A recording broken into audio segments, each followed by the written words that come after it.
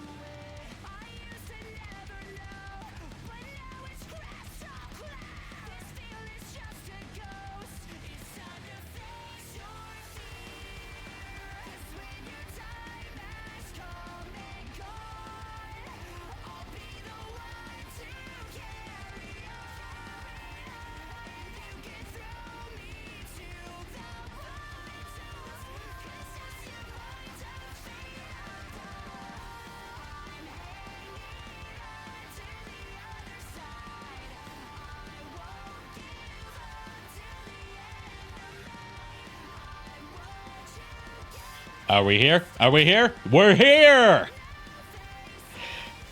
Good evening, my darling batlings. So happy to see you once again. I'm feeling a little bit nostalgic tonight in a different way than I usually do by playing old games. So, I've also been on kind of like a Team 4-star kick lately, so fuck it, Dragon Ball Z Kakarot. I'm joined tonight by Miles Above. Where's the muffin button? I didn't install a muffin button! Get a dang muffin button. We need one for this stream now. You know, Team 4-star actually came up with a, explanation for where the muffin button, came from in, both Goku's ship and in Frieza's ship. Oh, really? Yeah, it was, theorized by, like, a comment that they left, and they thought it was such a good explanation that they made it canon. What was it? Do you know off the top of your head? It's that Goku's ship that he flew to Namek on in the Team 4-star continuity was based off of the Saiyan pod that he landed on Earth in. Mm-hmm. So that's why he instinctively knew where the muffin button was. Even if Dr. Brief didn't directly install it himself. And Frieza's, the Saiyan ships are manufactured by Frieza's army. So that's why Frieza's ship, when he escaped exploding Namek, had the muffin button. Genius. Team 4-star, I'm not one of those people that advocates, like, Dragon Ball Z Abridged as the definitive way to watch Dragon Ball Z, because even Team 4-star argue against that. But, like, it's so much fun. And, like, it's the ways that they try to tie bits of lore together that, at the time had not been explained were so creative. Yeah, they do a good job with it. Yeah.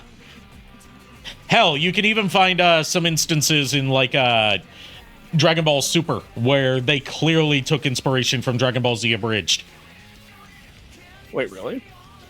Yeah, one of them that people keep on citing as, like, hey, Toei, if you hate Dragon Ball Z Abridged, why'd you take this directly from Dragon Ball Z Abridged, is, like, an instance where Mr. Popo is supposed to be terrifying, complete with a close-up on his face.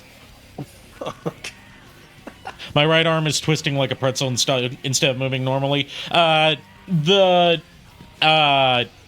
program that I use for body tracking is like AI powered, and it's constantly being updated. So there's a lot of glitches that need to be worked out. Plus, I just generally need to get a better webcam with a wider field of view. Because, like, right now I'm just using, like, a generic $20 USB webcam. I need to upgrade mine, too. I need to get either the Elgato cams or a Razer cam, probably, instead of this Logitech one I have. Well, Logitech makes good ones as long as you go for the more expensive stuff. I think this one was like $50, I don't remember. Yeah. Anyway, as much as I love I Am All of Me theme of the absolute classic Shadow the Hedgehog for the Nintendo GameCube, we've got other stuff to do today. Yay. So, let us begin. Let's see how long we can go without quoting Dragon Ball Z Abridged. I give it 5 seconds. Yeah. Knowing us. Yeah. I still remember when you got me into Dragon Ball Z Abridged and I watched it all. Yeah, I would love to see it actually cover the Boo arc, but I've pretty much given up on that happening at this point. But, like, I still love what they did with it, even if they didn't cover the whole story. Everyone rise for the Weeb National Anthem! It definitely is.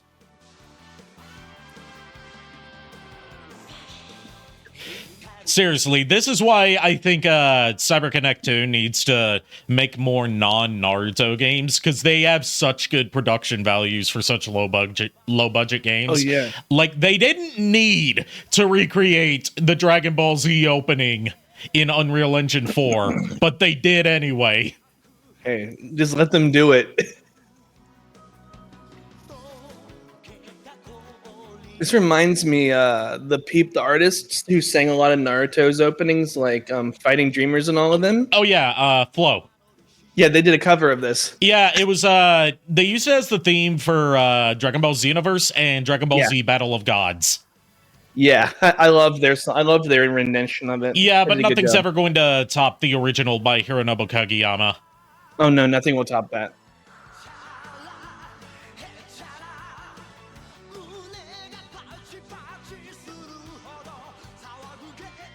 Well, the one that comes close is the cover by Konata from Lucky Star, but in a completely different way. Mm-hmm. I subjected you to that multiple times. You remember that one? Vaguely. The one where she's constantly singing off key. Oh yeah, I remember that. Oh my gosh, you subjected me to a lot of things that made me want to pull my hair out. Pafu Pafu. Please don't mention Pafu Pafu. I still have nightmares occasionally. Oh no, I'm actually better now. I don't mind that too much. I'm sure you've seen worse. Oh yeah, I'm sure I've shown you worse. You have. That's why it doesn't really bother me anymore. I like they're like in general the graphics are amazing for what you've been mentioning for like their budget. Yeah, Unreal Engine 4 tends to look really good even if you don't have the budget for like super detailed environments and assets. Pafu Pafu is a Vocaloid MMD animation. It's an ongoing series about Miku trying to increase her booba size so she can properly get Kaito to motorboat her. Yeah, that was like what? How long ago was that? Like when we were like that was over 10 years ago. Yeah, that was when when I was easily like bothered by like ridiculous things. Yeah. Now I've just learned to accept it. So does this have Bardock as like a downloadable DLC or something? There's multiple DLC chapters for this game that are like post-game stuff, and the latest one is Bardock. Bardock is good. Yeah, I'm not a fan of some of the stuff that they retconned about Bardock. I still like Bardock, Father of Goku, is the canon Bardock to me. I don't care what Dragon Ball Minus and Dragon Ball Super said. Mm-hmm. They retcon a lot of things in Dragon Ball. Piccolo, you came. And so have I. To make sure I don't get too rusty. Time to see what I can do. And you're just the guy to help me do that. The generic, randomly created fight scene to teach you how to play the game. Well, the explanation, and it ties into a gameplay mechanic in this game, is that they're doing mental image training, where like they project, they do like astral projections into each other's minds while meditating, so they can could spar without having to be in the same place and without like risking physical injury. That's smart. So fighting very simple, but very it's got a lot more nuance to it than you would expect from a Dragon Ball Z action RPG. You can kind of get away with spamming the melee attack button, but eventually enemies will start countering it like that. That's called a burst, where it's something you can do too to break out of being like juggled. Mm-hmm. And every now and then they enter a charge state like that, where they start spamming super moves. You can do that too. It's not like a lot of earlier Dragon Ball Z games where like the AI blatantly cheats. No way! I know it's not a game. I'm just really pumped to fight you. Oh, you done? Hit the beam. Yep.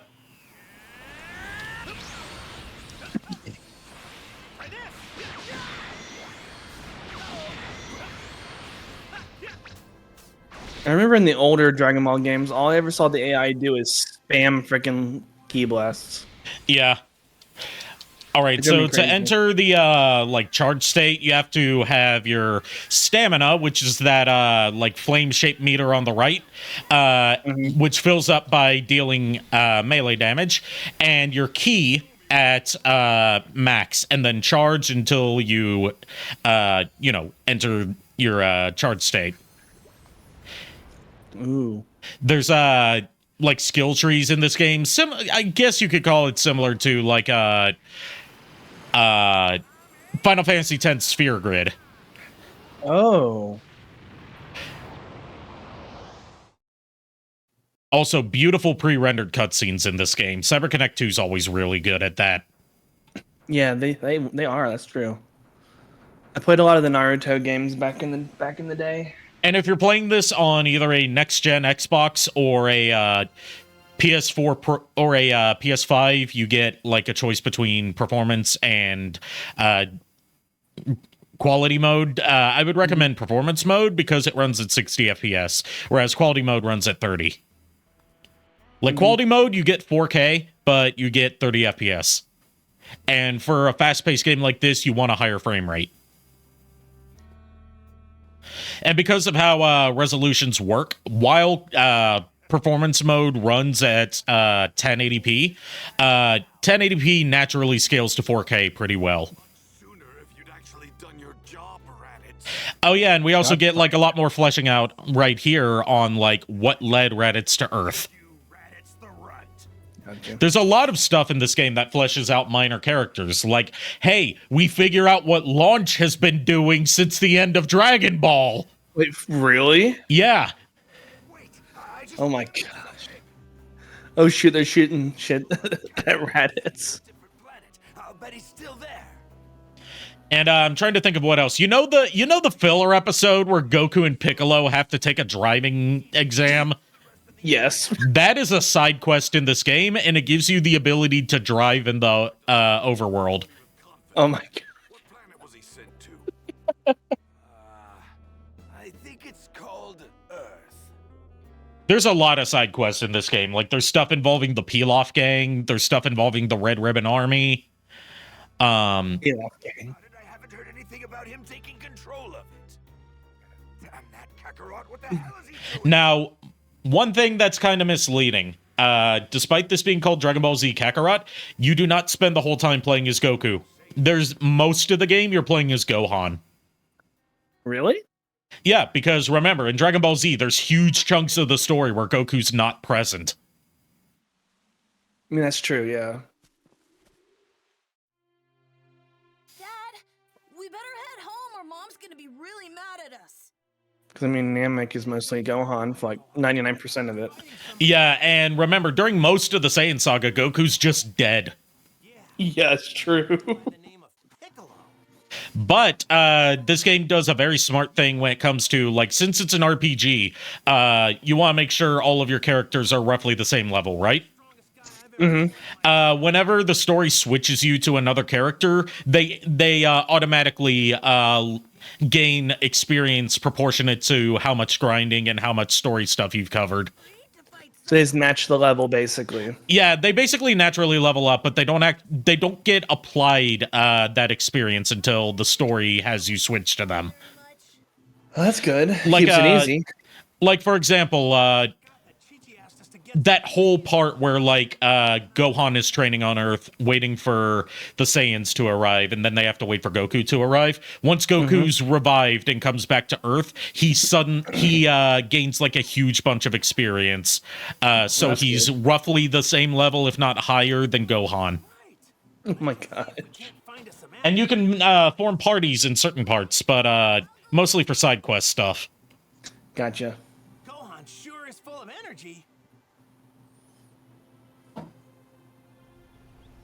Also, you want to know how you can tell this is a top-tier JRPG?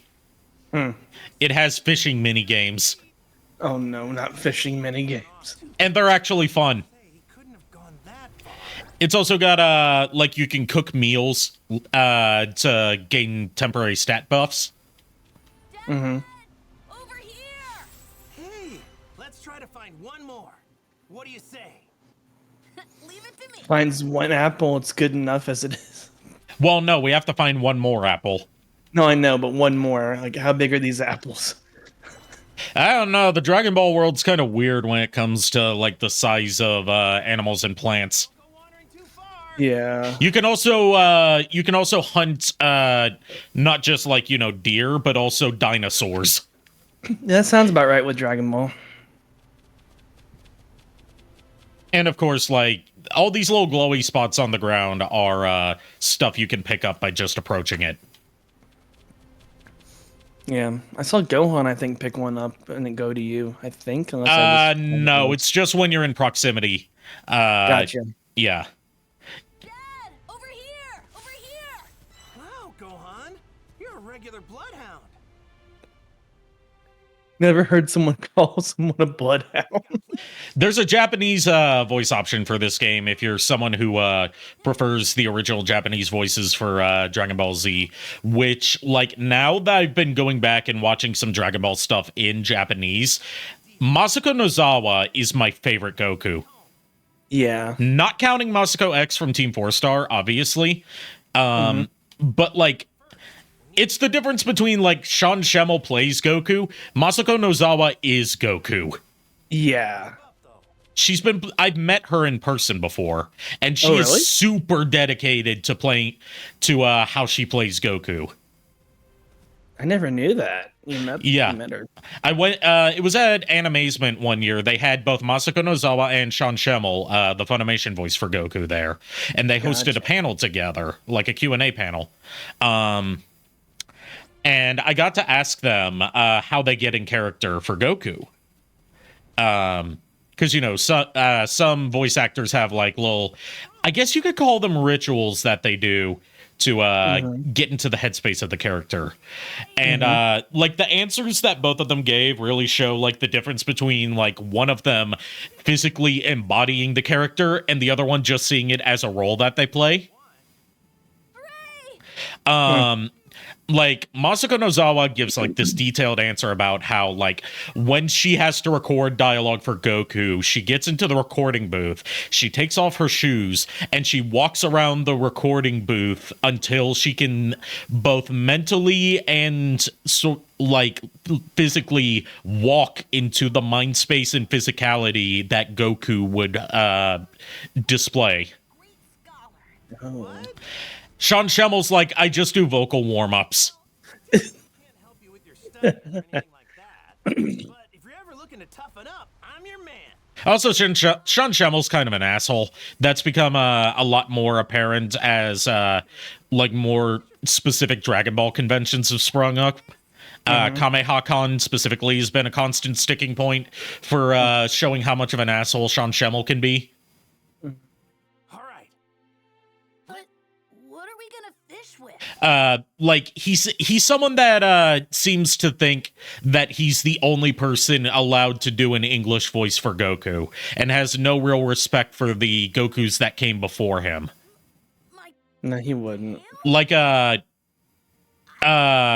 there was an incident at the first Kamehameha where they had both him and I believe it was either Peter Kalamis, Kirby Morrow, or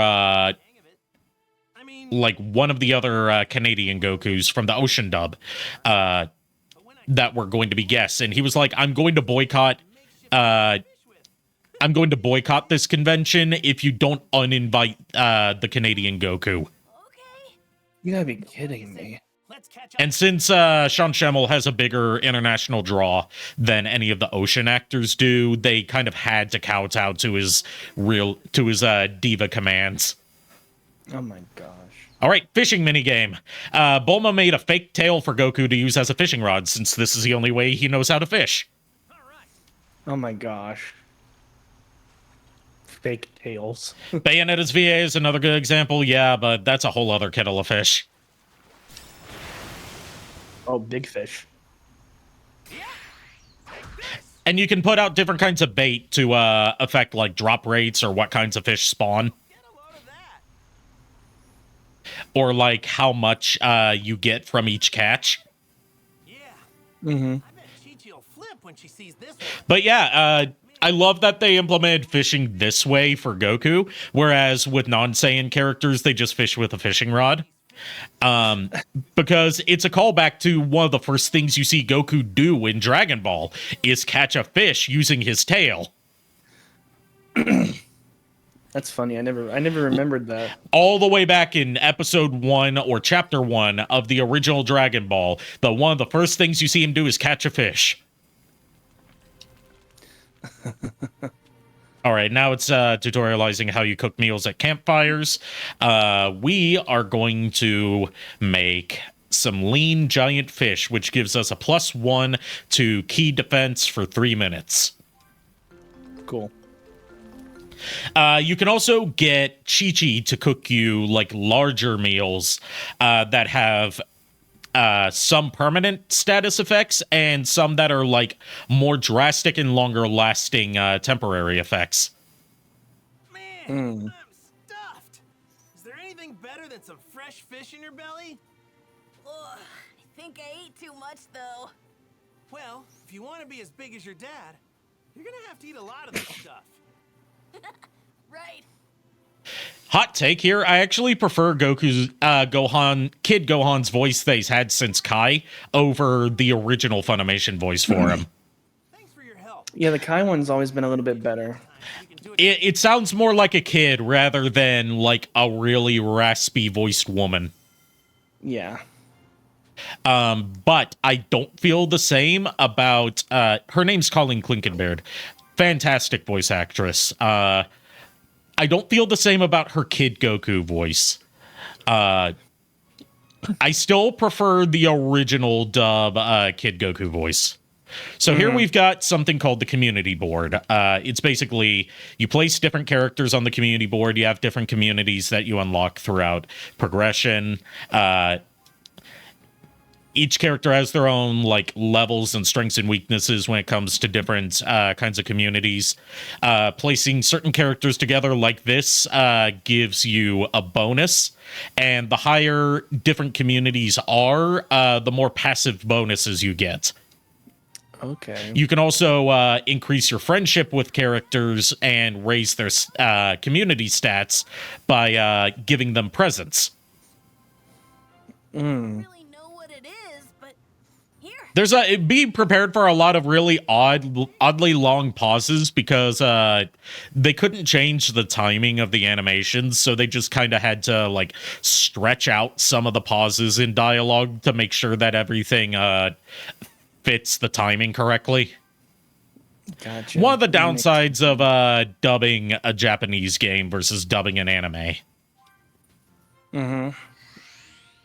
Like right here's an example of the gift giving. Gave him some a sacred text of martial arts, and that raised our friendship and raised his Z Fighter community level. So the community level went up. Yay. And it really encourages you to experiment with different kinds of character groupings. Like Gohan is pretty proficient in a lot of stuff, so you can put him in a whole bunch of different communities. Whereas characters like Goku are really... Well, Goku you can't move around because he's the designated community leader for the Z Fighter community. So, should we head home? Which, like, certain characters are designated leaders. You can't really change anything about them. But, yeah, it encourages you to experiment a lot. Like, for example, you can get the entire Pilaf gang and group them together in different groups to get, like, a bonus for, like, one of them has a higher cooking stat where compared to everything else. So you might want to put them in the cooking community. But if you put all three of the Pilaf gang members together, linked to each other in the same community, you get a big passive bonus. Or stuff like putting all of Master Roshi's pupils together gives you a bonus. But certain characters are better in communities that aren't part of the Z Fighters. Mm. All right, so now we got Flying Nimbus. Yay. we get vehicles that we can traverse in throughout the game, and the Flying Nimbus is one that you start out with. You can get Tao Pai Pai's Flying Pillar as a flying vehicle as a DLC bonus. Well, you've got no problems there. From like when he broke the pillar and launched it and used it to fly a long distance. That sounds funny. Yeah, there's a lot of really fun lore stuff in this game. And if you're wondering what these orbs I'm collecting are, they're used as currency for leveling up super abilities. Gotcha. So it's good to get them done ahead of time. Yeah, you're also awarded them for completing quests and winning fights. Gotcha. And different colored orbs spawn in different kinds of locations. Like green orbs tend to spawn in the air and on grassy areas. Blue orbs tend to spawn near water. Red orbs tend to spawn in like mountain and desert areas. And then there's some special orbs that are usually locked behind challenges.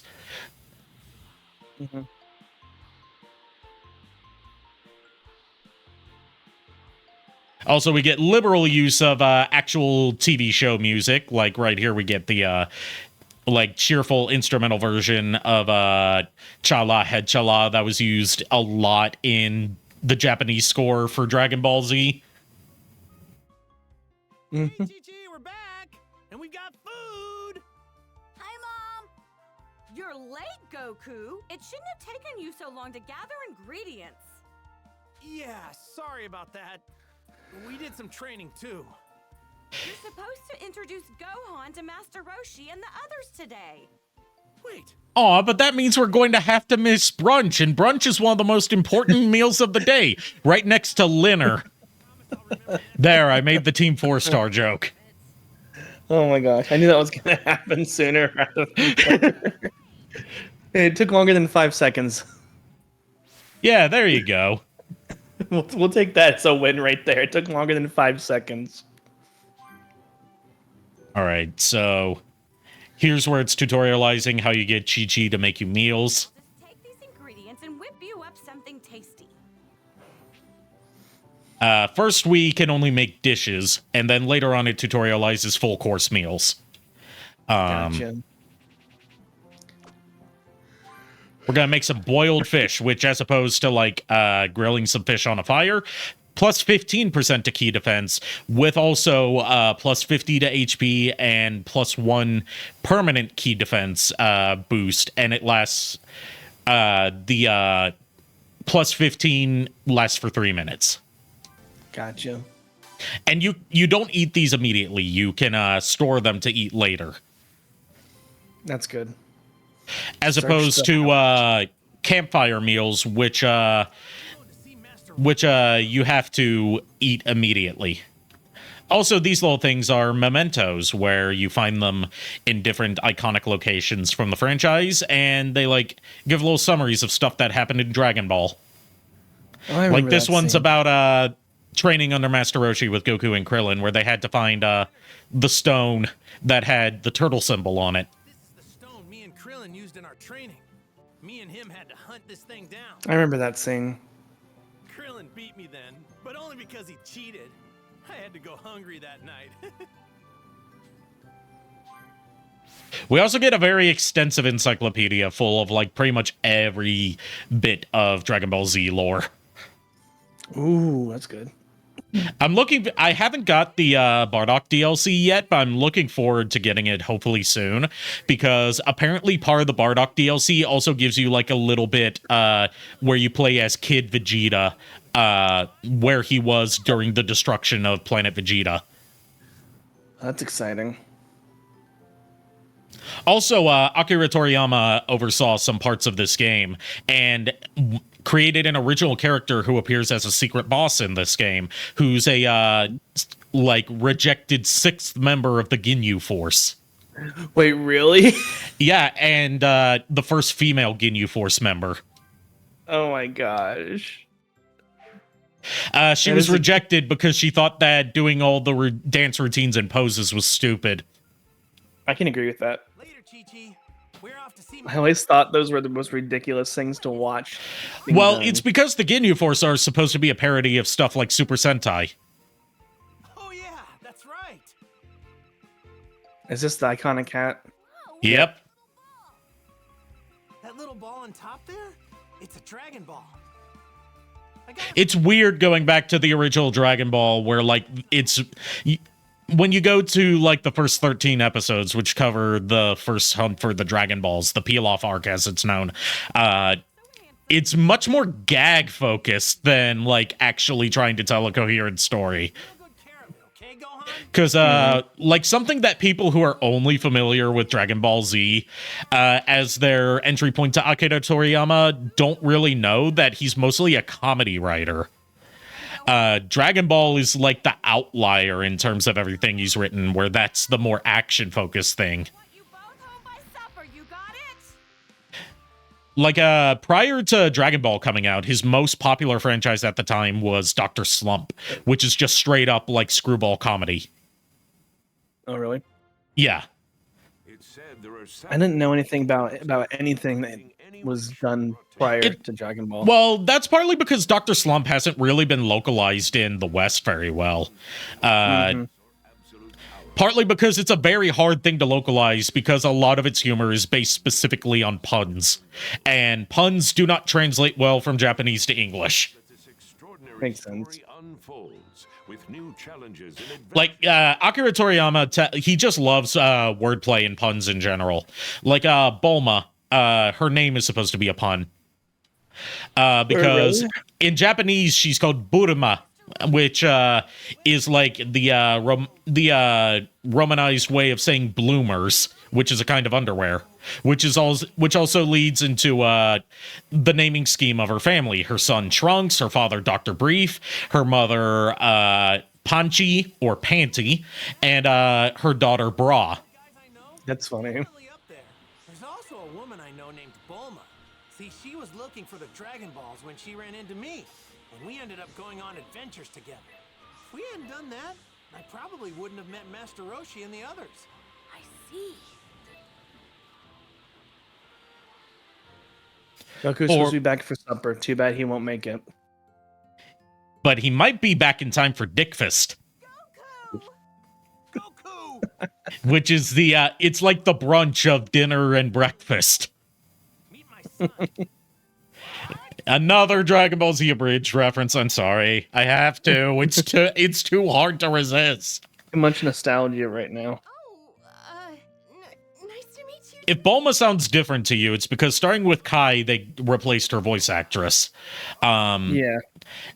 She was voiced by Tiffany Vollmer in the original Funimation dub, and starting with Kai onwards, she's voiced by Monica Rial, who you might know as Stocking from Penny and Stocking,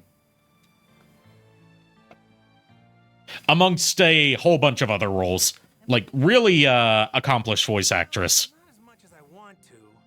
Chi-Chi gets pretty angry if I I'm a Senran Kagura fan, so I also know her as Homura Yeah, I haven't trained myself in the only 2 times that Senran Kagura has gotten an English dub, which is the anime. What are you talking about? Nothing really. I could have sworn you two were talking about how you've both been slacking off on your training. Called out by Roshi. No fooling you, is there, Master? Yeah. Like I said, there's a lot of extra stuff here to sort of pad out the gameplay length. But it's done pretty well, because it naturally integrates into gameplay. Every day. That's the way of the turtle school. I can't argue with you there. Now, to make sure you two never forget your daily training, I've got a little challenge. I'm sorry, but even though I love Mike McFarland as the voice of Master Roshi, I can't help but hear this voice and imagine Lonnie Pator's Master Roshi being like, good thing we hold ourselves up here on my submarine, the USS Medic. Oh my god. Speaking of which, how does it feel riding Medic? 17 years! 17 years you've been waiting for that! Oh my god. Pig, you underestimate my patience.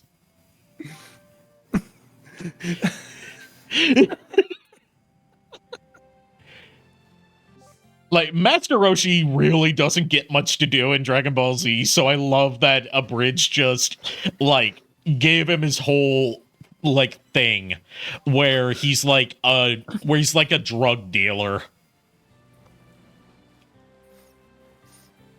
Yeah, I remember this scene with Launch. Yeah, we do get to see some stuff with Launch in this game because Akira Toriyama straight up forgot about Launch when he was writing Dragon Ball Z. So this game tries to fill the gap by saying, like, hey, here's what Launch was doing. And it mostly amounts to she was looking for Tien because she's in love with him. Oh my god.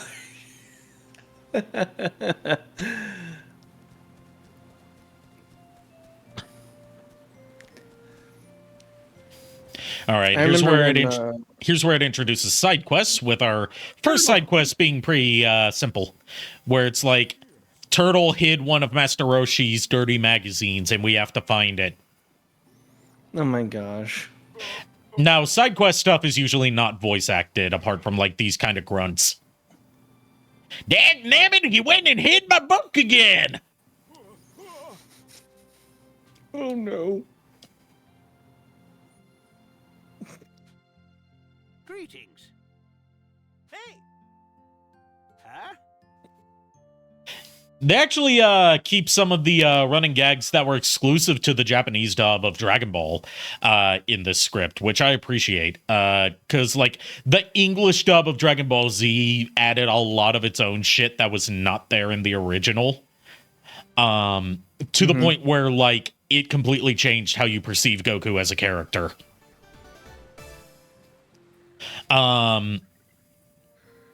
Like, you know how the whole thing about, like, Goku versus Superman has to do with, like, Goku in the English dub of Dragon Ball Z being rewritten to be a more Superman-type character, where he's, like, always fighting for truth and justice and always doing the right thing and all this kind of stuff. Whereas in the original, he's kind of an idiot who's very arrogant and is...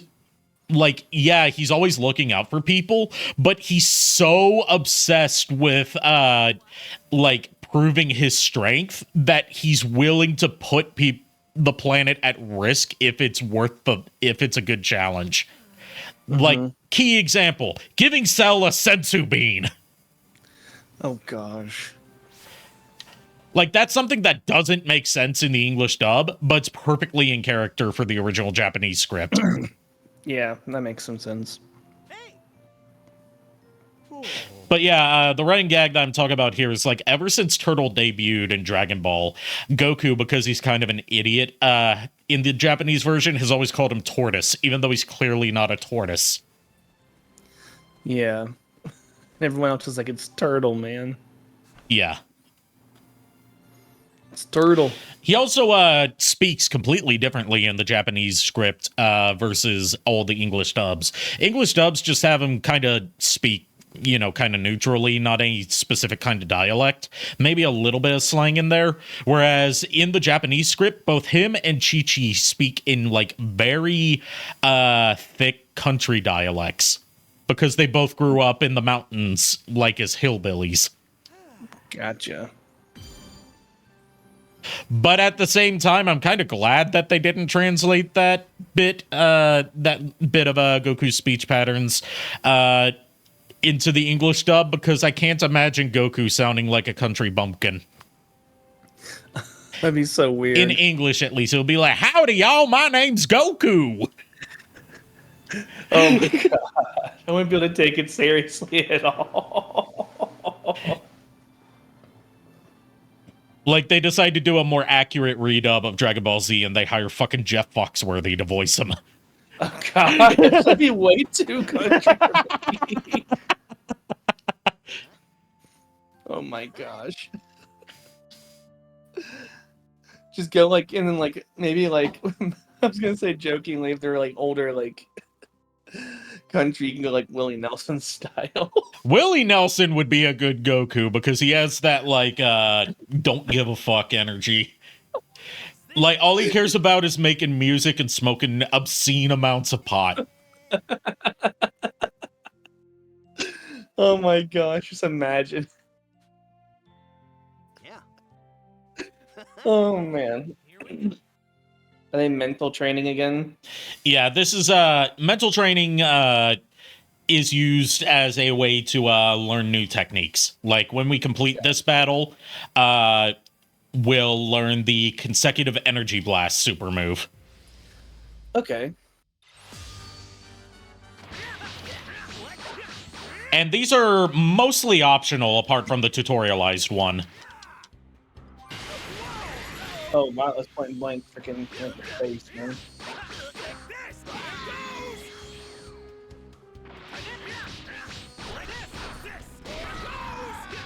And yeah, the fights, since they're like not limited to specific zones, they can go all over the place. Like as you see here, fights suddenly going underwater.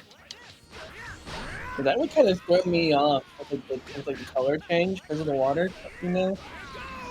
It would throw me off.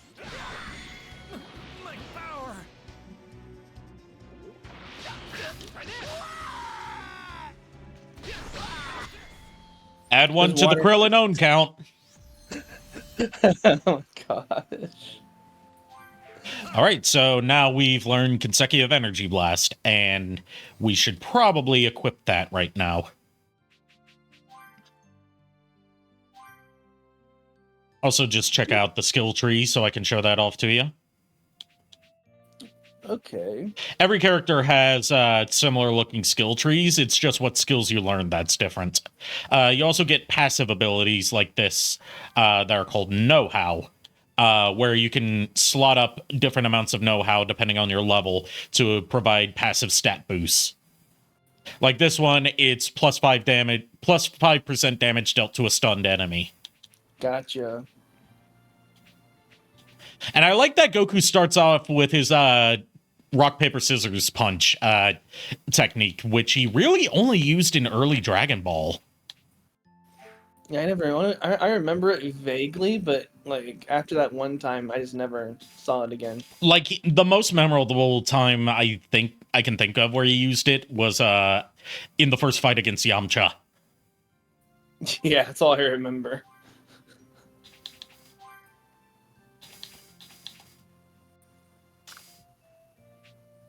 And we'll replace Body Blow with Meteor Smash. There we go. Oh, might as well equip some know-how too. Do it. Like, you have to remember that this is still an RPG, so you do need to make sure you're properly equipped for the fights. I'm betting that he's pretty strong if I had to guess. But I can't be sure since Chi-Chi won't let me train him to find out one way or the other. Time to meet probably Raditz. Time for Unky Raditz! Unky Raditz. And there's Unky Raditz coming right now. Dad, what was that? Real talk, Raditz is such an underdeveloped character that I wish they would revisit. Yeah, they need to. Like, I get that in terms of the story, his purpose is just to introduce the concept of the Saiyans. But like, he's Goku's older brother, and we don't know all that much about him all these years later. We know more about Bardock than we do about Raditz. Yeah. Oh boy, time for the best character, Farmer with Shotgun. Oh no, my marijuana patch! I mean, carrot patch. Yeah! Get used to these. Get used to the Dragon Ball Z Abridged shoutouts. It's too hard not to resist them. I'm just gonna laugh at him. Welcome to Earth with open bar. I was a few weeks ago, years old, when I learned that the Welcome to Earth with Open Bar was a reference to a gag from an abridged series that Kaiser Neko made years before Dragon Ball Z Abridged, which he has pretty much wiped off of YouTube. Where it was a Lupin the Third abridged series. Oh.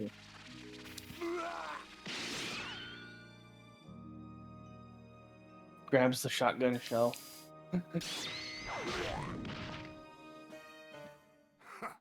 Is this the best this planet can muster? Well, now, here's the large power reading. Distance 4880. Kakarot.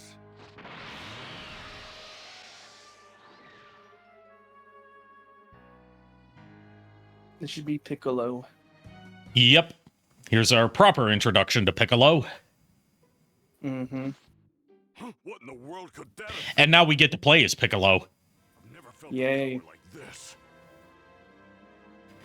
Because I'm not going to be getting to the Cell Saga tonight, obviously. That is a long way away from this. I'm going to at least say the iconic Piccolo line right now. The balls are inert. Oh, yeah, and if you hold the left bumper or on a PS4 controller, L1, you search out people's key, which shows like nearby characters, collectibles, and other important landmarks. But if it isn't him, then who is it? Now, these D medals I keep collecting, other than having an inherently funny name, they are used for image training. Because you need to spend D medals to image train with someone. Gotcha. If you have no D medals, you cannot train. Oof. But D medals are very easy to come across.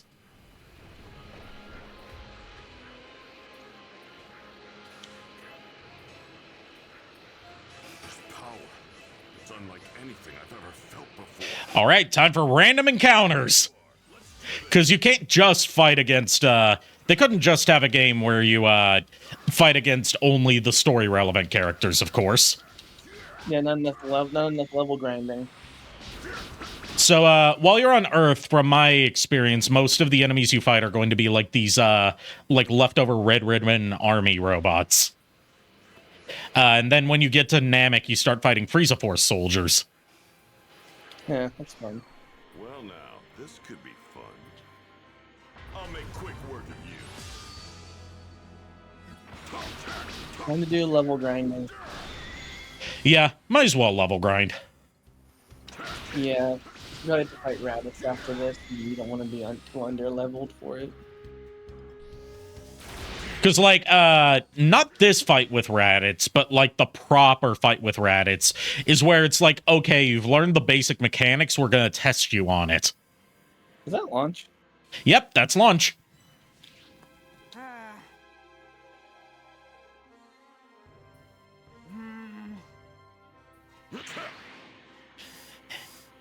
I saw the icon and I was like, is that launch? Yep, that's they don't just have like generic NPCs. They have characters that either don't do much in Dragon Ball Z or didn't appear in Dragon Ball Z. Like one of the first NPCs you come across to form an optional community link with is Android 8 from the Red Ribbon Army arc. Really? And he has a whole side quest with him. And also, like, you can do a side quest for Nam, the guy who won the second World Martial Arts Tournament arc in Dragon Ball. They also do stuff like something that was sort of informed but never really shown. Never really shown in Dragon Ball was that they said that the reason Bulma and Yamcha broke up was because he cheated on her. But, like, that seemed really out of character for Yamcha because he's usually scared of women. So, like, there's a whole side story that, one, is meant to flesh out Yamcha and Poir's friendship, but also show that, yeah, he's been two-timing Bulma this whole time, so he's kind of a scumbag. Oh my gosh. Like, not just two-timing Bulma, but, like, dating multiple girls in addition to Bulma all at once. I'll make quick work of you.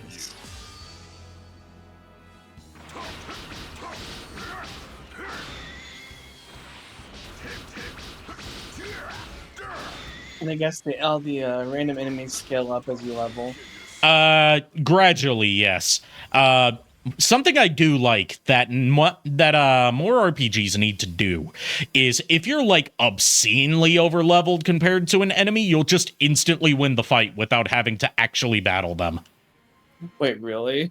Yeah, the only other game I can think of that does that is Earthbound. Man, Earthbound. Like, it just skips the fight and gives you the experience and items you would have gotten. That's funny. Well, now, this could be fun. Wait for it. There we go.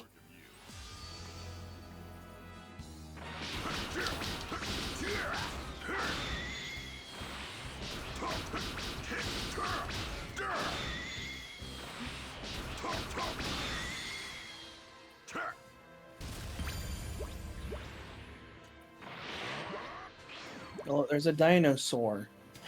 Yep, but we can't hunt dinosaurs just yet. They have to tutorialize that first. Of course they do. Let's tutorialize everything. Well, I prefer that rather than, like, for a game like this, at least, I prefer that over, like, just bombarding you with new mechanics all the way at the very beginning. Hey, Kier. Aw, you're wet without me? Sorry. Oh my gosh. You're still free to join in if you if you're feeling up to it. Join us. This is a Namekian, isn't it? What the hell is a Namekian? Join the Team 4-star, Dragon Ball Z abridged commentary. You got a death wish? You've got spunk. I like that. Yours. Power level of 322, huh? You're definitely stronger than the others. But you wouldn't even be a warm-up for me. All right, the gang's all here. Estimating me. He's naming Yoshi. Let's see if you I'm not a goddamn Yoshi. He said. Damn it, Goku. The funny thing is, I just started rewatching DBZ Abridged. Yeah. And I think this is like my 7th time. Like, I just started watching it again. It's so good to binge watch because of the pacing so good. I know. Why does my volume keep popping up heavy on the other thing? That's weird. It's okay because I've finally found some good audio settings to make sure that you're not like overpowering me. Oh, I'm also a lot further away from the thing. I was talking about the browser putting the ads and stuff. But yeah, let me ask you guys something. What's your favorite move that any DBZ user has? Your favorite DBZ energy blast? There we go. That's a good question. Obviously discounting the Kamehameha. Yeah. Probably the Final Flash. Really? What about you, Tails? Does that ghost kamikaze attack count? Super Ghost 'Cause that Kamikaze was- attack? That would count since it's a key-based move. It's funny. You want to know what my favorite is? What? What? Hellzone Grenade! Oh, Hellzone Grenade is fantastic, and it sucks that he's only used it once. I know, bro. If we were ever to play Dragon Ball old school Budokai, which I think for number 3, you would have to mute the audio completely for copyright reasons. No, you wouldn't. Someone, I was talking to someone. They had like their whole playthrough, like copyright written. I mean, if they do decide to copyright claim it, it would be weird considering that they tried to disown the copyright because the composer for the Budokai games and the early bits of Kai was a plagiarist. Yeah, that's what I mean. I think it wasn't them copywriting. It was the people that he plagiarized. I think copyrighted. Yeah, that's something that you could easily fight against. Oh, really? Because I it's didn't know like that. Hey, it's Unky Raditz. Just like our old man. What? Tell me, Kakarot. What is this? What does it look like? Exterminate all life on this planet. What The birdie. Keep your eye on the birdie. Who are you? And who's... I like to try and do impressions of Dragon Ball Z characters because they've got such fun voices, but like I tend to have trouble distinguishing between Raditz and Vegeta sometimes. Like, it also depends on whether I'm trying to do an ocean dub Vegeta or whether I'm trying to do a more Funimation dub style Vegeta. One thing I will say, I've liked the what if type stuff where they're like, what if Raditz progressed more throughout the series? What if find they it did interesting. anything with Raditz, basically? Yeah, I mean, even Nappa, you know? rid it of all life? We Saiyans I mean, I think no one's going to top Team what Nappa what if scenarios past what Team 4 Star did. Oh yeah, you're not gonna beat that. Have him come back and become a Hollywood producer. brats like you. Like, Ghost- one of my favorite what if scenarios for Raditz was basically Goku seeing him in the afterlife because he got curious. And Raditz somehow got Super Saiyan. He's like, oh, cool, bro. Check this out. I got God form. And he's just like, what the fuck? I mean, one of the age-old questions, what would a Super Saiyan Raditz look like? Would his hair just stand up? There's a full moon. Even chumps Or would he look like a pseudo Super Saiyan 3, right? Another one of the age-old Super Saiyan questions, what would a Super Saiyan Nappa look like? Krillin's right. Oh, I like how someone said his beard, his mustache would glow. His mustache would glow and it would turn upwards. Yes. It would be like the Colonel from Mega Man X4. Hell, no, you mean the General. General, thank you. It's been a minute since I played. almost all But you can see that now, couldn't you? turn to space dust now. Yeah. Actually, that's kind of badass. Only four. Including me and you, there are only 4 Saiyans left. If you discount the ones that are debatably canon, like Turles and Tobble, and Broly, pre-Super. That's when I remember. And also, what was it? Vegeta's Yeah, I Tarble, think Vegeta's brother. Tarble, yeah, okay. Ours if you join us. Come on, Kakarot. Think of Hey, Lulu, glad you could show up. Saiyan blood boiling with Lulu. Just shut up. Whenever I say Lulu's name, I say it like I'm Waka from Final Fantasy X. Have you noticed that? Yes. Every time, Lulu, have you realized that? Behind you is your kid, right? Like, if they ever was going to bring back, well, if And I'll knock you sky high. I don't think Nate is going to do this, but if he ever ends up doing a Final Fantasy X abridged, I would love to be playing Waka. I mean, I've got some insider info on what the next fan dub's going to be, but I don't think it's my place to say it. Don't worry, like, I don't want to get in trouble with the boss spot. Yeah, You definitely don't want to. yeah. I should totally ask him if he's ever thought about doing FF10 abridged, and if so, love trail for Waka. Because I could sell, I could almost sell like actual Waka.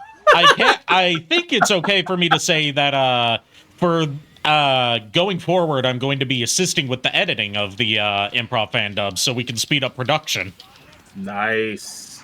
First one I'm going to be assisting with editing in is Devil May Cry 4. Nice. Another thing too is I think I might be able to fix my computer. The one I made in 2020. Yeah? The one that had issues with. I just need to see if the CPU from this computer works with that motherboard, and if so, I will be temporarily like out of commission while that CPU is in the other computer, because then I need to put the BIOS on it. I'm looking at potentially upgrading my CPU because for the kind of stuff I'm doing, I really need like at least an i9. Yeah, I have a 3rd gen, which is now mid-range. Fun.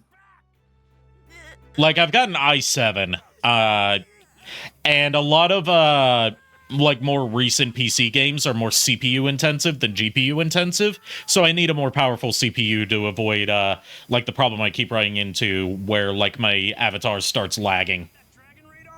I get you on that. Like, remember, I'm doing a first generation Ryzen 7. Like, I could do this type of stuff, but it's like, my computer, this computer is literally screaming at me, like, kill me now. I tend to go with Intel, mostly not out of like a preference of companies, but more so that like the way they name their CPUs is easier for me to figure out. I'll just tell you right now. It's more obvious. Like it's more obvious. It's Threadripper, you have the Zen, and then you have the regular Ryzen. Like it's more simple to figure out that like, oh, an i5 is not as powerful as an i7. Yeah, the thing is too though, the thing that confuses me about Intel are the generations. I never know what generation they're on. But that's a me problem. Yeah. At the very least, when it comes to Intel generations, it's mostly just like the latest generation is what's currently on the market. Yeah, from what I've heard though, like I haven't been in depth like I used to be, but I've heard like the last year and a half, the latest Intel stuff have not really been up to par. Yeah, the 11 series CPUs were a letdown. I heard the 12 series were a step up. Like the reason I like Ryzen for two reasons. Like they have been playing more along the lines of catch up. Yes, they're more budget friendly, but they're very comparable to Intel, and also they tend to do a lot better when it comes to multitasking. That's just me personally. That's just my personal need because I'm always multitasking, anywhere from just using my browser to using another program, just because of that alone. So that's just me. The other thing is I would have to install so many fucking drivers just to switch over from a Intel CPU to a AMD CPU. But yeah, if I could get that working, I wanna download a new mod for Final Fantasy X, one that makes it looks like drop dead gorgeous, you know. So one that makes it look like Lulu, not Chat Lulu, but Final Fantasy X Lulu. I'm walking this back because it made it just sound like I'm saying that Lulu in chat is not attractive. I'm going to stop before I dig this hole even deeper. You set yourself up on accident. Ari. Do you need a ladder?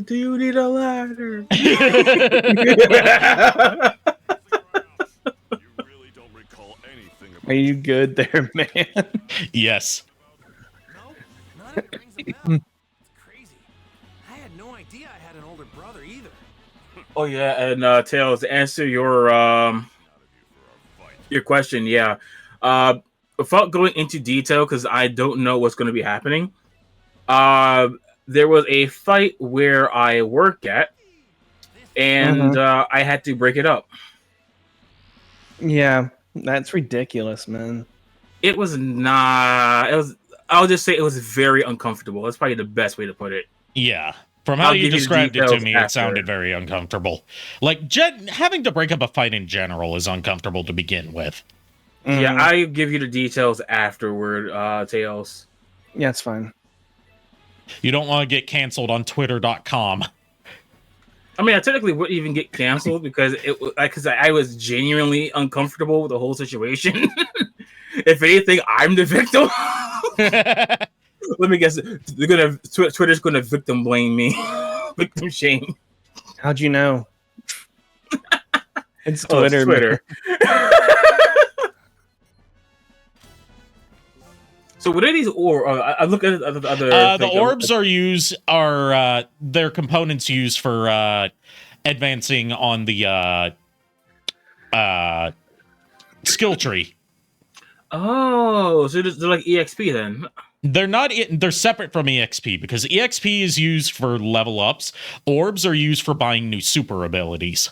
Oh, this is actually okay. This is actually relevant to the Final Fantasy X Yeah, story. I brought it up earlier that like you can think of it as a more simplified version of the sphere grid. Yeah, honestly, I miss the sphere grid. It's like people love like if you like turn-based RPGs, like that was very much loved. Another one that was somewhat loved was the how you get skills in Final Fantasy IX. Like, I think I'll be able to show off the skill tree to you real quick. See? Oh, okay, even better. This is actually closer to Final Fantasy 12 job grid. Use your words. I've only played Final Fantasy 12 once, and I can't remember what it was called, but it's like the job grid. That had a little bit more freedom in comparison, but yeah, this is closer to that. Or Vladis Story's skill progression. Like it's funny how I can basically map it to a whole bunch of video games. Ugh. Were you powering up? Tails, were you powering up? No, I'm just coughing. By the way, we got a couple side quests we can do here that involve some returning OG Dragon Ball characters. Hold on, let me guess without looking. Launch. That's later. Oh, okay. We already saw launch. You weren't there for it. Aider! Yep, Aider! Bro, we need to set up a night where we all get together and watch some old school Dragon Ball. I was trying to remember how to get off the flying Nimbus. But yeah, here's what Aider was doing.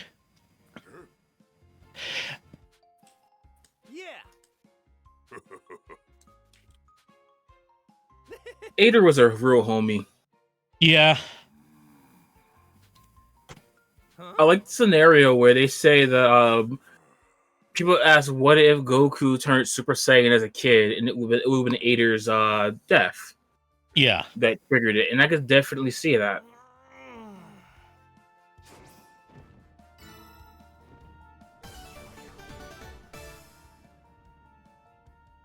Another thing that I mentioned earlier that you missed out on because you weren't here is that, as has been tradition for a lot of modern Dragon Ball games, Akira Toriyama designed a character that debuts in this game as a secret boss.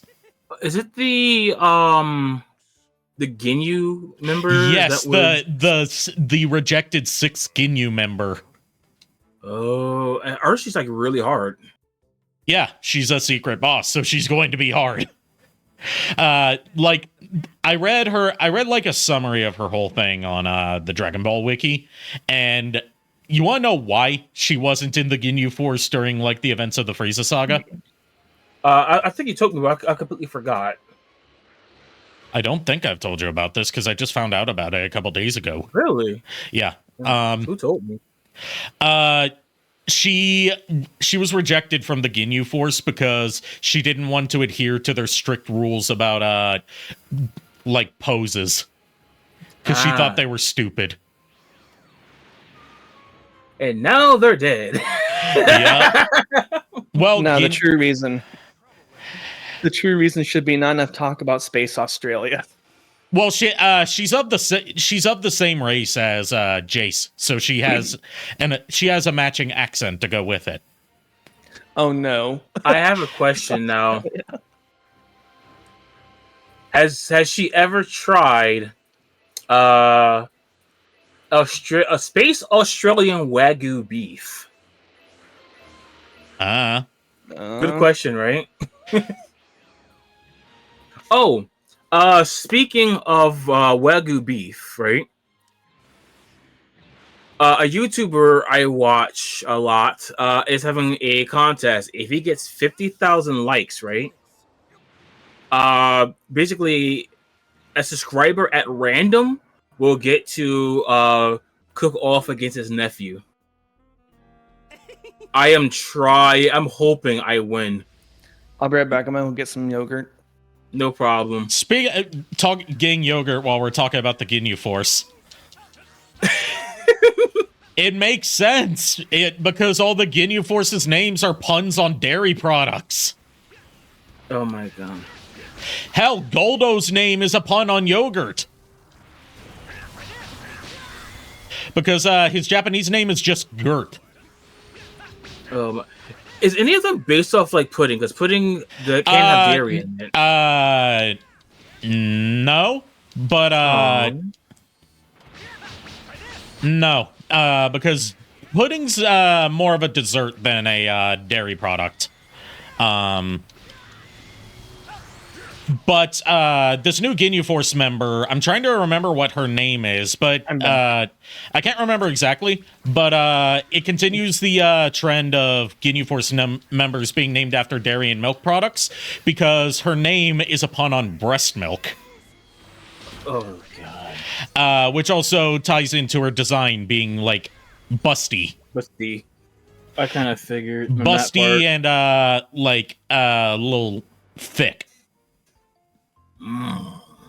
So, hold up. So what you're saying is she's a smoothie. Yes. That was cringe. I'm trying to remember what kind of accent they said she has because it's not Australian. Because, like, every time they show someone from Jace's race, they always have a different kind of accent in the English dub. Like, Jace is Australian, Salza is French. Like, I think hers is, like, either British, Irish, or Scottish. I was going to randomly guess and say New Zealand, but being UK, ooh, I like. Like some sort of like really specific British dialect, if I remember correctly. Like not Cockney, but something, something like that.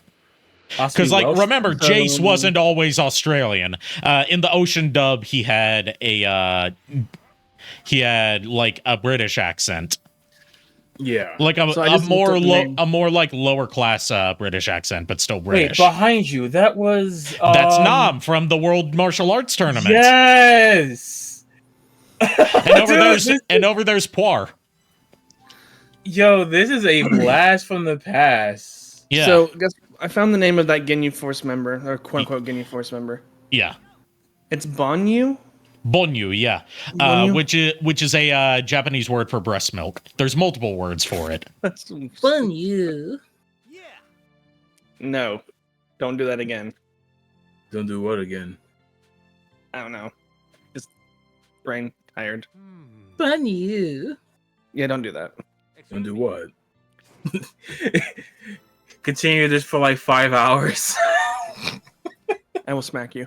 You want to know I brought this up to Miles before, but I'm kind of recapping stuff for you since you weren't here, Kier. There's a side quest that based off a filler episode, and it's going to make you happy that they included it in the game. Oh. The driving episode.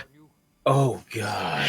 And once you finish that side quest, you get to drive cars. Bitchin'.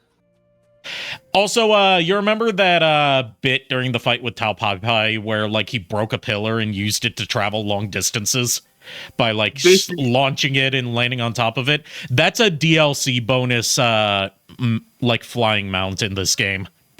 Bro, you know what it always made me think of? What? Basically, you know how old G Thor couldn't fly. He just threw his hammer, and that was how he appeared to fly. Yeah. That's what it reminds me of. Don't it? Yeah. Good old You'll Play yogurt. I got me some African soup. I'm waiting for my burgers to thaw so I can cook them. Ooh, you gonna add any cheese? I do have some mozzarella that I could use. Mozzarella. They're Impossible burgers. Dude, you gave me an idea for a something that sounds pretty good. Yeah. When you basically like doing a hamburger like with a fried egg, doing like a grilled cheese type thing. Yeah, I know that Nenichi, best Hololive wife, likes her burgers with lots of cheese and egg on them. Yeah, like the first time I ever had a burger with a fried egg on it, I think it's really popular in like Europe and the UK. I know that at my And old college, there was like a burger place as one of the on-campus dining areas, and you could like customize your burger from a touchscreen, and one of the things you could put on it was a fried egg. yeah, I highly recommend it. It is delicious. There was someone who a chef that was like, it's disgusting. Don't do it. Da, da, da, da." You know, you always have this really pretentious chef to say, "Hey, if you do this, you're Satan." Yes, I know who Gordon Ramsay is. No, it was someone else. Oh, that's it is. I know who Gordon Ramsay is, and know that he can't cook a grilled cheese worth of shit. No, for real. For real. This was an actual chef. I don't remember who it was. It's going back like 2017 or something. And I'm sitting here like, bro, let people enjoy shit. Seriously though, Gordon Ramsay talks about like he criticizes other people's cooking, and then like he makes that fucking grilled cheese video where he didn't even melt the cheese. Yeah, and his whole excuse was and he put fucking kimchi on it. It is not a grilled cheese at that point. If it is anything other than bread and cheese, it's no longer a grilled cheese. It's now a melt sandwich. It's a grilled. The funny thing is, it's not even a melt. He didn't melt the cheese. It was grilled bread. It was cold. It was a cold. It was a a cold cut sandwich. It was a cold cheese sandwich. But for real, okay. Being for real though, okay. I one of the videos he was explaining why it was like that. It's just an excuse. It's like, bro, you're a professional chef. What you're saying is an excuse. Yeah. Another thing too is, if it's a grilled cheese, right? And you add anything else, it's a melt. Wouldn't a grilled cheese be a type of melt then? No. That's being evil. I mean, you're getting into the semantics argument of like, is a taco a kind of sandwich? It is though. Or is cereal a kind of soup? Technically, yes. Or is a hot dog a sandwich? Which we both know the answer is yes on that too. Yeah. Like if it sits between two slices of bread or a single folded piece of bread or grain, it is a sandwich.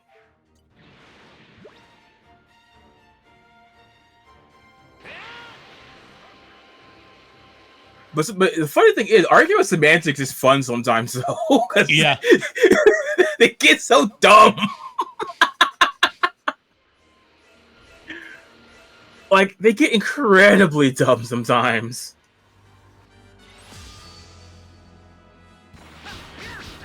Oh, that was also from Dragon Ball.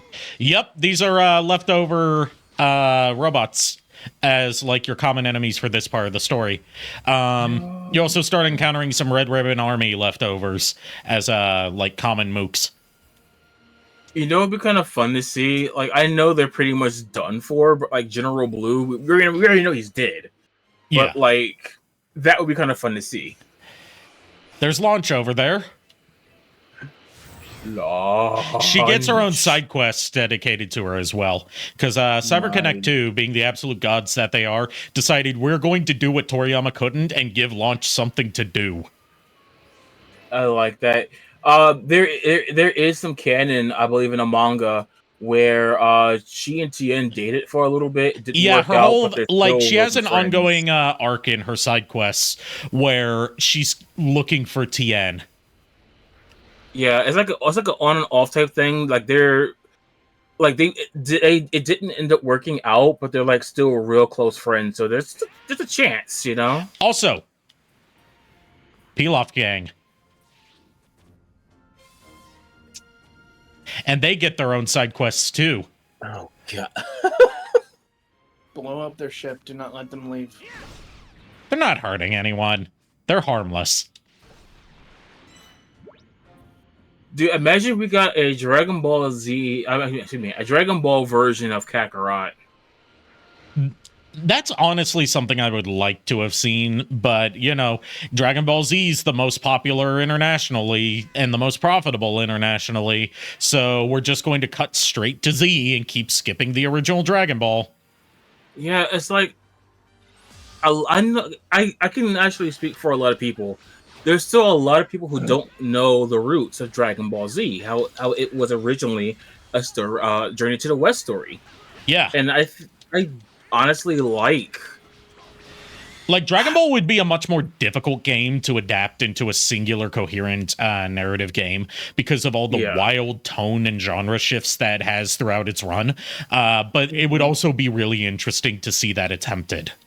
Yeah, because like the most we get is like, here's a Dragon Ball game that adapts strictly the King Piccolo arc, or here's a game that only adapts the Red Ribbon Army arc, because those are more easy to adapt into action games. Like, you know what? Something. Okay, besides Dragon Ball, do you want to know another anime I like? Vision of Journey to the West. Sayuki. Yes, that's another good one. Like, I'm not a fan of Reloaded. I like the original Sayuki. There's one that's a Journey to the West inspired anime that like nobody remembers except for me, that I think is really underrated, and it's called Shinzo. I remember that. Shinzo. Sounds familiar. It like had an on and off run on like ABC Family and Toon Disney. Oh yeah, that was the one where they freaking turn into cards and fuse. Yeah, and... it was like post-apocalyptic Journey to the West. Yep, I remember that. And it's really hard to come across in good quality right now because it's never gotten a proper home release, and it's not available on any streaming services. I wish I could find it like really good quality, like you were just talking about, because I loved that show. There was a whole last second season that didn't air until like 2006. We would have to wait until like Discotech or something gets a hold Discotech's gonna be the one to swoop in and save it. I just know it. Yeah. Because Discotech has very quickly become my new favorite anime distributor.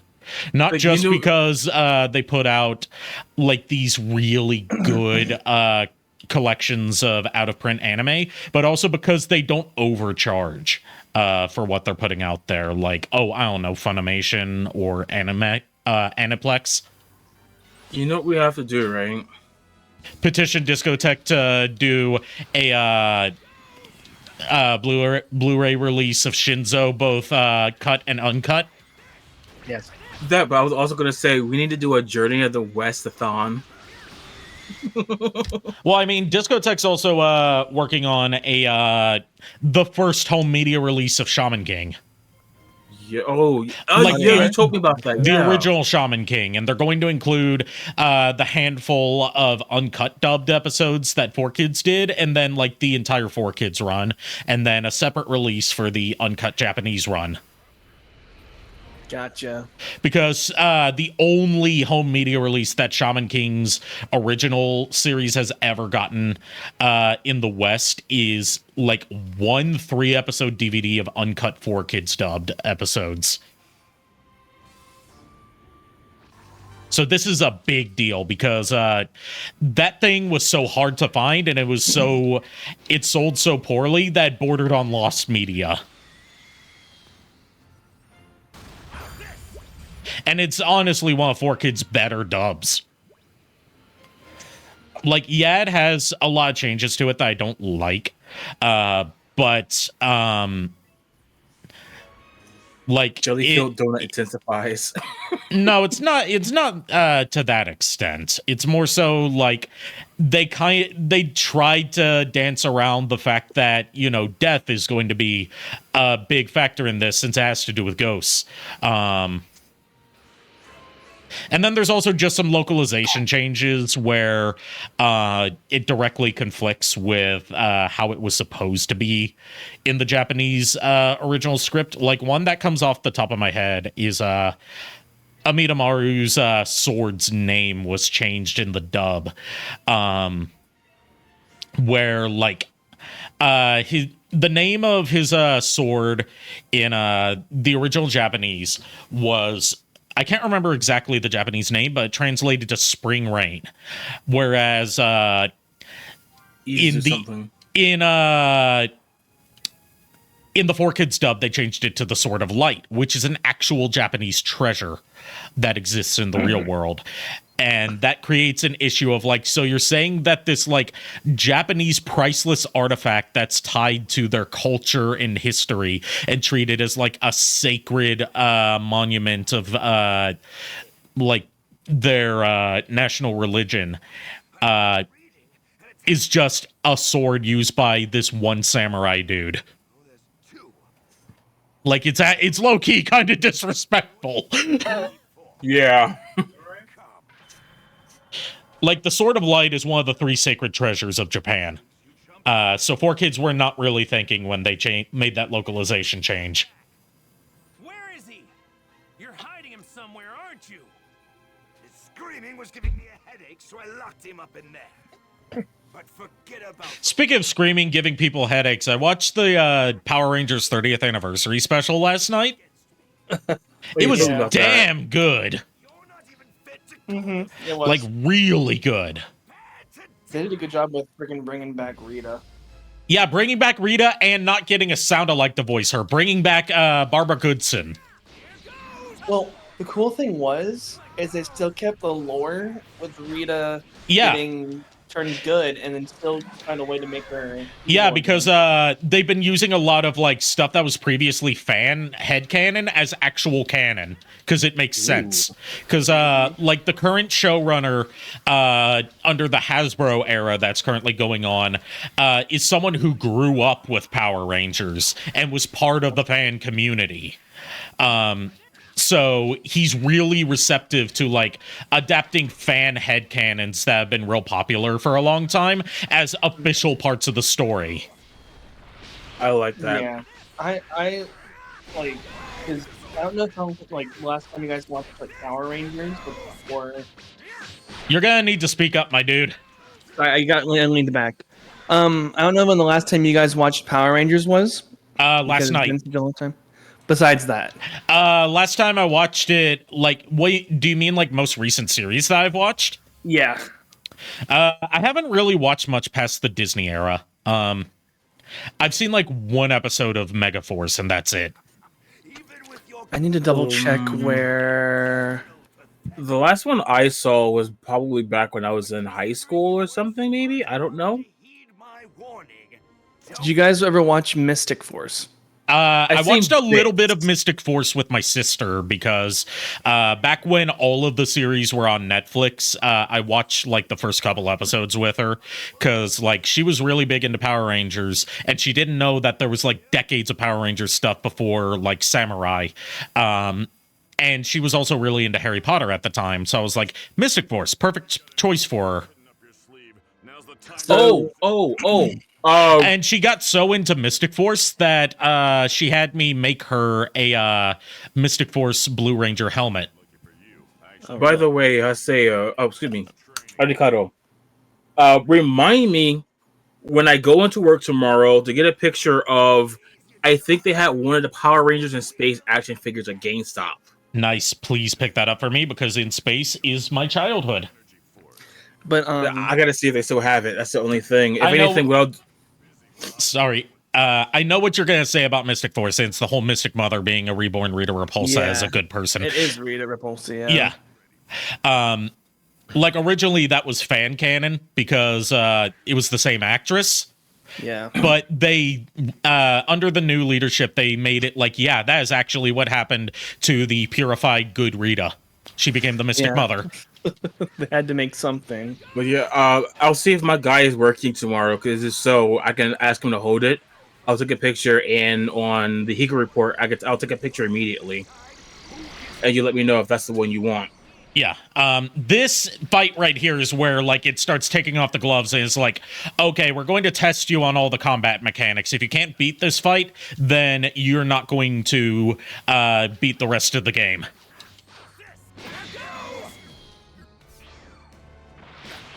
Keep your eye on the birdie. That was Ocean Dub, my dude. Remember, Funimation Dub goes with the Days Double of the Week Sunday. theme names. Double Sunday! I like Keep Your Eye on the Birdie more, though. Yeah. I haven't seen much of the Ocean Dub, so I don't really have much of an opinion on it. Other than some of the Ocean Dub voices are, like, infinitely better than what they ended up doing for the Funimation Dub. Ginyu in particular. Yeah. Ginyu actually felt intimidating. As opposed to just sounding like he's been chain smoking his whole life. Oh, this is interesting. Oh my god! Guess who's in chat? It's Femboy. Femboy, ahoy! Glad to see ya! It's dragging my ball, P. Die. So I will be dragging the balls. I blame y'all for talking about those Power Ranger figures because I just found one of the Lunar Wolf Ranger. That might be the Lunar Wolf Ranger is another one I really like. Just because of his arc as a Sixth Ranger. It's on GameStop.com on sale right now. Okay. Yeah, I'm gonna double the link. I'm gonna double check. It might have been also SPD they had. Actually, that's another thing that the 30th anniversary special does is that it ties some stuff into SPD. I sent you a link, dude. So I'll take a picture and I ask the guy to hold it, and I'll say, "Hey, I took my friend about this. I don't know if this is the one he wants. Can you hold it?" I gotta see what my guy's working because you know. They probably won't hold it though. Let's just be real. Well, it's my guy. It's a guy that it's his guy, my dude.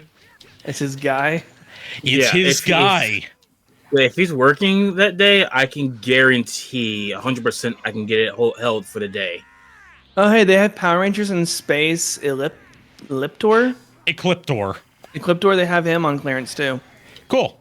I picked up one of my favorite GameStop. What would have been ThinkGeek if ThinkGeek was still a thing. Items on clearance, and that's my Soundwave helmet.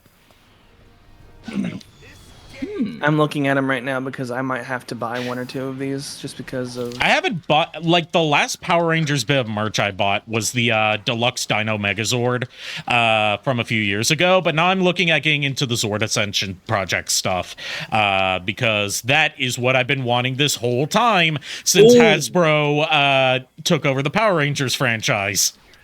You just reminded me too. I need to look up. I need to clean out the stuff in my basement and try and find my the very first Ninja Zord with the Falcon attachments. I need to find that. That's probably gonna be like up next on the Zord Ascension project at this rate. The most recent one, like they did the Dino Megazord, they did a Dragon Zord to go with it, and then the most recent one they've done is the Astro Megazord, which is what I'm excited for because In Space was my childhood. I have no nostalgia for Mighty Morphin. You know what that means, right? What? We're going to have to get that that's a Super Nintendo Megazord fighting game. It's also on Genesis. It's the only one that the Genesis got. I remember I've got a flash card. I can play any Super Nintendo game. I was gonna say, there's a way we could play it online and against each other. Yeah, just set up an emulator and set up Parsec. Yeah, we're going to have to fight each other. You know that, right? Yep. Why am I fighting Black Hair Super Saiyan 3 Goku? That's Unky Raditz, my dude. Unky Raditz. You gotta keep your eye on the birdie. The world's okayest uncle. I mean, he technically is the world's most okayest uncle. Cause I've seen worse and I've seen better. That's a callback to like an inside joke between me and some of my friends that go to Animazement, which I haven't gone to in years. But there's a guy that goes there every year dressed up as Shao Tucker from Full Metal Alchemist. And like he has a different gimmick with his cosplay every year. And one year it was him going around holding a coffee mug that says "World's Okayest, Dad." And the first year they started attending as Shao Tucker, he was carrying around a plush Nina Tucker chimera. Oh god. And here comes Goku's one way to screw up something. Yeah, because Goku's Goku's an idiot. Oh, they're hugging.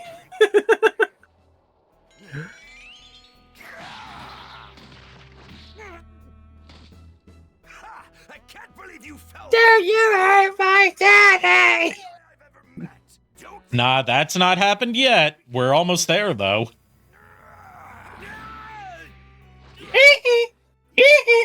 Little freaky noises every kick. No, that was the Vegeta fight when he was squeezing him in Great Ape form. If I try to hit him now, he's just going to dodge it.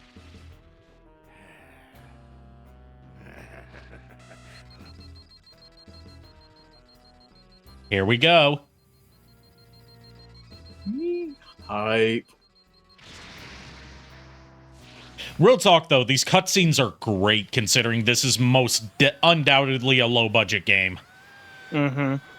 Like, CyberConnect 2 never really gets to make big-budget stuff. They almost did, but they missed out on that chance. Final Fantasy 15, Final Fantasy 7 Remake, they were the original developers for before they were kicked off the project and it was taken in-house. But, like, they always knock it out of the park with the pre-rendered cutscenes. Yeah, I mean, even till this day, the original Dot Hack quadrilogy and trilogy still look amazing. Yeah. Now things are getting kinky. I mean, look at it. He just drilled a hole right through two dudes at once. Oh wow, he penetrated them. That is like not just penetration. That's like fucking That's like fucking putting them on a pike. It goes in one end and comes out the other. But yeah, DP. Impossible. Oh, this is interesting. I didn't know they had this pop coming out. Oh, what pop? Naraku? Cool. Oh, you should tell JKR. Why would JKR be excited for a Naraku pop? Isn't he a big fan of pop in general? I don't know, but he's not an Inuyasha dude. And there's a Kikyo coming too. Oh, I didn't know that. I think he's in the pop figures in general, so I thought he'll be interesting. No, he's a Transformers dude.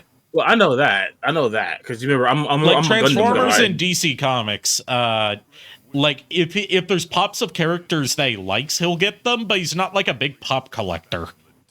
Huh. So yeah, there's one for Rin, there's one for Jaken, there's one for Naraku, there's one for Kikyo. So I got distracted by looking at pop figures because I needed to check if there's any Pokemon ones coming out. Let me know if a Flygon ever comes out, because I would probably end up getting that one. A Flygon's never going to come out because Flygon always gets shafted. Yeah. Even Vibrava and Trapinch. Like, it's an underrated Pokemon. Like, I am glad it's coming out in the DLC, though. When do you think they'll get here? There's a Blacklight Mothra coming out. Which Mothra? Because there's multiple. It just says Godzilla Mothra.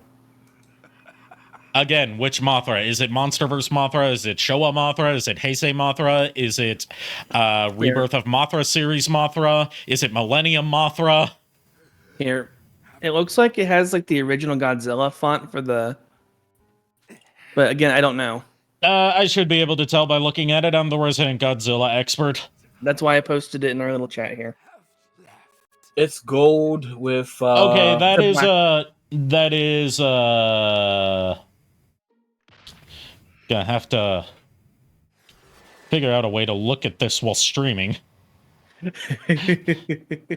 And screen sharing that to you. That's Monsterverse Mothra. Monsterverse? Yeah. So it's Mothra of the Mothra series. Starring Mothra. No, I mean like from the second Monster vs. Godzilla movie, King of the Monsters.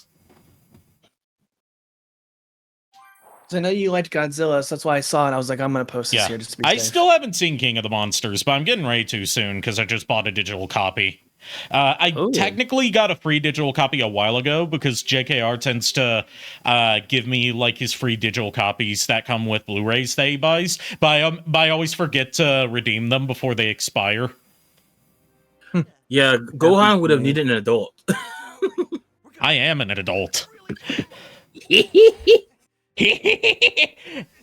So I can't do it anymore because Tails used to say I used to do a really good Team 4-star Master Roshi.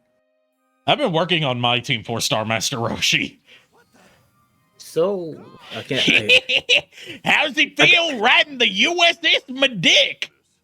Like right, I'm eating spicy food right now too, so it's like really hard to do voice acting when your throat's burning. Yeah, especially when your throat's burning. Oh my god! Also, Goku's kid will be coming with me for the time. I love how freaking. I was not trying to make that kinky, and it came out kinky. Yeah, you went too far there, my friend. You went too far. No, I caught myself because I was talking about spicy food. I'm like, oh wait, it's getting too spicy there, my dude. I mean, it is African food. Mm. I don't think anyone in here in chat could take it. I mean, I've had ghost pepper. Jesus Christ, it came out perverted again. Help! I mean, I had ghost pepper hot sauce. I have Carolina Reaper hot sauce in my refrigerator right now. Yeah, I had to do like a charity thing back in the day, and I drank ghost pepper hot sauce for it. Like I like ghost pepper. Like this is really good when you make it. When you blend it with some dehydrated chilies, a little bit of lemon, some jalapenos as well, white onions. I'm actually surprised that they bring up that Bulma and Yamcha were together during the Saiyan saga. There's a whole side quest dedicated to like first of all, like Puar trying to like help out Yamcha while Yamcha's still dead. And second of all, showing that yes, Yamcha's a womanizing piece of shit who definitely cheated on Bulma, which is why they broke up. The truth. It was set free because like the side quest involves like Puar is pretending to be Yamcha and he's trying to like patch up things with like 3 or 4 different girls that he was dating at once. But yeah, Cyber Connect 2 brings up a lot of things that Toriyama just forgot about. Hell, they give a whole like side story to launch. By the way, do we go to the bug planet as No, it skips over most of the filler unless it's something that can be worked into gameplay mechanics. You don't get to play as Vegeta until Namek. Man, could you imagine if you got a chance to like fight the bug people? Look, it's the Great King Yema and his mahogany desk. Mahogany. Very well. If you wish to see King Kai, then oh man, dude, the whole long ass thing about it being forged in the hellfires and shit. It's also a very fine material. Made from mahogany from the planet Malchior 7, where the trees are 7 stories tall and breathe fire. How does he like? So he says he's the only person to make it over to King Kai's planet in 100 million or something, 100 something years. Like, how does he walk on Snake Way if he's that big? When he very just carefully, very carefully. When he just fall off. I mean, you could tightrope it. Also, that thing looks like a freaking cat toy on his desk. I am the great King Yema. Anyway, this is about the extent, to my knowledge, because I haven't beaten this game yet. I think this is about the extent that King Yama gets to do in this game, and it's a multiple choice quiz. Even in the anime, King Yama didn't get much. Yeah, he's introduced as like this deity, and then they never do anything with him ever again. I miss King Yama. Yeah. He deserves better.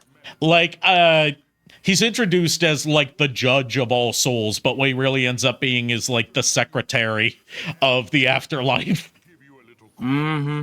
Mm-hmm. Actually, They did him dirty. And disappointingly, no, you do not get to play as Goku on Snake Way. Aw. The next whole chunk of the game is spent switching back and forth between Gohan and Piccolo. You know what I gotta say about that? What? The GBA game Legacy of Goku lets you be on Snake Way. Yeah, and that game was shit. Isn't there? It was. There 2 or was there 3? There were One. There were 3 Legacy of Gokus. I knew about. I remember 2 of them because I used to have 1 and 2. I never had. All right, where was 3? Raditz sent? Hell. Hell, of course he did. That's right. Sorry, home for infinite losers. Yes. Ba ba ba ba ba ba da, home for infinite losers. He's one of the biggest pains to deal with. Sounds like all Saiyans. His hair got stuck in the soul scrubber. Who's more powerful, King Yama or Kami? King Yama. That was King Yama, yeah. Like, if you get any of these wrong, you have to start over from the beginning of the quiz. So I'm not gonna fuck around with them. Isn't that right, Kami? Ah, yes, King Yama. You are more powerful. He's Kami being like, shut up. Legacy of Goku 1 is shit. Legacy of Goku 2 and Boo's Fury are the good ones. I haven't played the first one. It's everyone has to. Yeah, everyone's judged here after death. That's right. No matter where they're from, all Like, Legacy of Goku 1 would be good if the difficulty scaling wasn't so ass. Yeah, I got stuck at Namek. Like I could not get past the labyrinth. bad. That's correct. I will say it's the best Dragon Ball game that Webfoot Technologies ever made. I know that's a low bar, but still. My job doesn't even matter. I remember the Legacy of Goku games though. Those I mean, if you compare it to like Dragon Ball Z Taiketsu, it's leaps and bounds better. I mean, Or I if you still had compare fun it to with them. Dragon Ball Z Sagas. Moving on. I remember hearing about that one. I played that one. It was shit. Which question You know is what- this? I think it's the 5th, right? It's the 5th, and it fakes you out with like. You'll no, it's see. the 4th. What? No, it's 5th. this is the 5th question, right? Really? 1, 2, 3. You know what other Dragon Ball game was shit, but it was still fun? I was just testing you. The original Budokai. I was actually yes. Oh shit! My electricity might go out because my light just flashed. Oh, Oh no. So yeah, just be on a fair warning. If I block out, that's the reason why. Okay. okay. But it was GT Final Bout for the PlayStation 1. Yeah, one of the rarest Dragon Ball games ever released. I have it and I played it. I played it rented. I have it, bro. It is still fun. Hard I as love- fuck because yeah. I love this game, but man, Kakarot is not a balanced game. Yeah, it swings a little bit too hard in the opposite direction, where it's like way too easy to get overpowered. Really? Thanks a bunch, Mr. Yama. Don't tell me you've forgotten who you're talking to. Excuse me. Especially once you get the Whis' training DLC that just lets you like advance, like skip story stuff to get Super Saiyan at the beginning of the game, pretty much. Thanks. I'm not really sure what to expect, but I'm pumped to meet this king. I have been like so bugged lately. I haven't really told, like, I've been asking people around my neighborhood if they have a 3DS with Pokemon Red or something on it. Yeah. 'Cause I'm trying to do the glitch where if you send over the red Gyarados to red version, have a teach it mimic, have it learn transform, have the Ditto transform into the Gyarados, and then use transform. It kind of basically glitches the Ditto to be permanently shiny. When you bring it to gold and silver to make it easy to hatch eggs in there, I can't Dude, find you don't- anybody. Dude, just mod your 3DS. Well, no, you can't transfer them if they're modded. That's the problem. It's literally the only way to get the games now because Nintendo doesn't care about preservation. I mean, if I had someone that was like a friend that had the games already downloaded, then that would be easy. case you forgot. But anyway, you told me you told me about Echo having some friends that play Pokemon. I mean, they're more like my friends that play Pokemon, really, but Oh, they're friends with Echo too, though. okay. So I'm guessing they heard about the thing I wanted to do. You mean the egg thing? No. Ah, They heard This is- about you because I told them about your some of your choices, and they were like, "What the heck is this dude doing?" Yeah. They didn't agree with some of your choices, but they were laughing like in a fun way. the funny thing is, if I could have gotten more people in, like they would work. That's the funny thing. Well, no, that like remember when we were trying to do the what was it, Greninja or something, and you wanted to use that what is it called? So you know Freaking- how to steer the conversation back to the game we're actually playing. Yeah, let's do that. Since this game's available on PC, you want to know a mod that I'm surprised doesn't exist as far as I know, considering that Unreal Engine 4 games are inherently stupid easy to mod. Give it the 2000s Funimation experience by replacing the Japanese score with the Bruce Faulconer score. Without distraction. Oh my gosh. Fucking butt rock ass guitar tunes.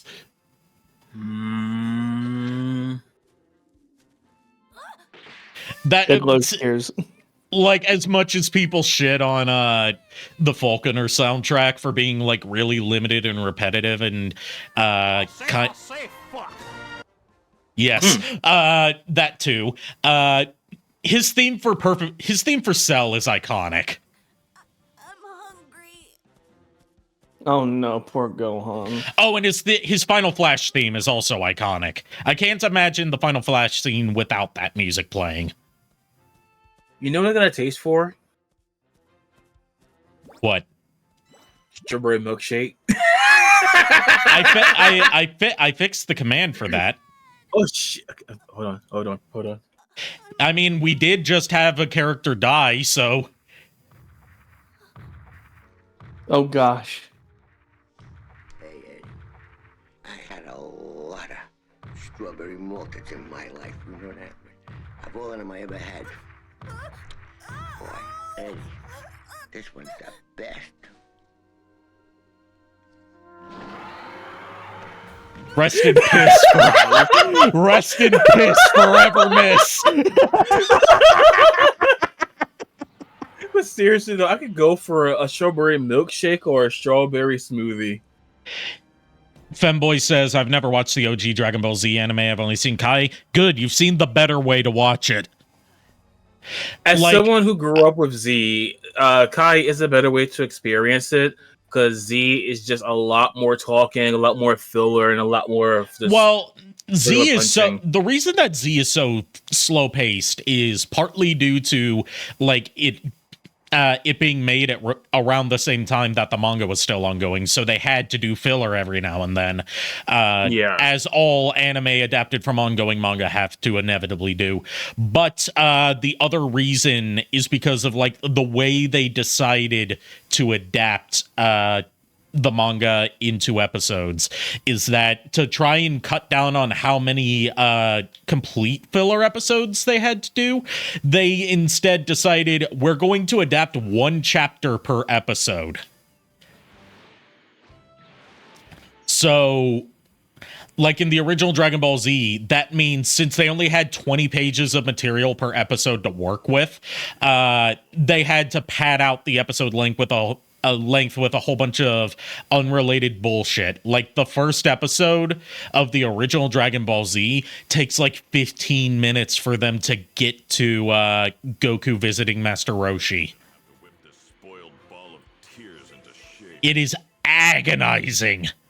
It takes like if you get those terrible orange brick box sets that have like really fucked up picture and are for some reason, despite being objectively the worst way to watch Dragon Ball Z, still the most commonly sold ones, like they have a marathon feature where it runs all the episodes back to back on each disc without intros and credits. but it's still like 40-something episodes for the Saiyan saga. Whereas Kai adapts that into about 20. My question is this: Have you guys seen the special episode that didn't air in America? Is it the one where they introduced Tarble? No, it was the episode where Piccolo does a Saxus. Ba-da-ba-ba-da-ba. Honk. Someone redeem a Boo You Stink for that. No.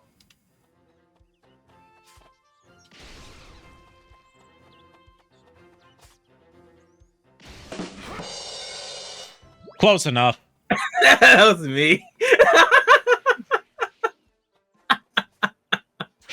But yeah, Kai's like objectively the best way to experience the Dragon Ball Z story. Especially now that they went back years after it originally ended and adapted the Boo arc as well.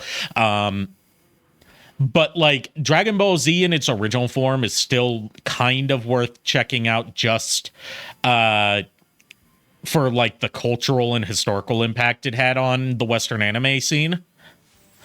Just go into it knowing that it's going to be a lot slower paced and the dub is nowhere near as good. That's true. Because like even using their most updated dub at the time, which was from like the mid 2000s when they started releasing Dragon Ball Z uncut, it still has a lot of localization issues where like they didn't have good translations of the scripts provided to them by Toei Animation, so they just kind of had to make up shit sometimes. Oh, outfits bought fancy. Okay. Let's see. Which one did I map that to?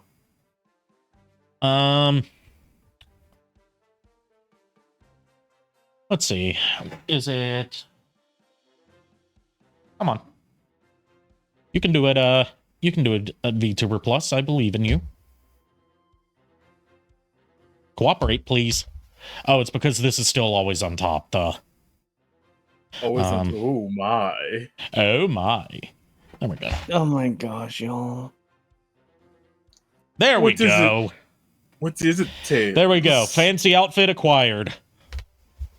Oh my, that is so fancy, Arikado. What can I say? I dress to impress.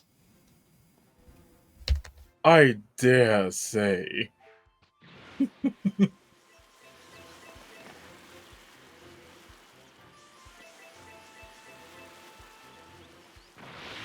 Can you blast a deer? No, but later on in the game, after it tutorializes hunting, you can kill the deer. I was joking, good lord! Yeah, there's a whole cooking mechanic to this game. Oh my god. So, this is just Kingdom Hearts 3.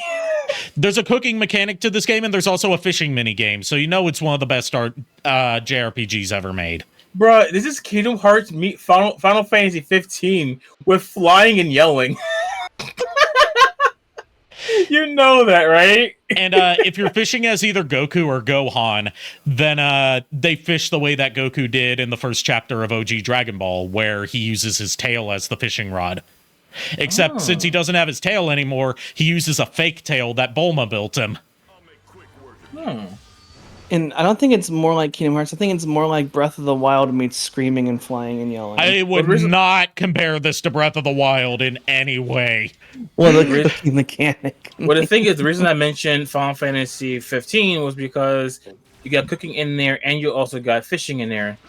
And then Kingdom Hearts 3 was a cooking mini game as well. Yeah, it's a lot more like Final Fantasy 15's cooking and fishing mechanics, where they provide temporary stat boosts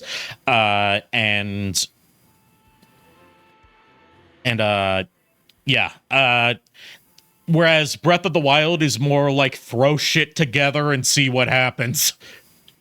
Yeah. Maybe you'll get an extremely overpowered health refill that provides passive benefits, or maybe you'll get something that kills you. Not literally, but like some fucking like if this were in an anime, it would be censored out kind of shit. Unfortunately, this game also has the super problem where Goku and Vegeta are the only good characters in the endgame. Yeah, but that's a problem with how Dragon Ball story progresses in general. Yeah. Oh, by the way, have you guys seen the new Dragon Ball Z movie? Dragon Ball Superhero? No, I haven't. I've only seen clips. I'm not going to spoil anything. I mean, I already know who like the final bad guy they have to fight is. I'm super excited about that. It's actually a pretty good fight.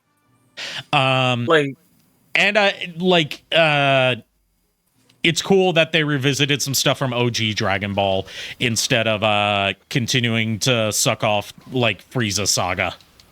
Yeah. Like Resurrection F, I haven't watched yet, but this whole time I was like, okay, yeah, Frieza's one of the best villains that Goku's ever fought. We get that. But like, what can you do with him that hasn't already been done? He's had his time in the limelight. I wasn't interested in Frieza making a return, which is why I still haven't watched Resurrection F yet, even though I've owned it for years. Yeah, I've seen Broly Fanboy.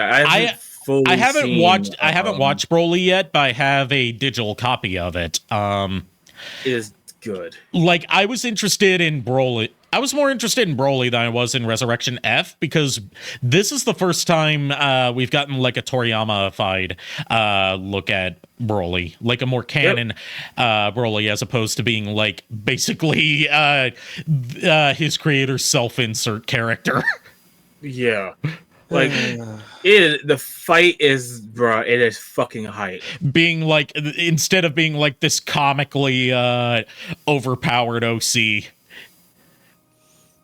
I remember truly is the the worst Dragon Ball movie in existence. Dragon Ball Evolution, because I can guarantee there are worse Dragon Ball movies than that. You just need to do some deep digging for them. I still remember Evolution. That was horrible. I mean, yeah, Evolution was terrible. Everyone agrees on that. Even the writer of that movie apologized for how bad the script was. Yeah. I guess they apologized on like 99% of the writing teams in this movie. Well, the whole production of that movie was fucky because Stephen Chow was attached as an executive producer, but when they were bringing in the actors for casting, they lied to them and said that Stephen Chow was directing, even though he was not, because he refuses to direct movies based off of stuff that wasn't his original concept. Stephen Chow, if you're not familiar with him, dude that made Kung Fu Hustle and Shaolin Soccer. Yeah, legendary movies. Like, I still fucking love Kung Fu Hustle. And there were like a lot of people complain about how like Goku's hair doesn't look very good in Dragon Ball Evolution. They actually tried doing a version of that where they wore wigs that looked more like the anime hair, and it looked too ridiculous. Yeah, they could have just done like some spikes. Like, I mean, that's what they tried to do, but they tried to do it with his natural hair instead of resorting to wigs. Yeah, like, well, I mean, like adding extensions that were about 3 inches longer to kind of get more of a flow. Like, I have to get a picture in order to actually show what I'm talking about. That's the also a lot of people like to shit on Piccolo's design for the movie, but it was almost even worse. The story goes that I can't remember his name, but the guy that played him, who also played Spike from Buffy the Vampire Slayer, and ended up voicing Zamasu from Dragon Ball Super. Oh shit! You did a good job with Zamasu. Yeah, like. He was such a fan of Dragon Ball that when he was shown the original makeup design, he was like, no, I'm going to show you how to properly do it. So the reason that Piccolo looks as good as he does in Dragon Ball Evolution, despite, you know, not looking much like Piccolo, was entirely because of him. Wow.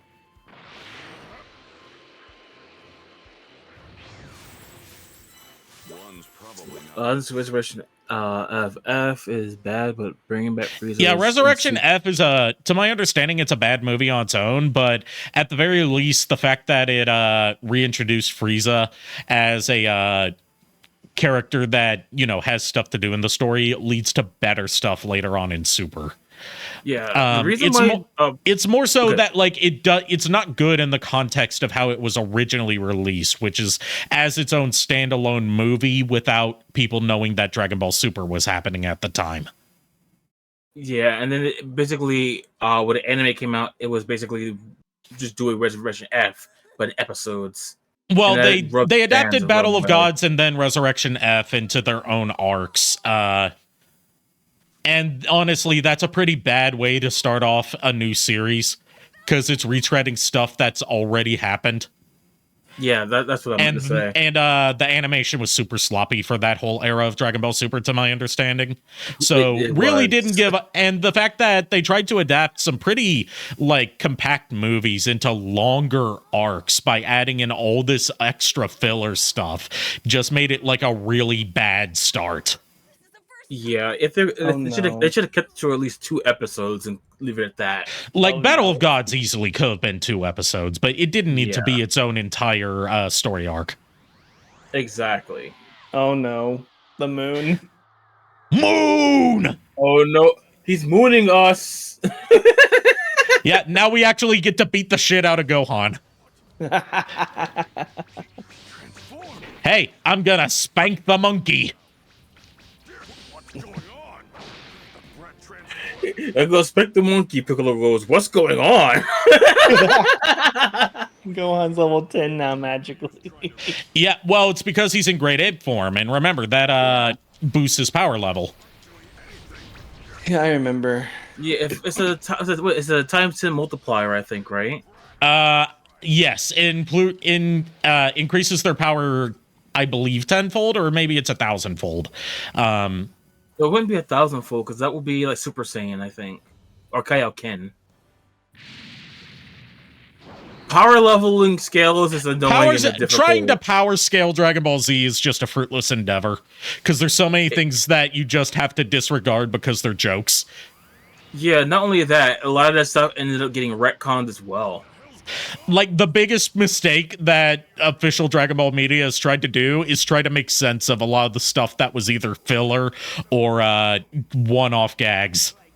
Yeah, honestly speaking, the whole power level thing pretty much ended once, Frieza.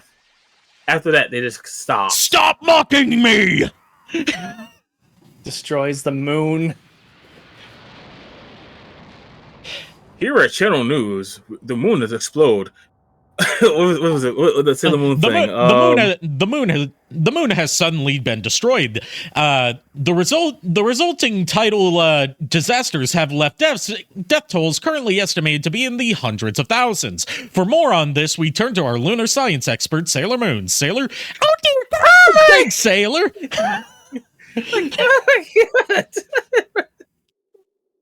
Who would have imagined a kid had such a transformation in him? Must be a Saiyan blood. Taste my super laser piss. Oh God! Except this time he destroyed the entire moon instead of only half of it. So he remember, was. So he remember he was fried chicken in there. Clothes beam and sword. Dude, remember, it's canon in Sonic that the moon is still half destroyed. It just adjusted its rotation, so we only see the undestroyed half of it from now on. That is the official canon explanation for the moon in post Sonic Adventure 2. It doesn't work that way. That raises too many questions, but it's like, fuck it. Like, Sonic X had a better explanation, which is that Eggman fixed the moon. Yeah, that's much better. I can believe that at least. But going with Finboy said, so he was frying chicken in there.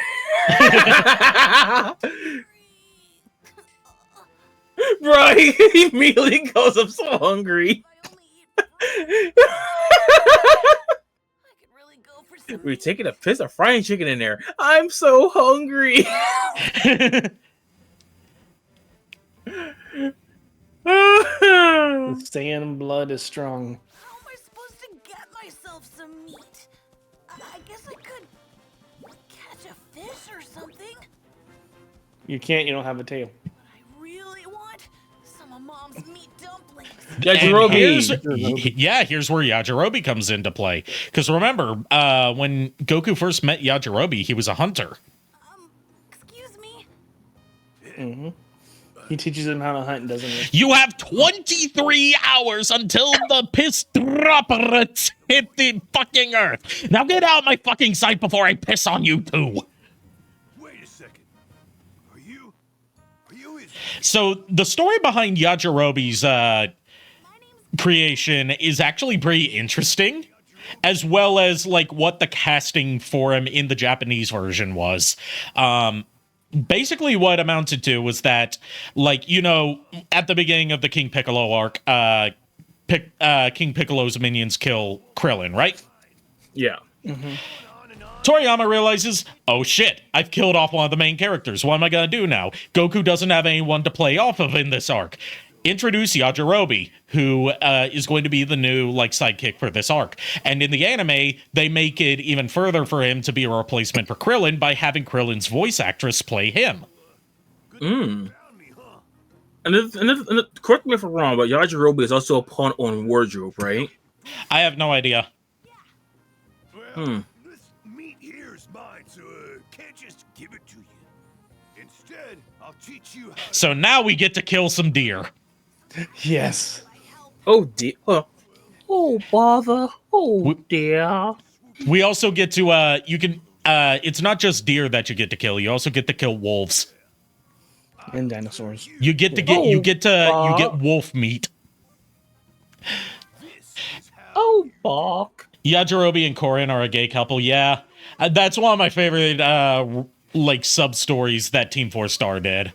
Like it started off like it gets really sweet. Like you would think it would just be a joke, but there was a really sweet thing that Kaiser Neko did, considering that he voices both Korin and Yajirobe. When gay marriage was legalized in the US, he celebrated it by putting out a audio on SoundCloud where it was Korin proposing to Yajirobe. Aww. But it's also a they're a gay interspecies. They're gay and interspecies, yeah. And intergenerational, considering Korin's, you know, hundreds of years old, if not thousands. Anyway, time to murder some deer. You see this? I'm gonna sneak up on him. I'm gonna ram my fist up his ass. Ram your fist up the deer's arse. That's quite a shit thing. That's quite a shit thing to do. I don't know why you're going Scottish when I was trying to do Crocodile Hunter. I don't know either. It's one of the accents I do best. That's probably why. But yeah, Gohan runs so fast and needs to sneak up on deer. Yeah, and just plow right into the... yeah. They give you like a sprint function, which moves like comically fast. But if you use it while flying, it makes you fly super fast at the cost of draining your ki. Gotcha. Run, Forrest, run! This guy could make Forrest look slow. Bro. I was running. Jenny. Certified Tsundere, hello. I find it genuinely hilarious that Dragon Ball's creator actually likes Dragon Ball Z Abridged. That is so odd. Like, he likes it, but Toei doesn't. It is hilarious. Toei hates everything. Let's be real. See, the thing is, I'm actually training under Kami right now. If I don't head... Yeah, that's easy to forget, is that technically Yajirobe was also trained by Kami during this part of the story. He just didn't do anything until he just snuck into the fight. Yajirobe is our Dragon Ball snake. The stealth. Yajirobe can't even do anything, though. Let's just be real. That training was a waste. It's not Funimation that, why are you talking about Toei loves Dragon Ball Z Abridged? They're the ones who keep on copyright striking them. And, it's not Funimation that hates Dragon Ball Z Abridged. It's just Sean Schemmel. The actual people at Funimation really like it, which is why they tried to get them in for a cameo in Dragon Ball Z Kai. It was Toei that vetoed that ultimately. Didn't they get some of the voice actors from Abridged into Yeah, Xenoverse voices? Yeah, they did. they got Kaiser, Lanny, and Taka as voices in there. So no, it's definitely not Funimation that hates them. It's mostly just Sean Schemmel because he's a prick.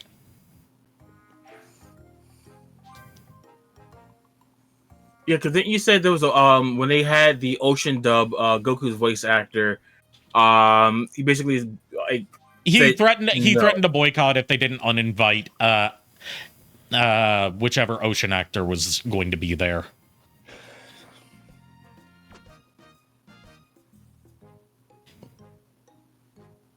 All right. When you act like that, it's in my opinion, if you're gonna act childish like that, you really you don't deserve the role. Time skip. What the?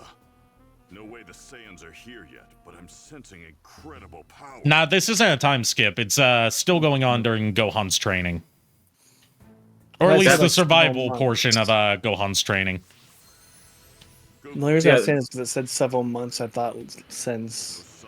Well, we had a time skip at the beginning, but this is still while Gohan's doing all that stuff. Well, yeah, I figured. Like, this is basically like, hey, we're gonna show what the Z Fighters were doing during this. That's Krillin. Yeah, and you have to fight Krillin, Tien, and Yamcha. You're looking stronger than Yamcha would just fall instantly like usual. Yeah, I trained at Kami. I mean, to be fair, in this game, like, they kind of do a bit with Yamcha where he's like, yeah, I know I'm probably gonna die in this fight, but fuck it. Can you blame me? I mean, I was killed by a demon clan member once before. You guys freaked me out. pathetic. Guess I'll just have to beat that fear out of you. Come at me. Why, you? Here goes! I like that by the end of this game, you just don't play as Piccolo anymore. Yeah, but, like, honestly, Piccolo didn't really have much to do by that point in the story. Just Hellzone grenade everything. I'm 3 guys now! Sup.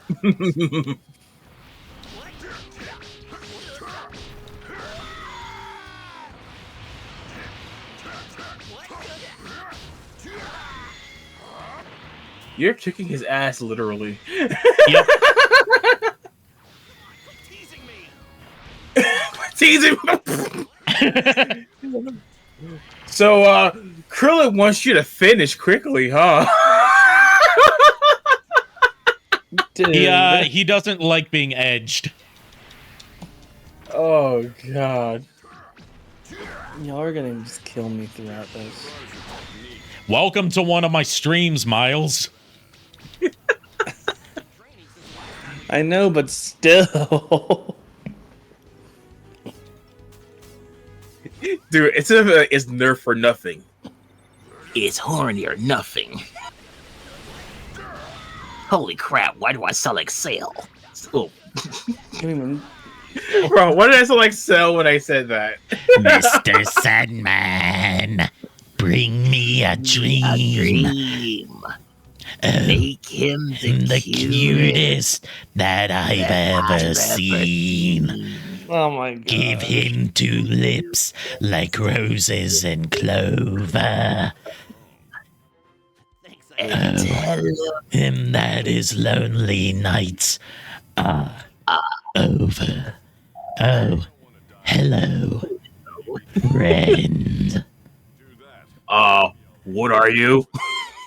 And they made a whole ass move list for Future Trunks despite being a playable character for like 3 sections. That's because he's the main character of like 2 of the DLC chapters. I'm gonna get stronger. Just you wait.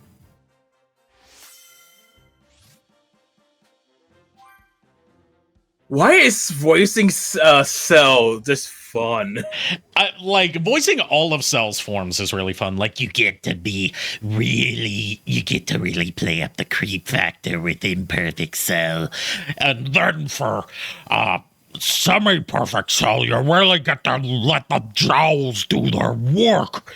And then for perfect cell, you get to sound like a smug prick. Bring out one more thing about semi-perfect cell. The lips. That's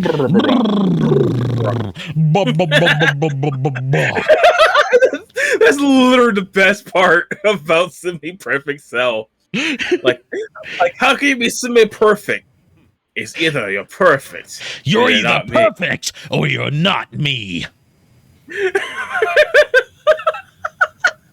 Oh, Finboy says that he's a different. He has a different move list in the DLC. Funny enough, I haven't gotten to the DLC yet because that's like post game. So I did not know that. Oh, yeah. Krillin said you're fighting on our side now, which is perfect. That means you can really help me out. I really like how they portrayed Yamcha as like, yeah, I know I'm out of my league here. Well, you're looking at the new and improved Yamcha, thanks to Kami. Huh.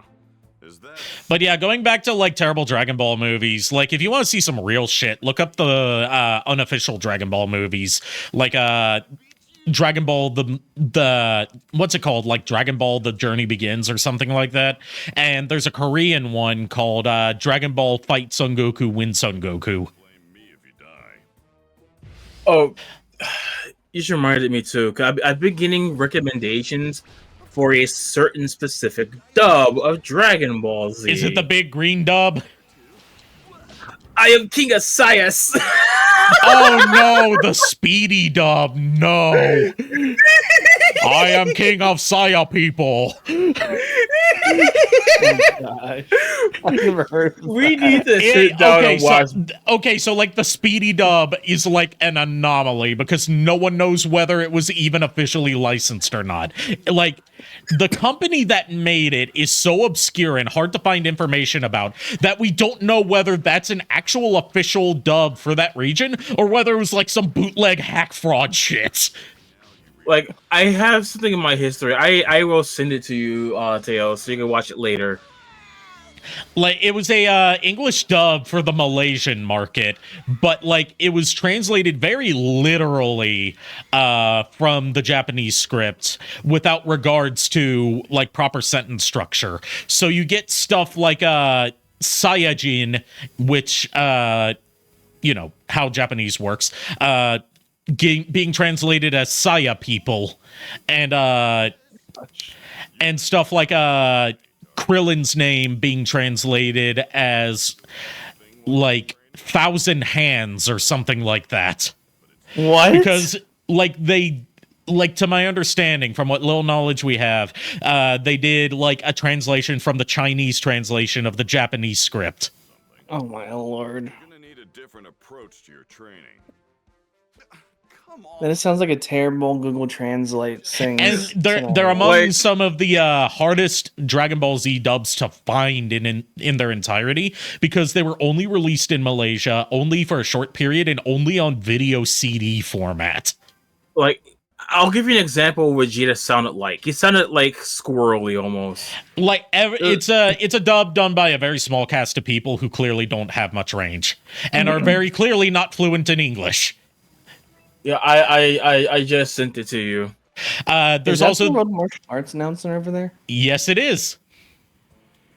But going back to like dubs, there's one that was like not only considered lost media for a while, but people didn't know existed for a while. That's been gaining some interest recently, which is a Singaporean English dub. Let that child alone. No, that is the European dub. It's commonly known as the Big Green dub due to its weird translation choice of calling Piccolo Big Green because it was localized from the Chinese scripts.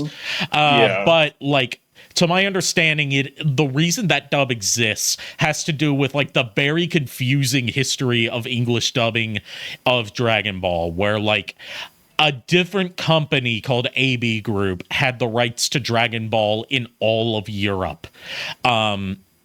And that included the English dub. So they couldn't air the Funimation dub in European markets once Funimation took over because AB Group had first dibs on all Dragon Ball media. So they continued the Ocean dub for European and Canadian markets. But at the same time, they started localizing the movies using a Hong Kong-based studio. Yeah, I'm gonna attempt to try and do a speedy dub of Vegeta. Only I can kill Kakarot. It sounds like that. It's weird. Like, it sounds like the little green alien guys almost. Yeah, like the LGMs from Toy Story. Yeah. Like, the funny thing is, as funny as that is, it suits Vegeta at the same time. Like, what the fuck, right? Yeah, but as far as but like That's a big tree. that is not a tree, that is a dinosaur, my dude. It's dinosaurs, my dude. That's a big tree. He's a dinosaur with a tree. I just happened to see that at the stream because on delay, and I just saw you basically shuriken some antelopes up the butt. Yep. But like going back to what I was saying, there was a Singaporean English dub of Dragon Ball that was actually pretty decent. Dragon Ball Z specifically, that was actually pretty decent, but it's very hard to find any copies of it because it was only released on VHS and only in Singapore. And one thing that they did was that they did theatrical releases of their English dub of some of the movies, but because each of the Dragon Ball Z movies only run for about 40 minutes, they would cut two movies together. Sounds about right. Like the only one that's been found that I know of is like a cut together of Cooler's Revenge and Return of Cooler that was retitled Dragon Ball Z: The Greatest Rivals. I can think of no better opponent than you. Kind of makes sense, yeah. I can see that. Sounds good to me. I could use the entertainment. I'll play along. I'll play along. Oh, hey, you fought Goku in the World Tournament, didn't you? That's right. I wasn't good enough to get Goku to fight me at his best back then. DBZ Kakarot is actually the first open zone game. Another thing that Sonic takes from Dragon Ball, but yeah,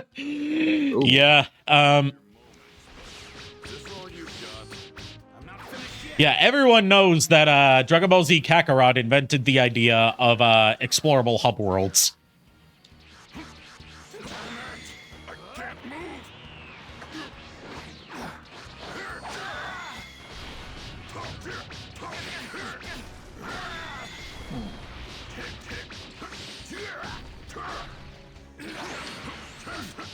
Like, I will say so far, this is one of my favorite Dragon Ball Z games that's not just a fighting game. And I know that's very narrow in terms of how many there are. Because we haven't gotten that many Dragon Ball Z games, especially in recent years, that weren't some form of fighting game. I'm curious about something. Like, even though Xenoverse and Xenoverse 2 have RPG and exploration mechanics to them, they're still primarily fighting games. Yeah. Mm-hmm. Like, I'm curious for a strictly turn-based RPG, right? Not for long. How Dragon Balls would work into that? They've done those before. Huh. They just haven't come out in America. Plan to Eradicate the Saiyans is based off of an NES game that was a turn-based RPG. Oh, I didn't know that. I better see how the little runt's doing. This game is just Xenoverse, but single player and with better combat. Let me ask you this. Because, like, really, Xenoverse is, like, you just find which are the most overpowered key moves, you slot those in, and then you win. Let me ask you a quick question, right? Yeah. Excluding fighters, obviously. What is your favorite Dragon Ball Z game that is purely fighting based? Budokai 3, no contest. Dude, same. 100% same. Tails, what about you? I never played anything outside of Xenoverse, to be honest. You gotta hang out with me more. I have Budokai 1, 2, and 3. The only ones I don't have were the Tenkaichi series. I've never played the Tenkaichi games, so I know that choosing Budokai 3 is like probably gonna ruffle a lot of feathers, but I never played Tenkaichi. The Raging Blast games are good. Not quite as good as Budokai, and to my understanding, not quite as good as Tenkaichi. Because like while Raging Blast has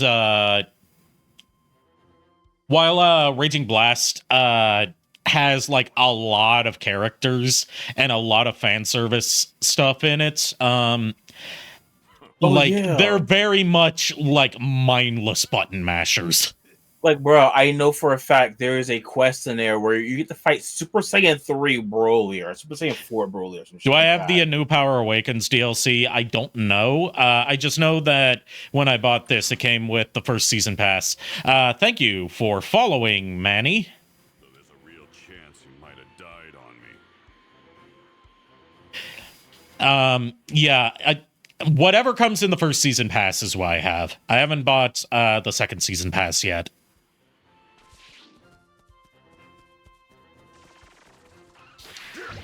Man, I miss the music from Dragon Ball. Like, it's seriously though underrated. How do you miss the music from Dragon Ball? It's available everywhere, my dude. Like, well, I'm always at work, and like today I was listening to African today. Oh, because you can level up fast. Oh, New Power Awakens is the like Whis training you to just skip levels and gain Super Saiyan at the beginning, right? I probably have that, but I haven't done it because I want to play. This is my first playthrough. Yeah, it looks like throws aren't working tonight. I'll probably have to see if there's an update out for VTuber Plus. Go ahead and refund those points, please, any of my mods. But like I'm trying to play this game like as vanilla as possible on a first playthrough. If I do a second playthrough, I'll definitely do New Power Awakens.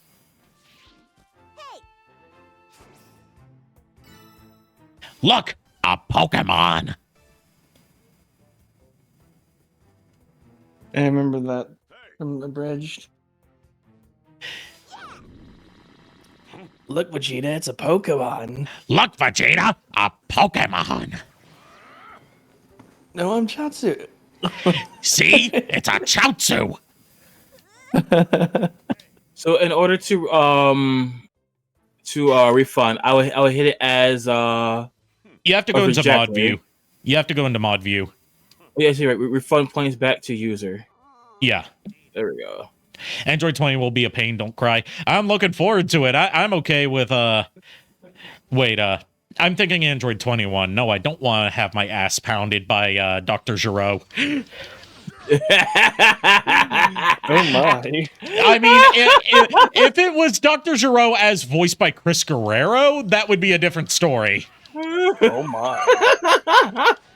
Damn it, Take!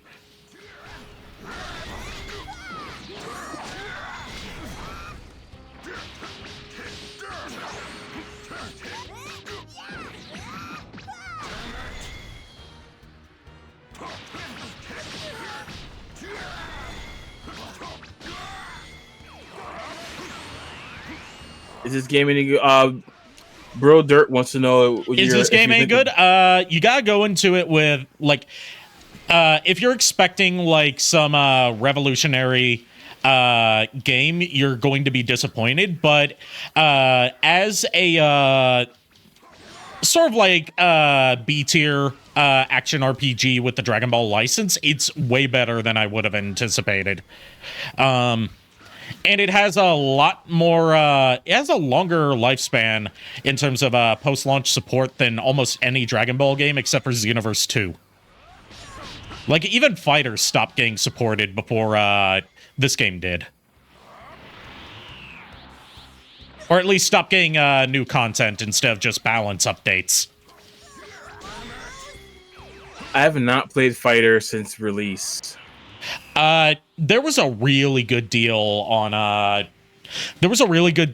Xbox store a couple months ago that I totally had to snag, where you could get the Ultimate Edition, which includes all of the DLC characters, which is normally going to cost you over $100 for just $15. Bro also asked if it was difficult. Is it difficult? Enemies. Seems like the enemies have tons of HP. There's selectable difficulties. I'm playing on normal, but it's very easy to like grind and make sure that you're the appropriate level for what's going on. Difficulty scaling is actually a little bit skewed in the direction where it's easy to become overpowered.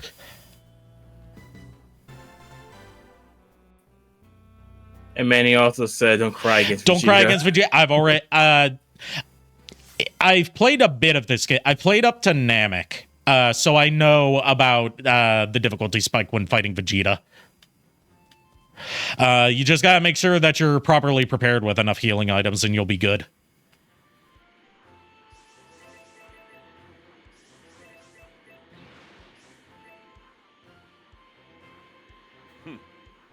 Big green.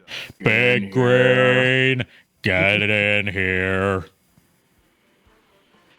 But we haven't made it to Namek yet. Let me tell you, when I have not like watched Dragon Ball Z up to the Namek arc in a long time.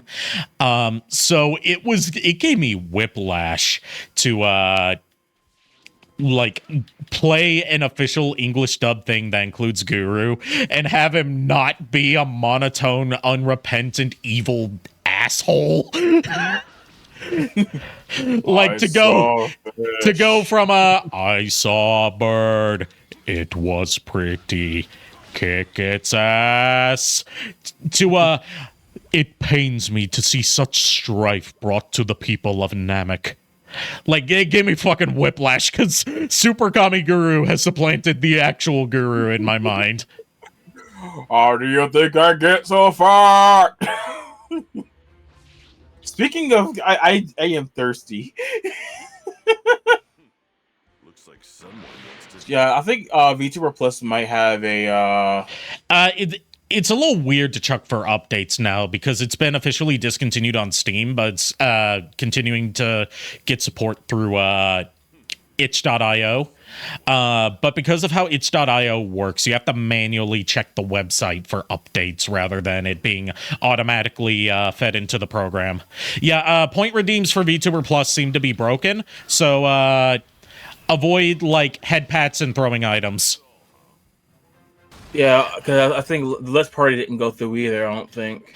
Yeah, stuff like Let's Party, head pats, throwing stuff at me, hydrate, those kind of things aren't going to work, but sound alerts. Okay, the sound alert for hydrate is still working. It's just not going to splash me with water.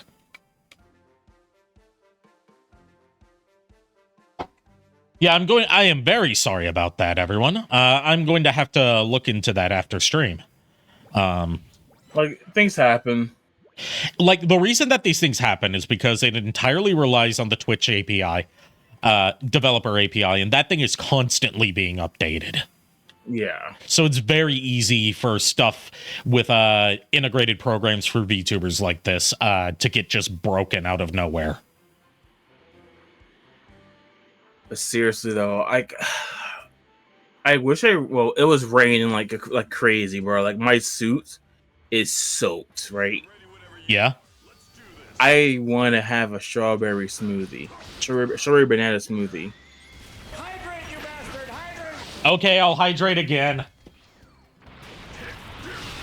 So that's all. See, I had a strawberry banana yogurt.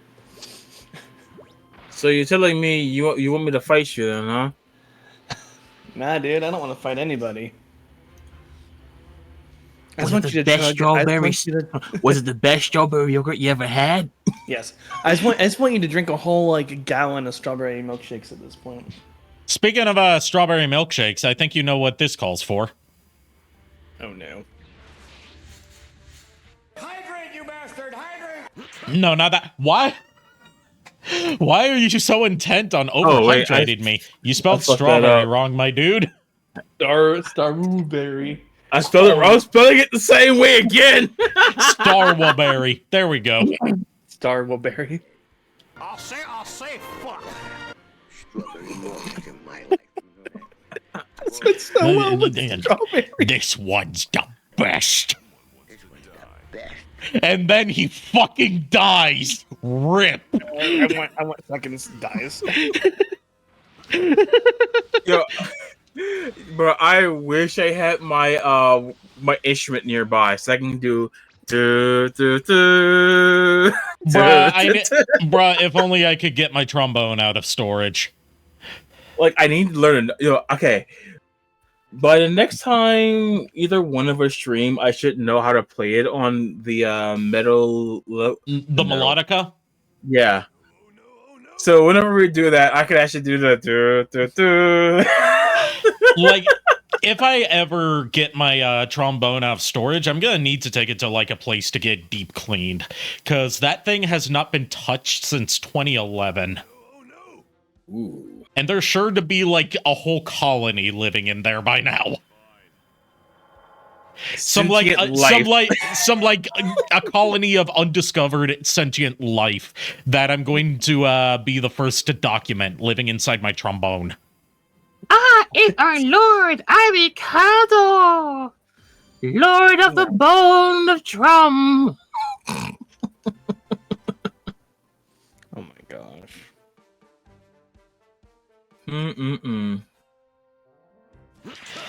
What time is it? Because I gotta get up in a little bit. It is about 5 minutes till midnight. I probably need to go soon. I gotta get up early, a little bit earlier than usual to go see my family and check in on them. Fair enough. I'll stick around for a little bit longer, but not. I'll let you guys know. I mean, don't force yourself to stick around if you have to get off early. I say early. This is going on longer than a lot of my streams usually do. I know, we're having fun with this one. I'm not like tired. It's more just me being kind of like just preparing in case I need to. But I'm good right now. Yeah, I can relate I'll let to you know that. when I need to back out. But I'm having fun with this. Manny says go to sleep. Yeah, I was wondering when you were gonna add that to your bar of attack. Yeah, I just got to organize things the way I like them. The cats nestle close to their kittens now. The lamb have laid down with the sheep. You're I'm being cozy and told- warm in bed, my dear. I'm Go told to to go to fuck to sleep. sleep. I had to do it a cell. I'm being told by multiple people to go to sleep. I'm not gonna probably go to sleep, but I'll probably be in chat, like in case you need something. Hold on. What? The go to fuck to sleep story works so well with Cell. That was, oh my god, I just rhymed. But doesn't it? Oh my goodness. Anyways, I'll be in chat watching until you finish. Okay. But until you finish. Oh. And I called you your other name here. Sorry. Oh my goodness. Yeah, I keep forgetting that transformations are a thing in this game because, like, there's so much time between when you actually get to use them. Like, Goku's the one who gets most of the transformations, and, like, by the time you get Kaioken, you only get to use it against Vegeta, and then by the time you're able to play as Goku again, you're pretty much about to get Super Saiyan. Yeah. But yeah, I'll see you guys later.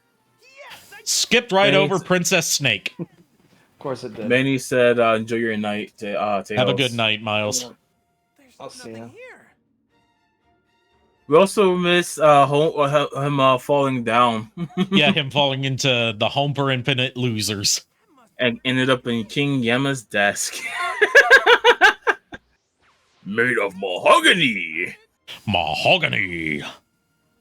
He made such a mess of the blood fountain. Oh, it looks fine to me. It used to be water.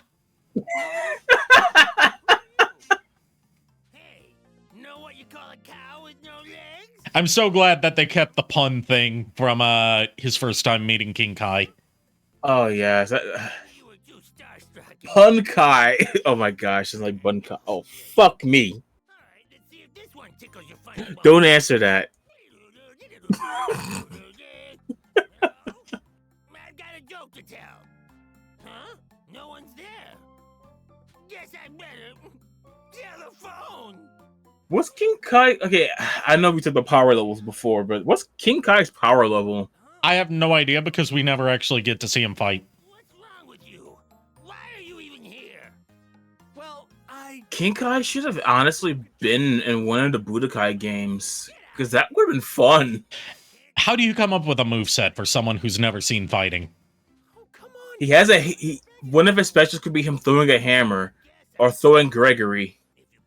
I don't know, get a little speed boost. Like, didn't they give a moveset to Bulma for that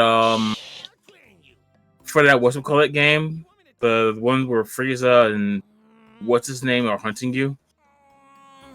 Yeah, but like that's a game where you're explicitly playing as like non-powered characters. Yeah, I mean they gave Adele a move. Well, Videl actually fights. Like Bulma, I could see her having a moveset based around firearms and gadgets. Yeah. Bro, what if King Kai, like one of his specials could be him throwing his car.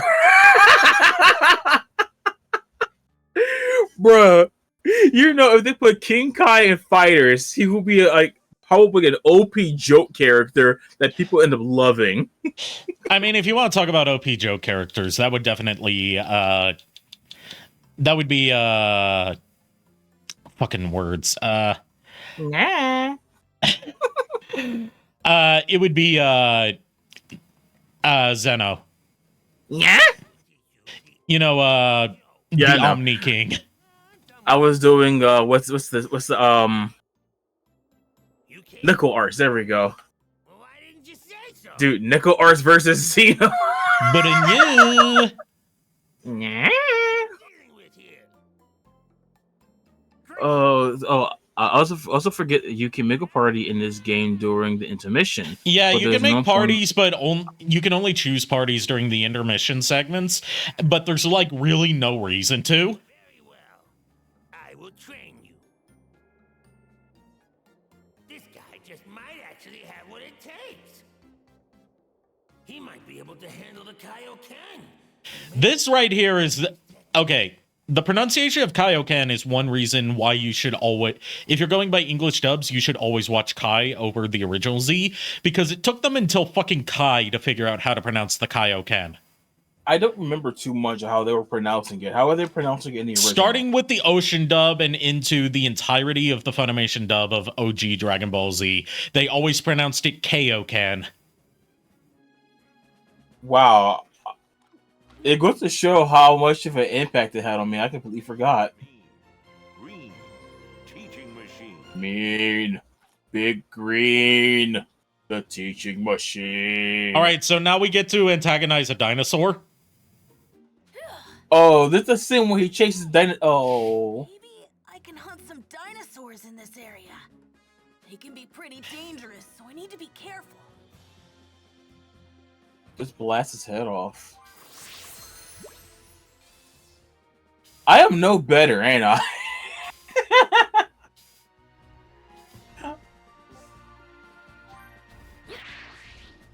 The dinosaurs look derpy as fuck.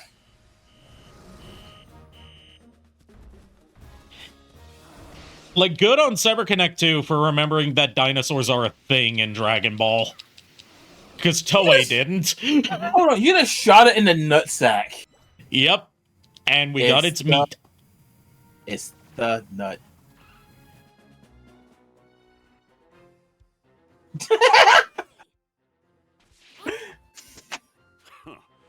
Looks like the pathetic. You can level up multiple characters at once, but also bursts the difficulty of the game. Yeah. So Pokemon. Yeah, but like, yeah, you can level up multiple characters at once, but with how much time you spend only playing as either Goku, Gohan, or Vegeta, there's really not much incentive to level up all your characters. I'm gonna bet your dad told you about me, which means you know just how terrifying I am, right? Oh! Yeah, I remember him saying something about Demon King Piccolo being a really bad guy. All right, let's get down to brass tacks, shall we? First, you need to learn how to fly.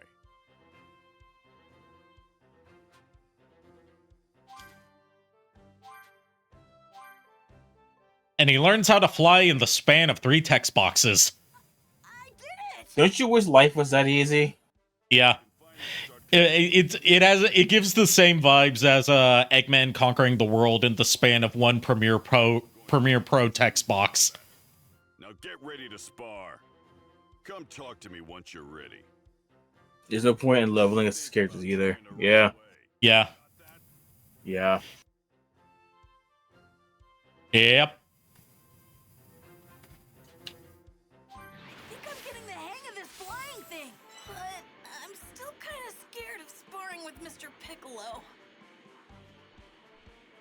Kid, there's a whole bunch of other things you can be more scared of.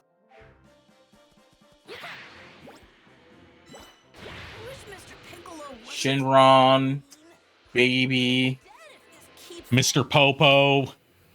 Oh yeah, definitely Mr. Popo. By the way, I swear this had to be a nod to Dragon Ball Z Abridged, because it's too perfect. One of the communities you can get on the community board as you progress through the story is gods. Mm-hmm. And every community, I haven't really gotten to explain the community board to you since you've been here. The community board is like you place different characters on the board, and it grants you passive stat bonuses. Mm-hmm.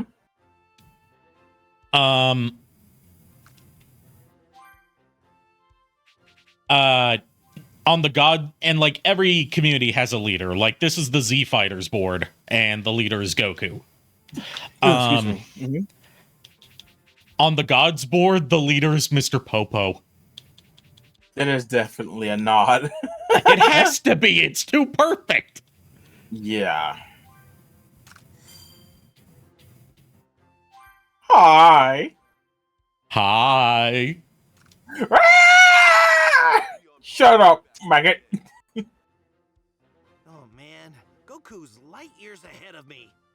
All right, time for our first sparring match in a long time. Yeah. I'll pass. Yeah, you get different bonuses by placing certain groups of characters connected to each other on the same board. Like right here, I've got the father-son bonus, and I've got the Turtle School bonus. Nice.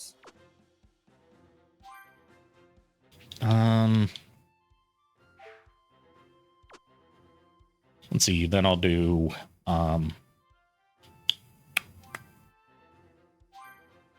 Tien here and Chaozu next to him.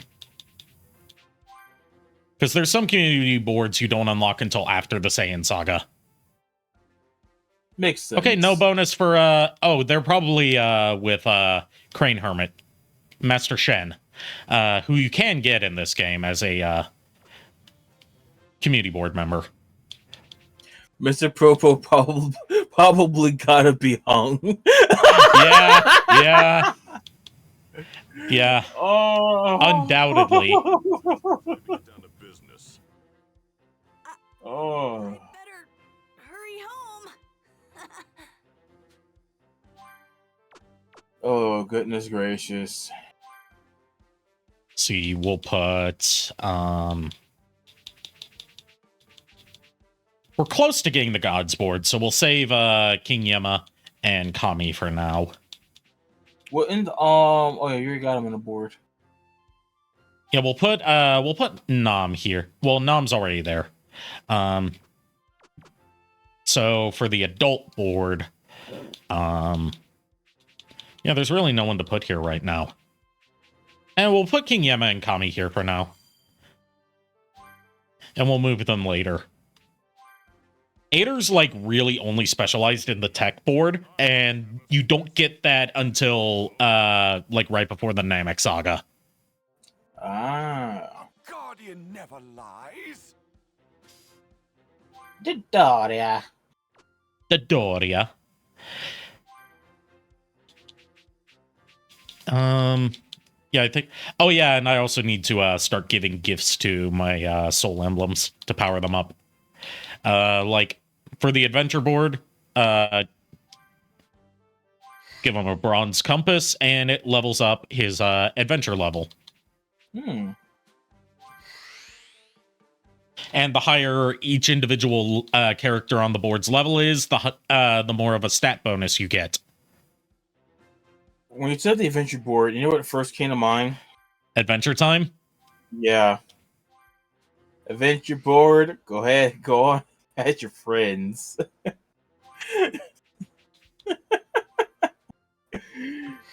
I like that you can drive in this game despite it being useless. Yeah, there's no need for like vehicles in this game, but it's still cool that they did it anyway. Now, I have a question about the vehicles, right? Yeah. Can you crash into the dinosaurs and deer? I don't know, because I haven't gotten that far yet. Femboy, do you happen to know that? Man, speaking like I speaking like a true New Jerseyan, ain't I? Yeah. Hey, femboy, can you do the thing? Oh, you can't. Aw. That reminds me, I think there's a mod for Skyrim. Actually, there is. You can get a steampunk bike that looks like it's from Daihat GU. Nice. But it's for OG Skyrim, and it, oh my god, it lags your game to hell and back.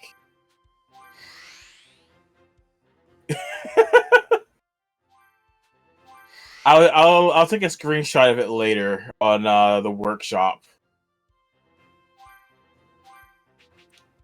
But if you don't want to get a horse, like that's what you use. It's also like 20 times faster than a horse.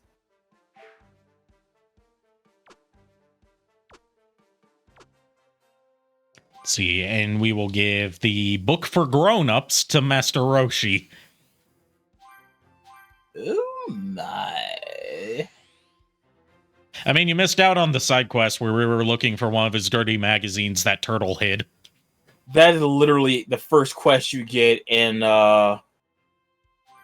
Legacy of Goku. Hey, maybe that was an intentional callback. I think it was. Because the only other time, because the thing is, that's a callback to where Krillin in the original Dragon Ball, in order for him to get trained by the Turtle Hermit, gave him a dirty magazine. It's all full circle.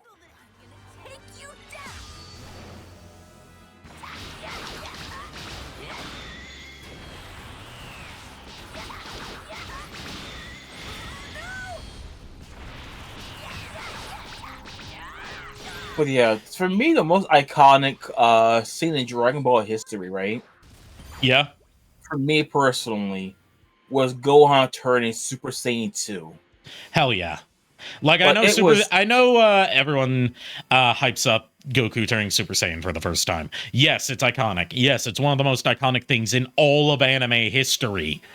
Yeah. But in terms of the impact, I think that in terms of the impact in the build-up, I think that Gohan turning Super Saiyan 2 hits harder.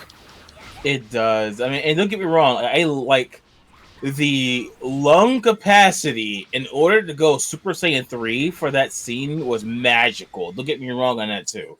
Yeah. But still, as much as I kind of detest Sean Schemmel as a person, he's a phenomenal actor. Yeah. Oh, they skip Final Flash.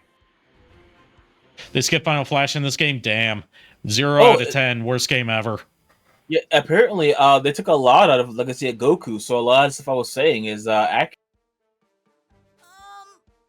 So that's interesting, isn't it? By the way, Fortune Teller Baba, a character I always forget exists.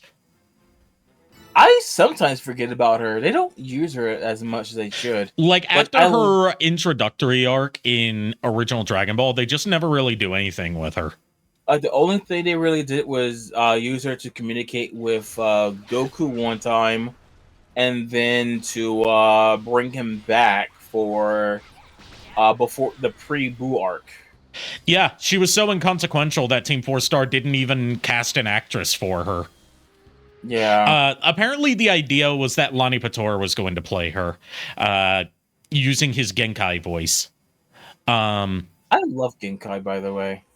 But like, they never got that far, so why bother? Yeah. By the way, as of today, Lonnie Pator over on his own channel has started doing a creator commentary on his original abridged series, Yu Yu Hakusho Abridged. Ooh.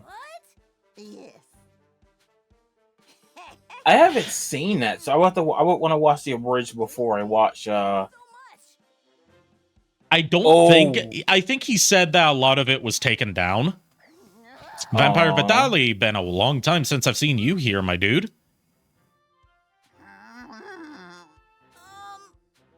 I will have a good stream, brother.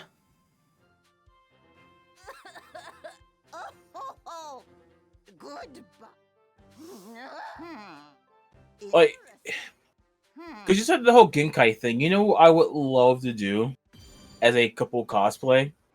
Genkai and Toguro? Yeah. I think that would be a cute little couples cosplay. I mean, a cuter one would be Yusuke and Keiko. Keiko? Yeah. Keiko. Even though Botan is best girl. Oh, yeah, Botan is the best girl. Like, there is no arguing that. Anyway, I'm just gonna go around harassing dinosaurs for a while.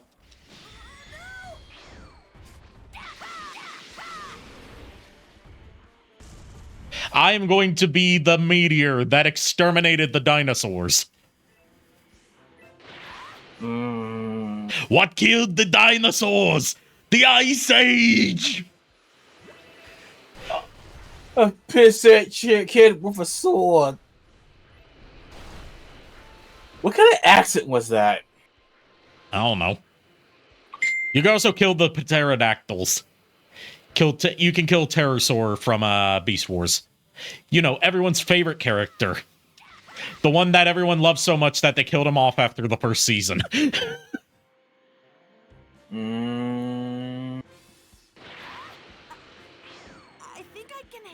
The one that everyone loves so much that he didn't even get a figure during Kingdom, which was the whole Beast Wars celebration. They gave him one in Legacy, but not in Kingdom. No, wait, technically he got one in Kingdom, but it was like at the tail end when it was leading into Legacy. So does that really count?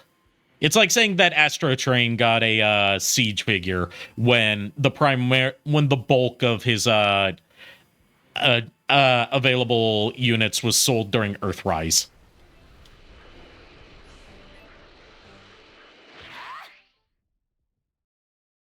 You lost interest when it became a tournament arc, yeah. The Dark Tournament goes on for way longer than it needs to, and it really feels like it's a tournament arc just because all shonen anime has to have a tournament arc. Like, the Dark Tournament does have some memorable moments in it, but as far as tournament arcs go, it's not one of the better ones in, like, classic shonen anime. World Martial Arts Tournament is still peak. And I would say, like, in terms of tournament arcs from old school shonen anime, the Chunin exams would be, like, up there after any of the World Martial Arts tournaments from Dragon Ball. Yeah. The Chunin exam was interesting, honestly. Chunin exam was interesting because it wasn't just fighting. Like, when it became just fighting, that's where it stopped being interesting. Yeah, the whole strategy of having to sneak up, steal the stuff, that was interesting. like the whole survival of the forest. Yeah, the forest part of the tuning exam was the most interesting part of that to me. Although the test that they had to take was also interesting, because it's one of the few times where the problem couldn't be solved by just punching shit. Yeah, I will say that there were some hype moments though in the actual They fight. managed to make taking a fucking like standardized test exciting. Yeah, that's what I love about early difficult. Naruto. Like that's difficult. Like the only other series I could probably make that like as tense would be like Hunter x Hunter. Yeah, Hunter x Hunter had a Hunter x Hunter's whole Hunter exam was also really good. Like I only seen like bits of it, and that's all I can't say too much on it because I haven't seen too much. Oh, the last arc of Yu Yu Hakusho. I did not watch a lot of Yu Yu Hakusho as a kid because like I had a really busy schedule that kept me from watching a lot of Toonami. So I missed out on the entire ending of Yu Yu Hakusho. I only got to see up to like Dark Tournament and a little bit of Rescuing Yukina. Like the other demon, I can't think of his name. Like I kind of lost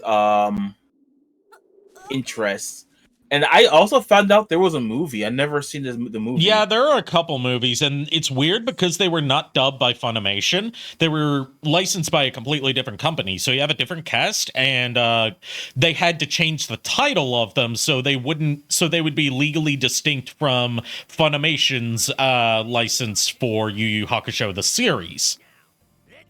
Yeah, like I need to sit down and like it's a watch similar them. situation to like the Rurouni Kenshin animes dub and the Rurouni Kenshin movies dub, where like the movies were licensed by ADV Films, whereas the anime was licensed by some other company. So like the anime was still allowed to be called Rurouni Kenshin, but because that trademark was already taken in the US, the Rurouni Kenshin movies and OVAs had to be called Samurai X. Yeah, I enjoy Samurai X. That was the most confusing thing to me as a kid, because I remember walking through Blockbuster, seeing Kenshin on the cover of Samurai X and being like, wait, this looks like Rurouni Kenshin, but it's not called Rurouni Kenshin. What the fuck is this? The OVAs, yeah. There's also OVAs of I've only seen like one episode of the OVA, but where this guy has like the teachers that want to be his mom or something, and it's like 5 is it, or 7 is it Negima? You know what? Let me actually take a look. Remember this: you eat, sleep, fight. That's your life now. Not that. No. Okay, then I don't know. Yeah, it has nothing to do with magic. It's literally a slice of life. Unless you want to die, you have to get stronger. Stronger than me, and stronger than the Saiyans. Okay, so like my hot take about OVAs is that I miss when OVAs used to be like you know, like the golden age of OVAs in the late 80s, early 90s, where it was like, we're going to do really experimental like short series that can't wouldn't warrant a full TV series, either due to content or obscurity or lack of marketing value, stuff like that. Really experimental stuff that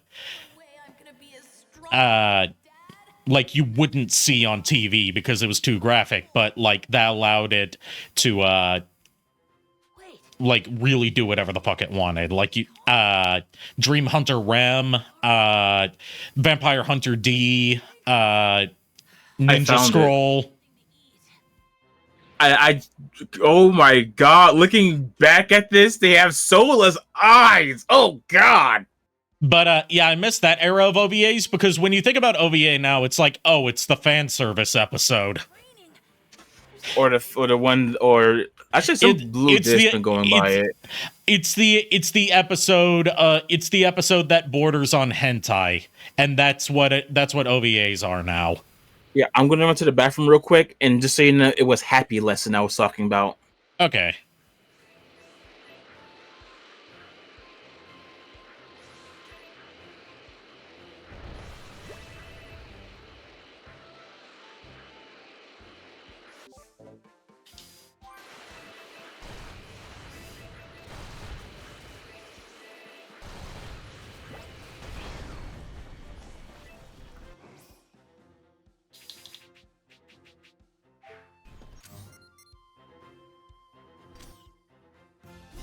The line between hentai and anime are closing, y'all. Yeah, it's been closing for a while, because, like, you look at a lot of old school hentai, and it's actually really tame. There's ecchi out there now that's more graphic than what you see in, like, 80s hentai.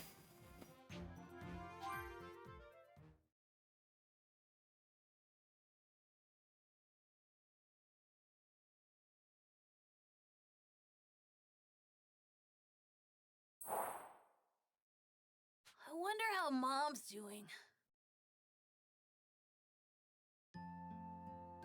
Like, if you want an example of, like, how more lax, censorship in TV broadcast anime has gotten, compared to stuff that used to have to be hentai, just look at, like, Elven Bride or Dream Hunter Rem.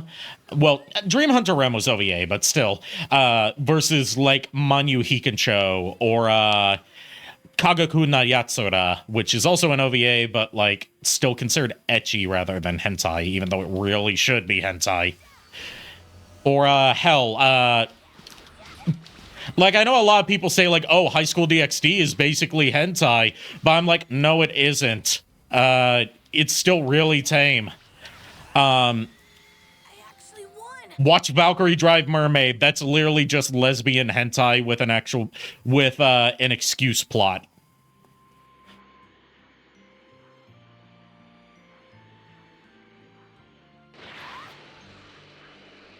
Hooray! There's an oasis!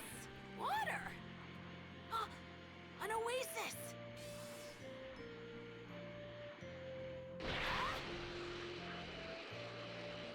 Hell, interspecies reviewers. There you go. There's your example of anime that's more explicit than old school hentai.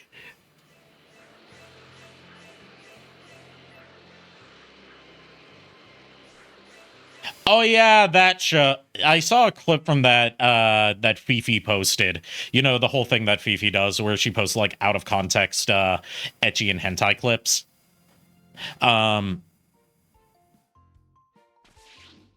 Yeah, she posted a clip. Isn't that from the same author that made Redo of Healer? I know! You're Goku's kid, right? Yeah. I'm Gohan. Are you a friend of my dad? You bet! Correct me if I'm wrong. Adventures together. Whoa. I'm Poir. You may have heard about me from Goku. No, not a word. Well, that's Goku for you. But you must have heard about Yamcha, right? Nope. Nothing yet. Of course you have. Wonderful. Redo of Healer is just a hentai. It's a hentai that's too pretentious to admit that it's a hentai. And that's why I don't like Redo of Healer. Like, yeah, I morally object to a lot of its content due to, like, personal taste and, like, some, like, real life stuff that relates to it. Not going to go too into detail about that. But, like, my biggest issue with it, apart from, like, objectionable content, is that it seems so fucking smug about being hentai that gets aired on regular TV. Like, it seems so proud of itself, and that's what bugs me.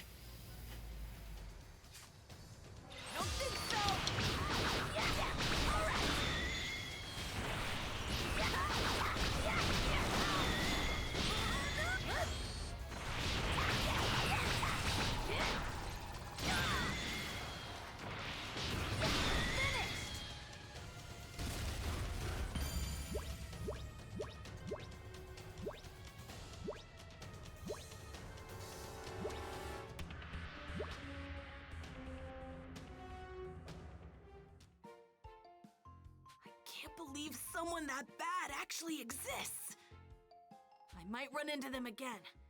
And when I do, I'll be ready for them.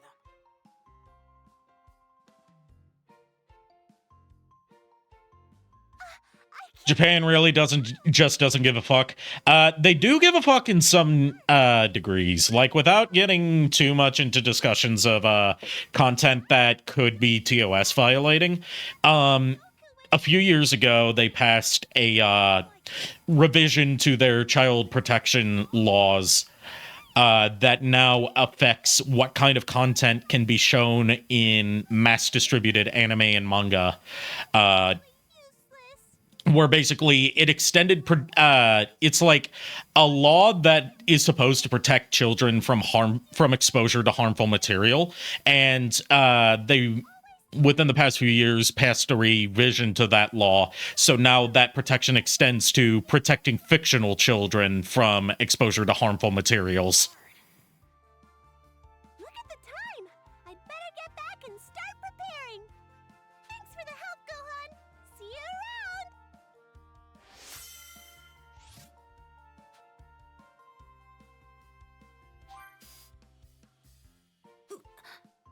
Piccolo's one tough teacher, but I am getting stronger. Maybe I can keep at this a little longer. Like, I shit you not, if you're familiar with the classic trashy ecchi OVA Aiken, you can thank the author of that for that law being written and passed.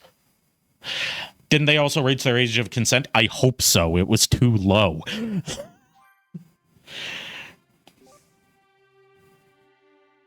it weren't for Mr. Piccolo, I wouldn't be as strong as I am now.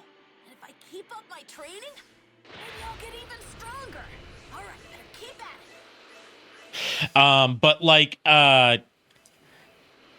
But long story short, the writing and passing of this revision to their child protection laws was spurred by a manga from the Aiken creator called something like Aiken is like basically Titties the OVA and really nothing else. It's worth checking out if you're either a fan of honka donka badonkas with no real without really caring about there being a coherent plot. And it's also worth checking out if you want to see some early roles for Bryce Papenbrook and Cindy Robinson, because that was for Bryce Papenbrook's very first voice acting role as the main character of that OVA. I had cities, and I have been summoned. But yeah, the creator of Aiken wrote a manga later in his career that was called something like My Bride is an Elementary Schooler, and that prompted an entire revision of their child protection laws to extend it to protection of fictional children. And yeah, how the hell, as someone who enjoys Aiken as good Garbo, I know it's trash. I'm not gonna pretend that's not trash, but the creator is such a piece of shit. After that, he's basically just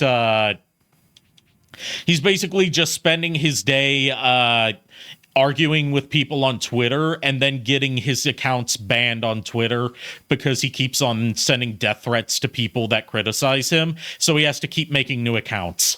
That is how he spends his day now, instead of actually making new stuff. I have a question now. How the fuck did we get Biko no Pico, whatever the fuck it's called? Boku no Pico? How the fuck did that come to be? It was before this law was put into practice. This is a very recent thing. So that's how that came to be. You would have thought that would have done it.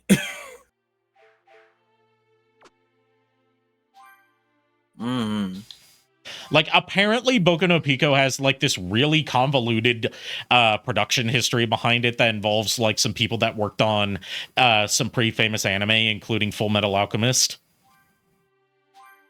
But I don't want to research that because I would like to not be investigated by the FBI. The fuck?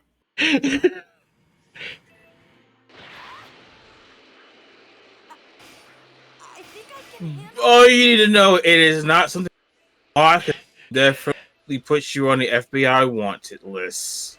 Yeah, or the like watch list. the closest thing I've gotten to any actual exposure to Boku no Pico was like there was a thing years ago where like the Trayvon Martin case was being decided, and some people from 4chan's poll board hijacked the like either CNN or NBC or something internet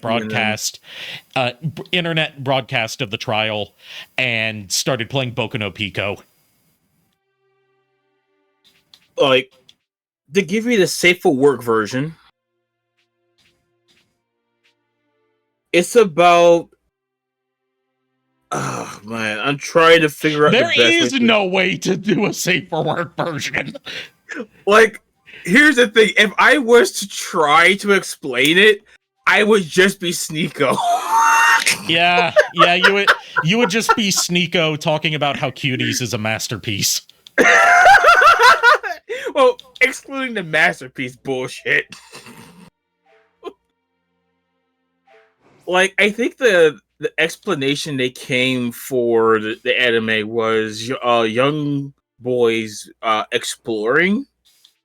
I think that's probably the best way to put their explanation. I've seen the entirety without the subtitles. It is weird. I'm getting PTSD. Like, flashback. the only other kind of exposure I've had to it is that there used to be a show on YouTube called Reaction and Review. I'm very sad to say that used to be a show, because the only reason it ended was because its host, Emmer Provost, unexpectedly passed away due to surgery complications at when he was only in like his early 30s.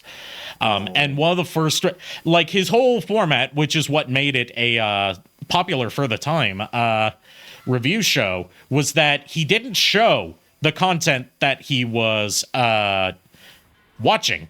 He would just have it playing in the background. You could occasionally hear it playing off his computer speakers, and he would do like montages of like his reactions to certain points, and then after he was done watching it, he would, review it.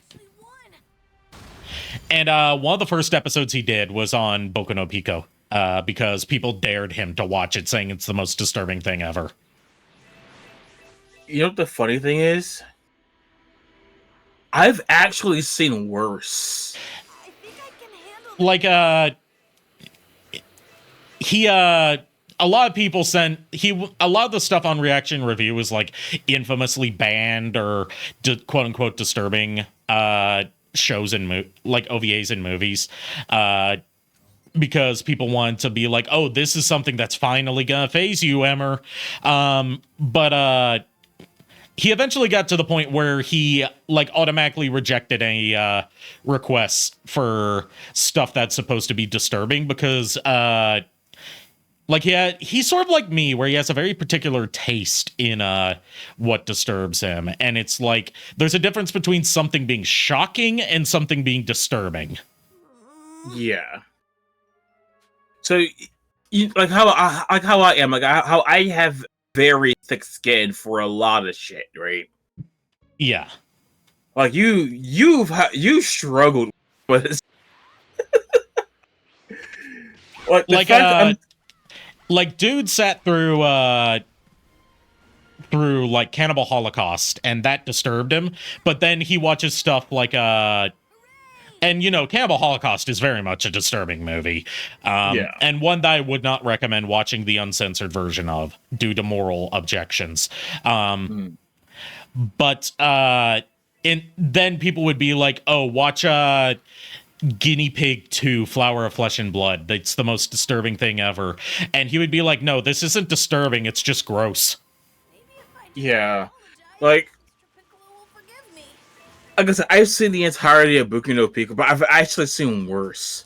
And I think... Excuse me. Actually, hold on. I have seen worse. Because, okay. Again, talking in terms of, legality and all this stuff, right? There is a game on Steam that has a adult patch. The adult patch technically is illegal. I'm afraid to ask. I will tell you after stream. I will tell you what game to avoid, though. Like, if you're going to play it, you're better off just playing the clean version. You're better off not even getting it. But I think it's something like Sword Warrior or some shit. Tina, Sword Woman of the Scarlet Prison. Avoid that like the fucking plague. That comes off with the same energy as that video that's like, don't watch an anime called Boku. Yeah, I guess.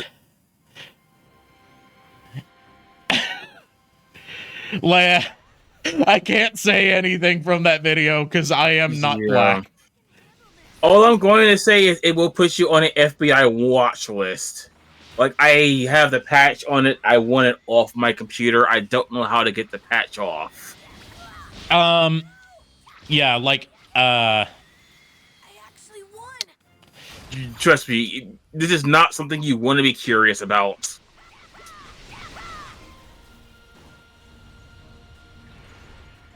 I did it.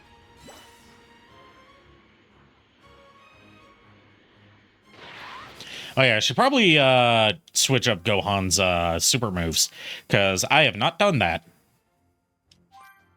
We gotta at least... Okay, so he's got Masenko equipped already. Okay, so I don't have any new super moves for him. I think you don't get any for him until after the Saiyan Saga. Which, you know, fair enough. He didn't know all that much at that point. Yeah, he didn't even use the Kamehameha until, like... he didn't use the Kamehameha until the fight with Cell. There we go, yeah. Like, I'm black, you can say it, but don't really. I'm not saying it, one, because I am very white, and two, because I don't want to get banned. And I'm not going to say it either, even though I am black, because I don't want him to get banned. Like that's what got, what am I forgetting names? Etika banned on Twitch. Mm-hmm. What's annoying is, like, they were, non-black Twitch streamers that said the N-word, but they came back. Yeah, it depends on your level of popularity and how many connections you have with the Twitch moderation staff. Yeah, I honestly hate that double standard. Like, it's technically our word, but, you know, like, you already know my thing on it. Like, none of us should be saying it to begin with. Like, there's a lot of words none of us should be saying to begin with. But, yeah.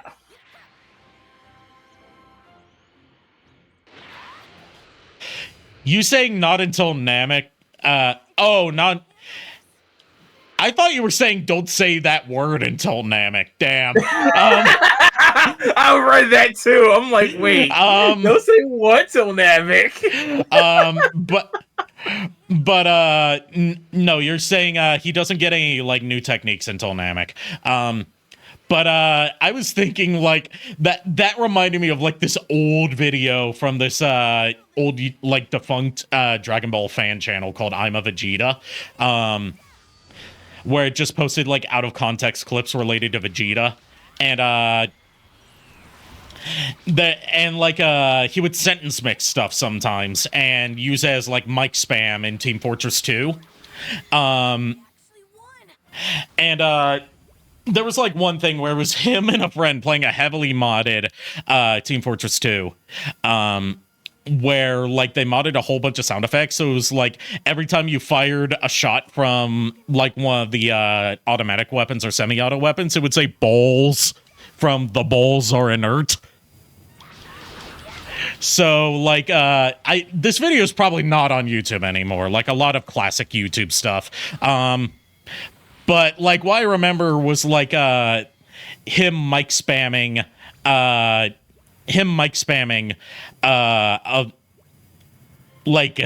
this sentence mix of Vegeta saying that motherfucking Namek.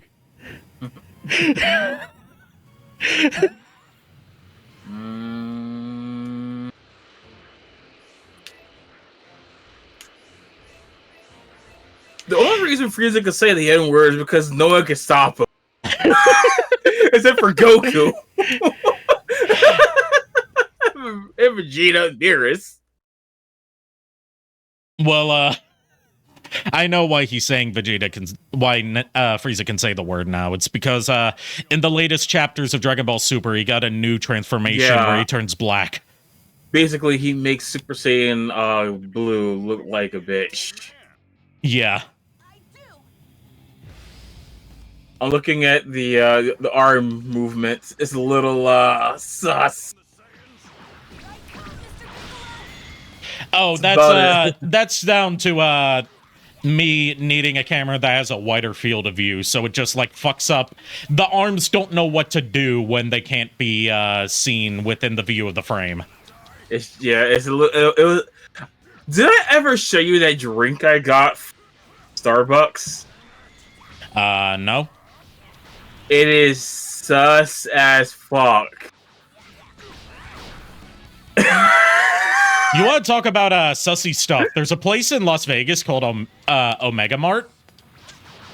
And it's like an art installation that's set up to be like a grocery store with fictional products that you can actually buy and take home as souvenirs. And one of the things they sell there is an energy drink called Gender Fluid.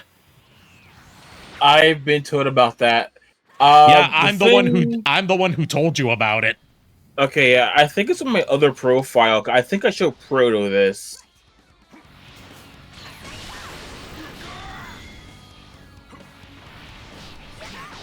Let me see. Yeah, it's due to the motion tracking software I use. Like, if I had a proper motion tracking thing, like a Leap Motion or like a Vive tracker set up, then that wouldn't be a problem. But I'm using a webcam-based motion tracker, so it still has a lot of kinks in it, and not the good kind. Yeah, and by the way, on the Higa Report profile, I sent you a picture of that rain that was just absurd. Gender fluid or gender fluids? Yes. Clothes beam again! What, you got a problem with it? Alright, so I'm gonna send a picture to myself. Thank you, Mr. Piccolo.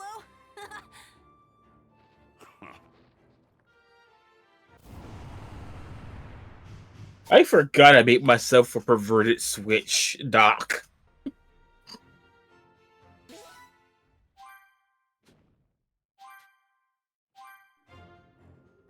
I know everyone's like, wait, how do you make a perverted Switch dock? Okay, the attention to detail on King Kai's planet, they have his car in the background. King Kong's planet. Wrong franchise, although that would be cool. Bro, dude, that sounds amazing. It would be like the Godzilla anime trilogy, except good. By the way, I put the picture in chat of the Starbucks drink. It's just white and frothy. I mean, if your white fluids are frothy, that's usually not a good sign. The funny thing is, it was actually really good. Very sweet and tasty. Oh, and then, boy, if you're wondering what I mean about how my spare Nintendo Switch dock the way it is, I just sticker bombed it with like some dirty anime girl pictures, stickers.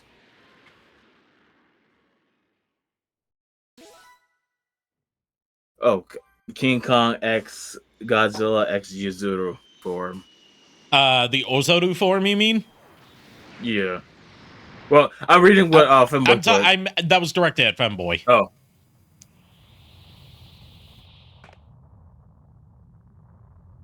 Oh, everyone's about to die in the city.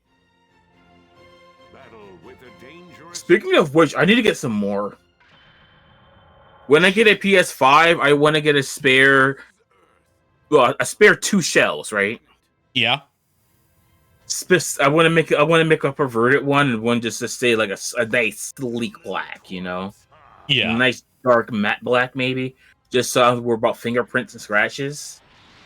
I'm actually, hopefully this is entirely dependent on how well I do this semester, but I have a deal with one of my parents where, like, they were going to, like, pay me based on my final grade for this semester.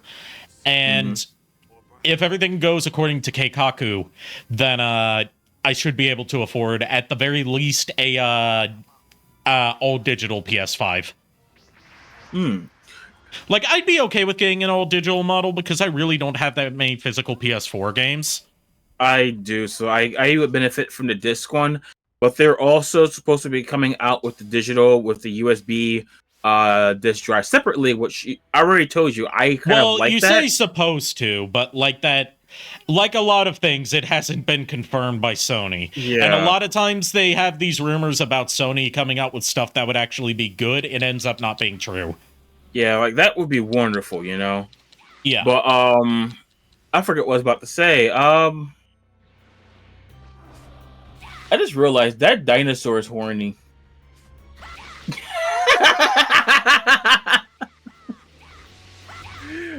King Kong vs. Godzilla was disappointing because there wasn't any hardcore. Yeah, I'm not going to finish that one. I mean, the closest you're going to get to that would be like some of the fan community of the Kaiju Girls franchise. Wait, what? Kaiju Girls. It's a Bishoujo version of like Ultraman and its related monsters. Oh, so it's like all the classic Ultraman monsters as like anime girls. My interest is peaked. I think I can handle this. Got it. Hey, look, he handled it.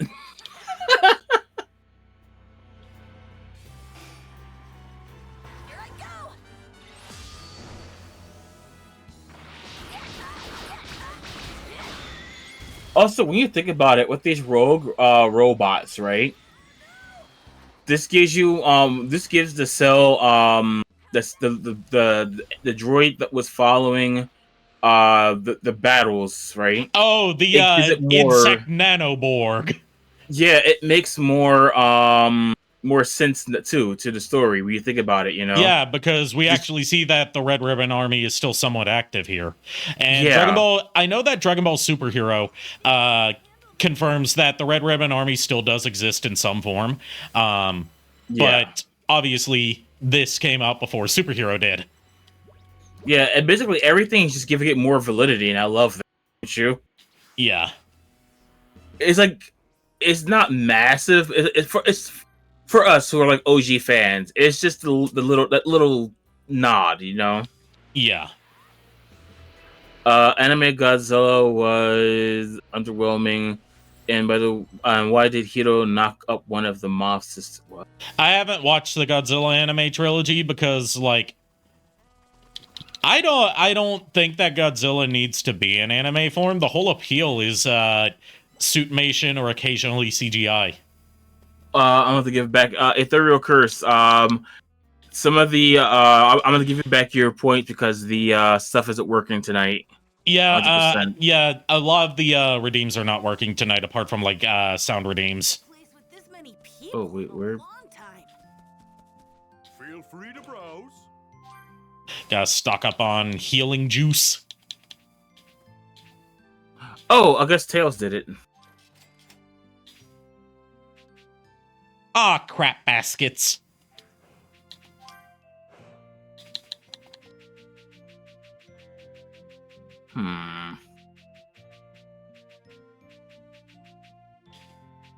Don't you? Would I become an old man? I want to look as good as this young gentleman here. TV series probably would have made the pacing better.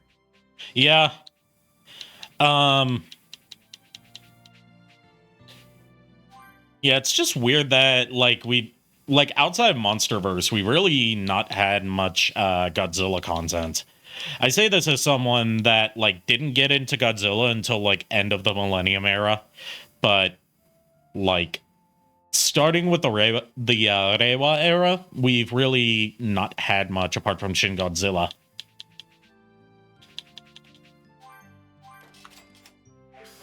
And, you know, I still haven't seen Shin Godzilla. I really should, because I am a Godzilla fan. Although I haven't seen any of the Heisei stuff, because Heisei tends to be, like, be harder to come across, than Showa stuff. I also put the picture on, Twitter. I meant to put it on Twitter a while ago. Like, Godzilla's weird to try and, like, collect releases of, to try and watch the whole series, because there were so many different distributors for it over the decades that, like, you can't just get them all through one distribution company. Yeah, you have to look up the, like, every way it was this. I'm still awake, my dude. I am a night owl, as they say, and which is just the friendly way of saying I have a fucked up sleep schedule. Same. That's enough chit chat. They're here.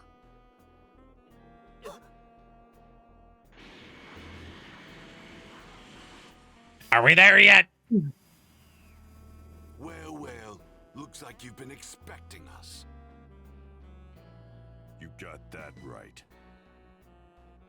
Good luck, man, he says. We're only now fighting the Saiyans, yeah. Honestly, I didn't think I would get this far tonight. Oh, I get it.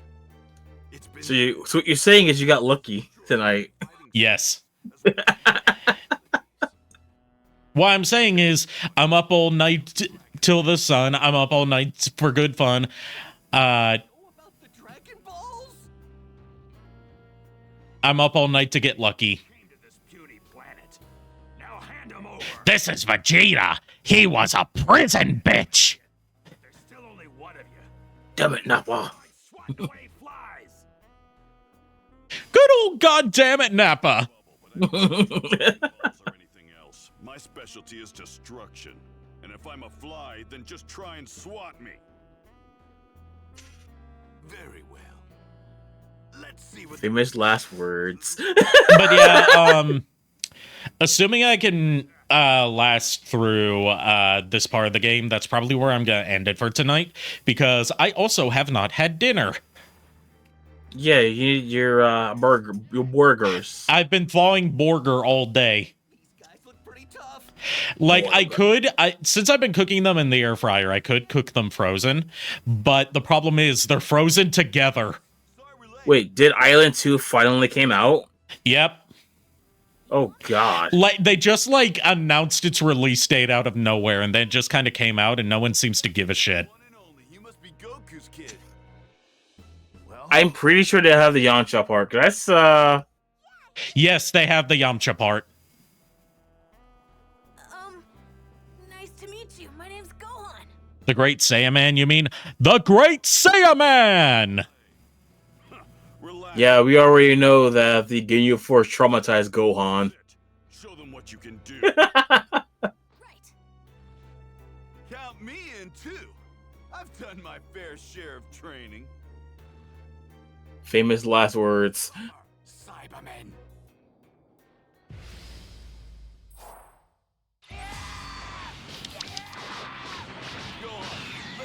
I might actually be under level for this section, but let's give it a whirl.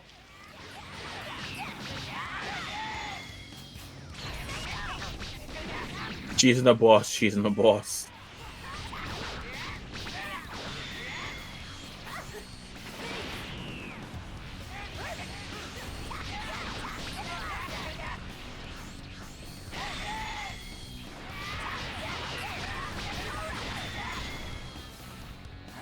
Gohan, member of the Ginyu Ginyu-Han. Ginyu-Han. Oh,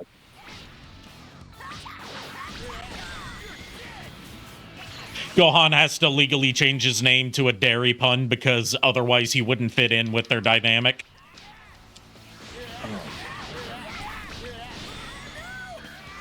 Bro, you know what would be a really good way for Gohan's name to be? What? Because we both know his name translates to basically in Japanese. Yeah. But let's go with the traditional Saiyan names where they're named after vegetables. But why not have them be named after a dairy dish that's heavy on dairy with a vegetable? What would that even be? I don't know. I don't know too many dishes like that, but that would be the perfect name combination for him. Don't you think? Maybe. Milk Jita. Do I know the stun guard cheese? I'm still learning the mechanics of this game, so no. All right, it's time for the scene. Something entertaining after all. Well then, who's next? Let me at him. Cheese I'll show cool. that I'm not messing around. Come on, let's do this. You green goons better give him hell. Yeah.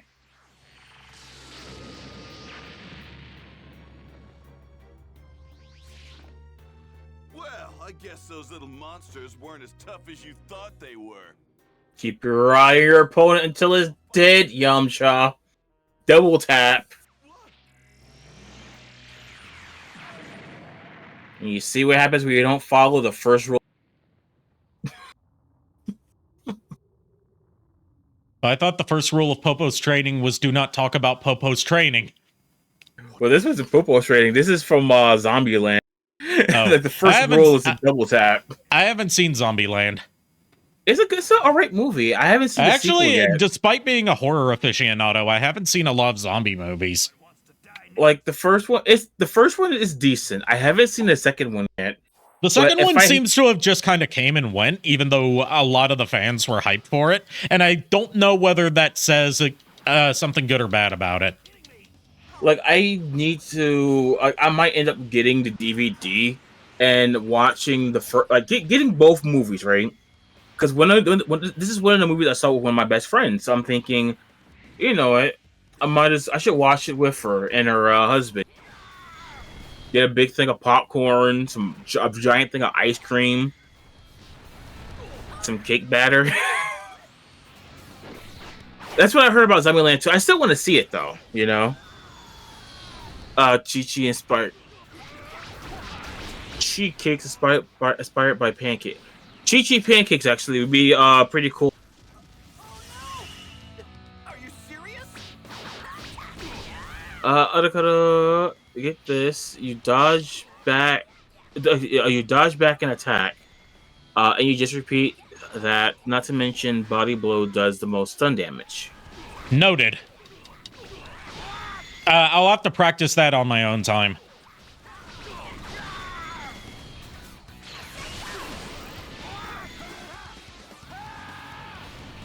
I like the destruction of the ground.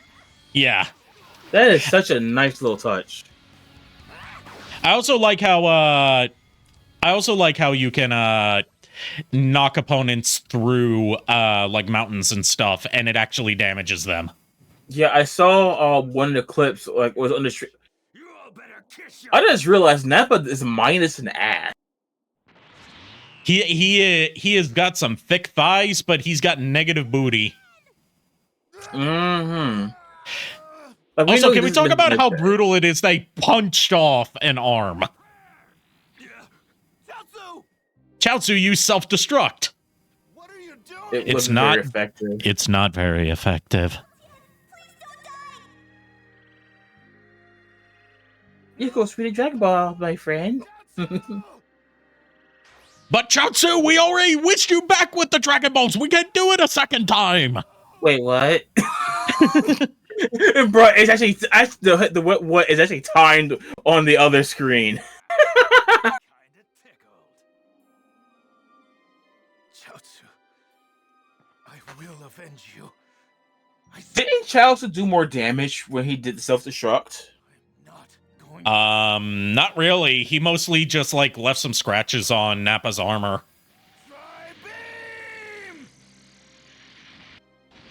Yeah, there's some bits of the dubbing for this that leave a bit to be desired. Like some parts where there's clearly supposed to be like screams and grunts are just left silent, like that right there. Yeah, another thing too is when he did the tri-beam, when you look at the actual hand, it looks like he's doing the heart. You notice that? Well, it's because he only has one arm to do it with. I know. He needs another friend to give him the heart. Oh, boy. Wait, Ethereal Curse says they could top punching someone's arm off. Okay, how? You truly believe that he can save you? After all, he can barely handle a weakling like Raditz. He's gotten stronger since. Well, parrying off someone's arm. I mean, I can still think of something that tops that, which is fucking Virgil just ripping off Nero's Devilbringer arm. Bro, I was about to say something along those lines. Like, what about ripping someone's arm off? Like for example, the way Vegeta ripped off Android 19's arms. Did you need those? Or, okay, and by the way, Manny, your puns are very much appreciated. We are a very, pro-pun group here. Very. We're like puns, dad jokes. What else? Innuendos. Oh, yeah, I mean, we've been saying them all night long, huh? The smaller guy's the one we need to keep an eye on. Burning it off, actually, I think Manny may have topped us all. Yeah. I mean, I actually know I have seen something that's more brutal from a movie, and it's deep freezing someone's arms in liquid nitrogen and then suddenly thawing them, so like the skin just like peels itself off. Oh, the equivalent of a 3rd-degree burn without actually burning it. Oh God. Yeah. I can thank the Chinese movie Men Behind the Sun for that. The only other thing I think that could come even close to any of that stuff, wiping out the entire planet. A very slow execution. Electrocution, like you just like gradually. Yeah, but we're just talking about arm-related trauma. Beer-san doesn't know what beer is, and make the best Whis pun you can. I don't need your sympathy. Just focus on winning. Don't you wish you could come up with a good pun? I don't know. Give me a good whiskey and rye, and I might be able to. Oh my God! I love that song. I love that. I'm showing my age big time. I love that song, ain't I? Weird Al's version is better, where he just took yeah, sorry, but okay, I'll hydrate. Too bad. I guess Kakarot was too scared to show his face.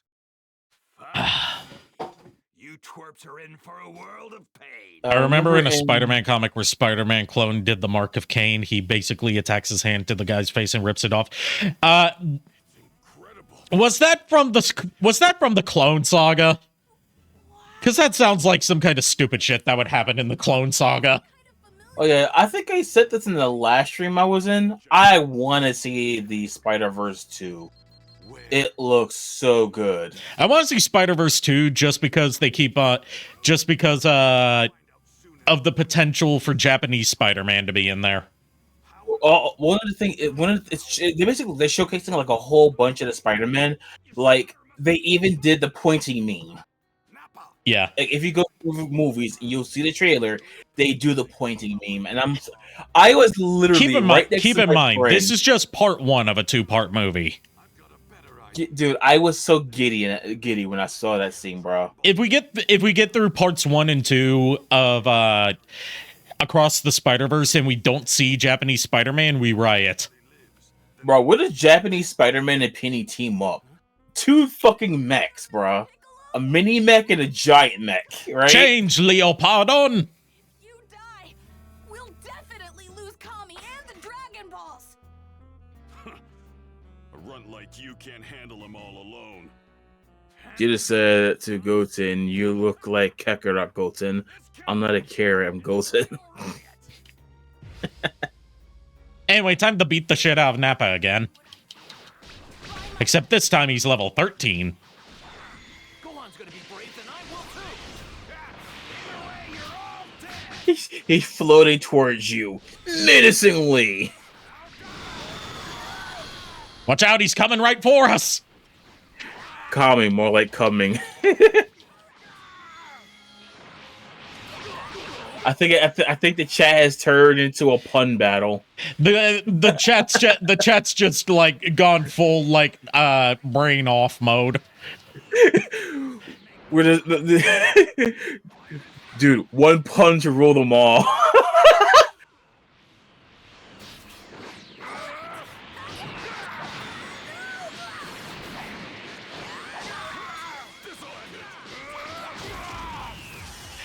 All right, we broke him.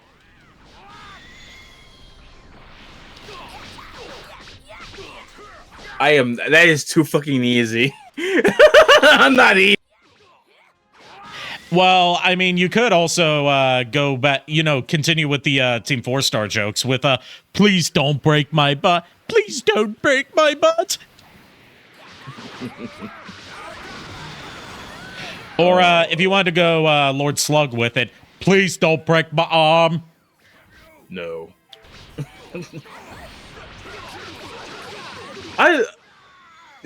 Doesn't Taka? I think that was one of Taka's favorite moments in the Lord Slug area, right? That was like one of everyone's favorites in Lord Slug.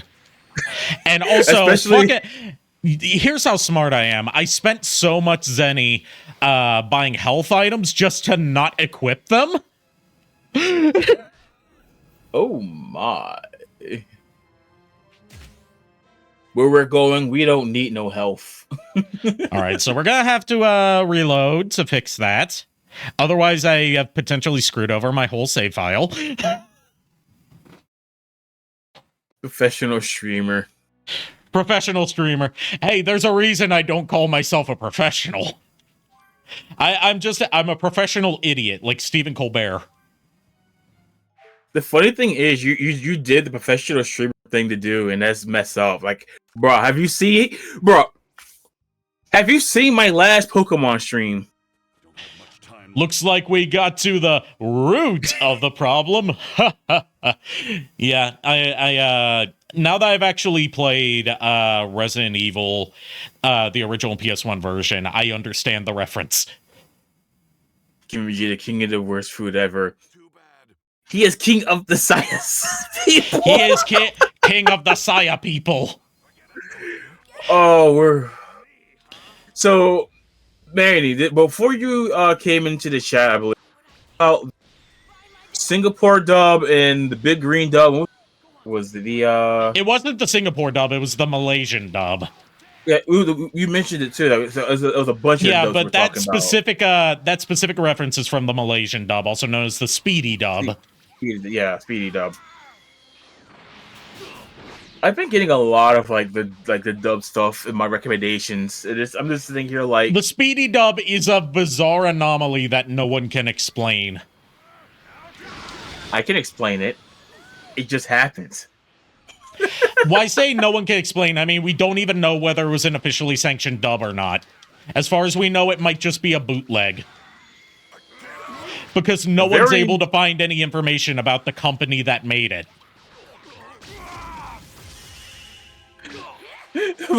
Dude, I was looking at the screen for a moment. I'm looking at chat also. And I'm laughing because Gohan and Piccolo both were like, oh, I'll get too old for this.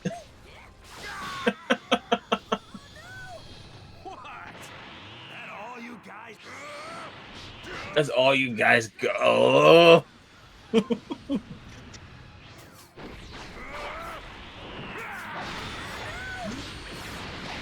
Oh, guess what Finboy said? What? Don't forget you can block. You know Gohan specifically can't is it dodging. Yeah.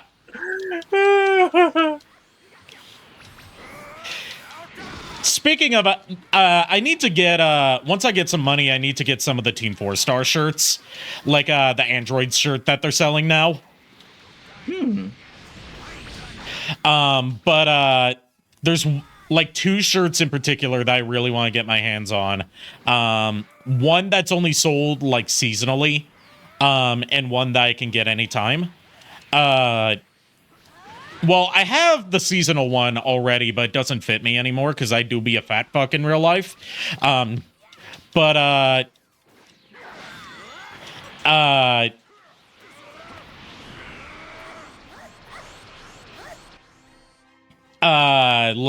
one is a shirt that has a picture of Spyro the Dragon on it, and it says, "My life is spiraling out of control."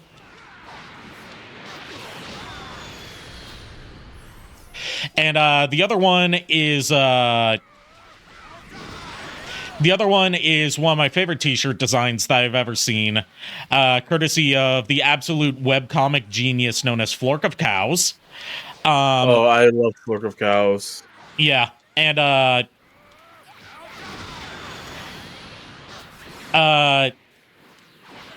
it's a shirt that has like a guy playing guitar on it, and it says, "Stop watching anime and get a job."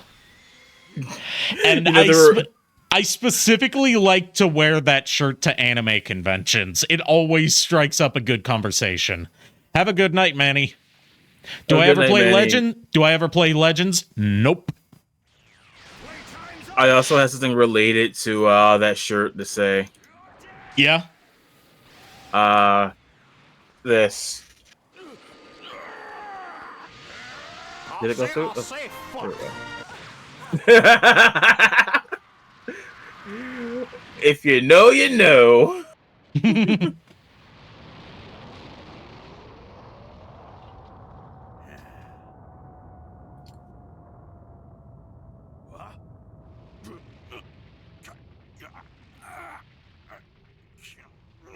They actually put some burns on them. Shit. Yeah. Like I said, leave it to CyberConnect 2 to go all out with the cutscenes. Yeah, like, bruh. Common Piccolo L. Like, he had enough time to dodge. Shut up and run. No! Mr. Piccolo! Please don't die! He's not dying, he's just fading into another dimension. That's a deep cut right there. He is going to the Shadow Realm.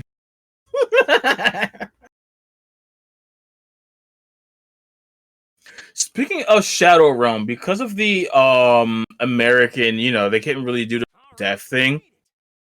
They technically did, yet didn't at the same time. Because of the episode with Bakura and sending them to the literal graveyard. He actually made his way back from King Kai's planet. Actually, like, here's a thing about, like, hot take about 4Kids. Censorship, like, Americanization stuff aside, a lot of their censorship and, like, random cuts to stuff gets over exaggerated on how bad it was. Because, like, a lot of the stuff where it's like, oh, they cut out this scene and no one knows why it's not even offensive. It's not because it was, like, too offensive. It was because the time slot wouldn't allow it. Because, like, yeah, they both had 30-minute time slots. Yeah. But American broadcasting shoves in, like, excessive amounts of ads, so the actual runtime of the episodes had to be shortened as much as they could to fit into that time slot with the appropriate amount of ad breaks as mandated by the network it was airing on. Here's why I was talking about Mr. Popo leading the community of the gods. And Finboy said Piccolo would really be like father like son being dead. But yeah, Like a lot of the 4Kids edits that people are like, why'd they cut this out? It's not even offensive. Weren't cut because they were offensive. It's because it slowed down the pace of the episode, and they needed to cut out like anything that slowed down the pace at all. I am at your every beck and call. I'm humbled by your generosity, Mr. Popo. Mr. Popo gets, like, Team 4-Star stuff aside, remember, this guy fought against 2 Super Saiyans, like, with only 1 arm or something. Yeah, bruh. He ate the Kamehameha. Liars have a special place. The funny thing is, I wonder if Popo could fight, Boo. We don't know, because Mr. Popo chooses not to fight. Yeah.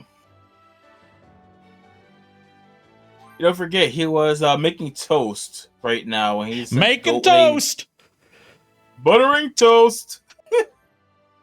I could actually go for some toast. I could go for some toast too, but I was stupid and forgot to get bread when I was grocery shopping. That also means I don't have any buns to put my burgers on, so I have to eat them with a fork and knife like a fucking savage.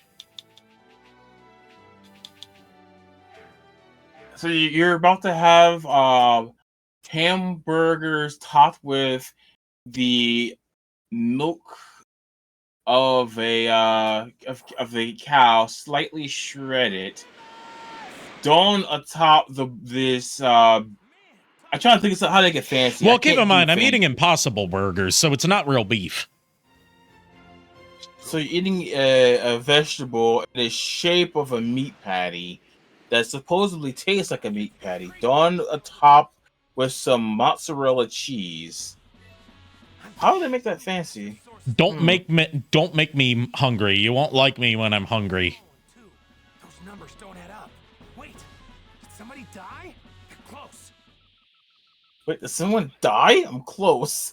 Oh yeah, This game is called Kakarot. I forgot about. Yeah, for a game called Kakarot, you don't spend much time playing as Goku. If you want to play as more Goku, play a Legacy of Gut. We stop. Keep coming back to it. Like you. It's laughable.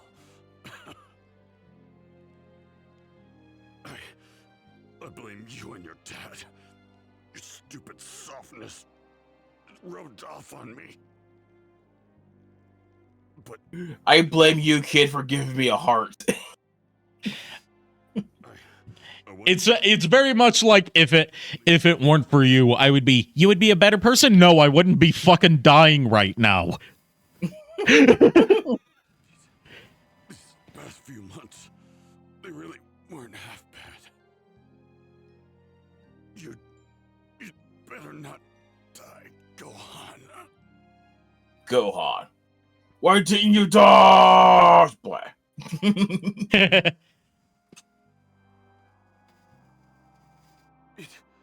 appears I'm not long. Oh, Popo, I have to take a massive dump. I had too much cheese. I'm lactose intolerant. Piccolo has finally surpassed me. Would I eat meat like Bakura? Hell yeah. Wait, that is Bakura? There's a scene in the Japanese version of Yu-Gi-Oh! That was cut from the English broadcast, presumably due to it not being necessary, so they just cut it out, where he like fucking rips into a steak and he's like, there's not enough blood. The funny thing is, I have actually ripped into a steak like that then. Like a skirt steak.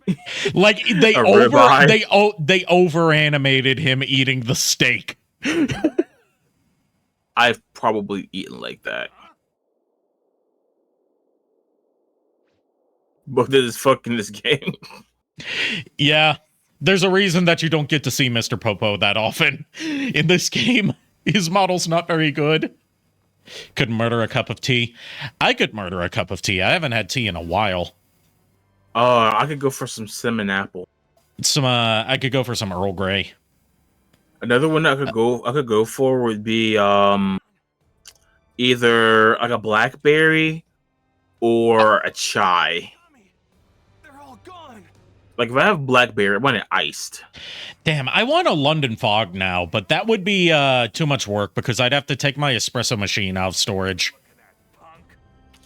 You know what else I can go for? What? A strawberry malted.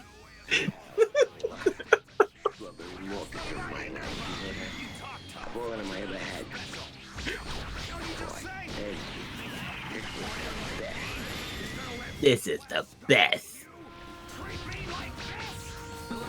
We gotta watch that movie for real. Yeah, if you guys want to know what the hell that's from, it's from a made-for-TV biopic about Abbott and Costello from the 70s called Bud and Lou.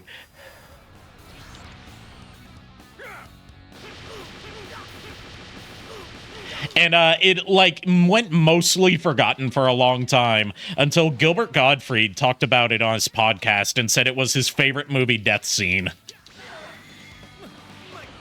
Let me ask you, what is your favorite movie? I mean, apart from that masterpiece right there. Yeah. God, there's a lot of good movie death scenes that I could talk about. One of my favorites is like the evil military guy's death scene from Day of the Dead, where he gets eaten alive by zombies and they're like ripping him apart and eating his guts while he's still alive, and he's like cursing them with his last breath, and he's like, "Choke on him! Choke on him!" Oh God, I remember. You know what my favorite death scene is? Like, it's not like the most crazy or anything, but it's one of the most creative. I forget the name of the movie, but basically, I think it was somewhat inspired by the Get Backers, the Limitless Fortress, right? Yeah. Because there's basically a SWAT team that goes into this building in order to, I guess, bring someone out. So it's a martial arts movie, and they gotta fight their way out. And basically what happens is they kick one guy through a door. The bottom of that frame is still there. The guy grabs the other person's head, jumps back, and then pierces the guy's neck on that piece, the broken piece of door. Like, that's a creative death scene, you know? Raid, I'll have to see who's online if we're gonna raid anyone. Is anyone even on mine? I doubt any of my usual targets are online right now.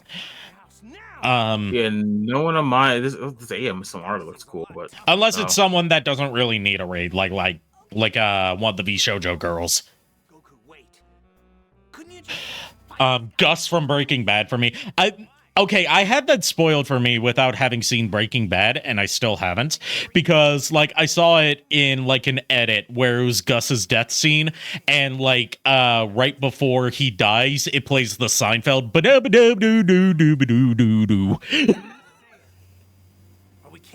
So I just looked in the VTuber tag and I put in movie called Raid your friend was talking about.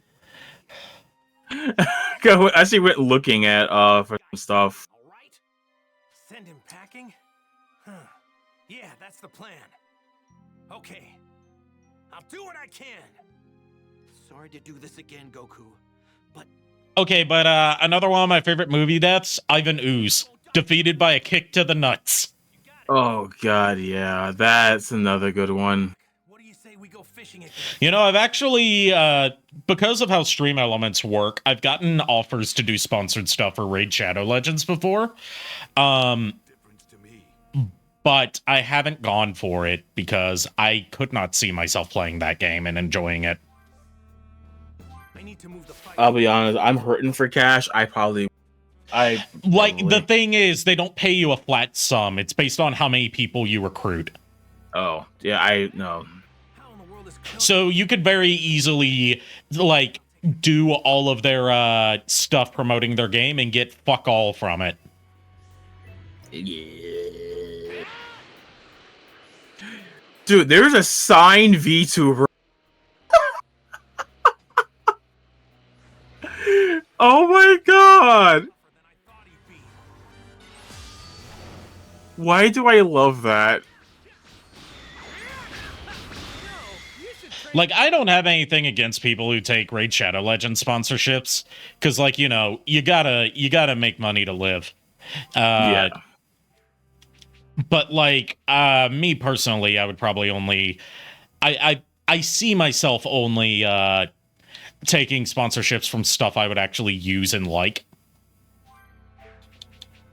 Same. Like, I've used Freshly, right? Yeah. It's gotten too expensive for me. Like, my own personal thing was I've actually lost weight with Freshly before. The price jumped, and I just couldn't afford it anymore. Like, I lost like 30 pounds. Remember I told you about that? Yeah. Yeah, so that is one I would 110% like love. Like, another one I would probably really love would be like if the Peeps company gave me a sponsorship. Hell yeah, dude. I would love Peeps. This video is sponsored by Peeps flavored Pepsi. I honestly would love to try it. I tried the Pepsi Peeps. They're delicious. I haven't gotten the Peeps flavored Pepsi yet because I can't find it in stock anywhere here. Same here. I think it's out of stock, out of season now. I mean, like, it was the same thing when they re-released Crystal Pepsi. It was just not in stock in my town. Yeah, but like, I want to get Pepsi flavored Peeps just so I can see what Peepsy Pilk tastes like. Oh god. Well, I can at least tell you the marshmallow, it doesn't taste overly sweet compared to like your normal Peeps. It tastes less sweet, which is like perfect. Have a good night, fanboy ahoy. Glad you were able to make it tonight. Have sweet dreams. Have sweet dreams of trombone. And some trombones. You're about to learn the hard way that And tromboners.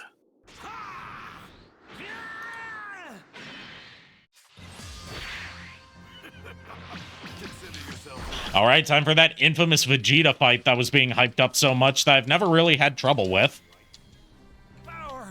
But you know, it's a stream, so I probably just doom myself by saying that.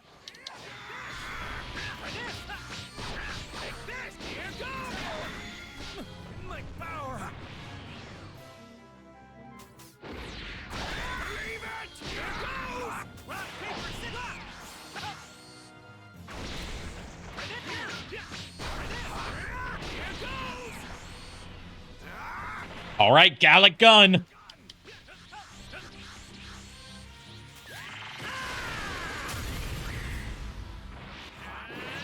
I could go for some garlic. See, they recreated they put so much effort into recreating iconic shots from the fights. It's so cool. Yeah.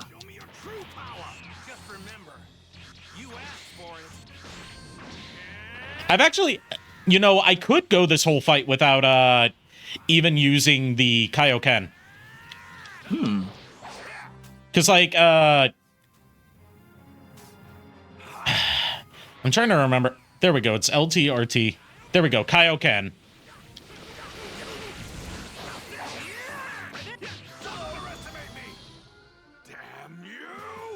So I'm laughing about some of this stuff on Twitter right now, right? Yeah. Elon's apparently paying for some celebrities' mark. Fifi pointed out that Twitter gold verification is a complete scam. I'm not surprised. Like, and not just complete scam as in it's not worth it, but complete scam as in potentially illegal. Oh. Because you have to pay a $1,000 fee to apply for like the gold check mark. But what they don't tell you is that you can still be denied for that gold check mark, but they keep the $1,000. That's ooh. So Elon just wants to keep getting sued, basically. Yeah, I mean, he's already being sued for like pretty much his entire fortune for scamming people with Dogecoin. Exactly. Also, there's some issues going on with Tesla as well, if I'm not mistaken. There's always issues going on with Tesla. I think it has to do with the self-driving functionality. Like, what he needs to do is basically kind of lay. What he needs to do is just disappear, because he's a shit person. Bro, just give Mr. Beast the the Twitter, right?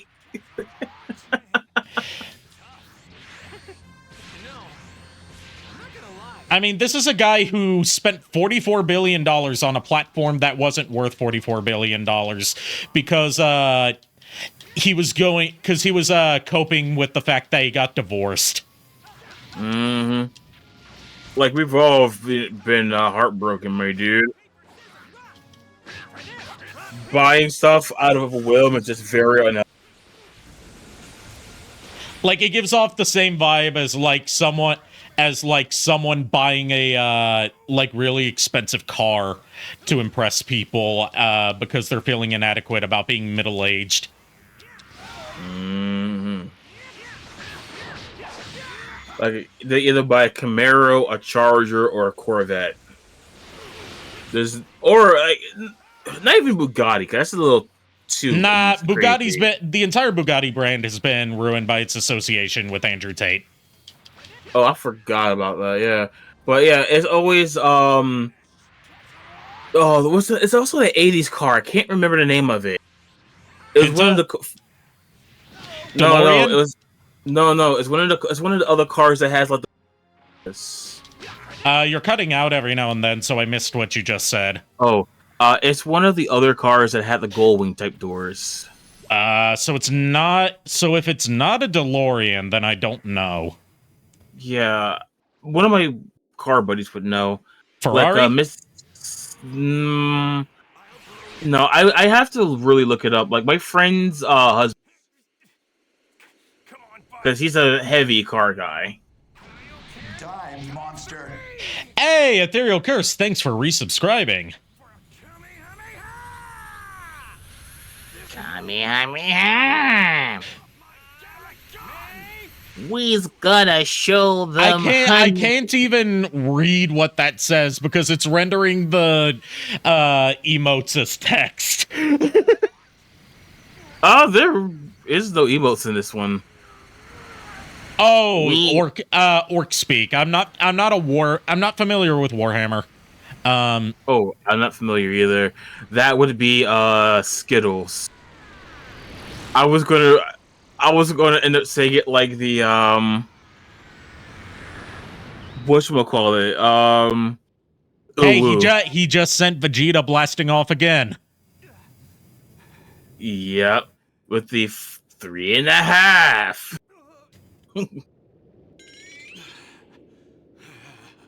Man, he's a tough one. No, the 3.5 was against Dr. Wheelo. In the fight against Vegeta, it was Kaioken times 4. Oh yeah, you're right. Kakarot! Burst open and mix! What the? We's gonna show them humming, them spiky chaos boys and them Elgar gifts was we's the best hold on onto yeah, I'm not reading that out loud because it sounds like I know it's not racist, but it sounds racist. I couldn't even read.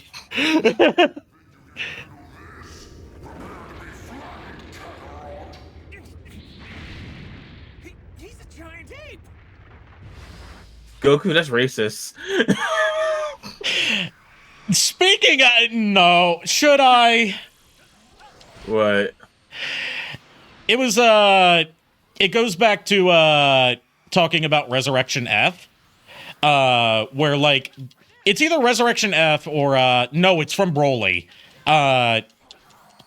where, like, it shows Frieza meeting the Saiyans for the first time, when, King Cold declares him the, new leader of the Empire. Yeah. And, like, he sees all the Saiyans bowing before him, and he says, "Hello, monkeys!" Like, I saw someone in the comments make, like, a really racist comment about that. Tell me off stream, if anything. Yeah. you famous if it's something that's a little too spicy for the stream, let me not say it's my thing. That face Why Goku's that's- making right now is the same face I made at that comment when I read it. That was my face after I break up that fight. Like, you motherfuckers. Okay, can we talk about how outside of the movies, the Spirit Bomb is the most useless fucking technique? Mm-hmm.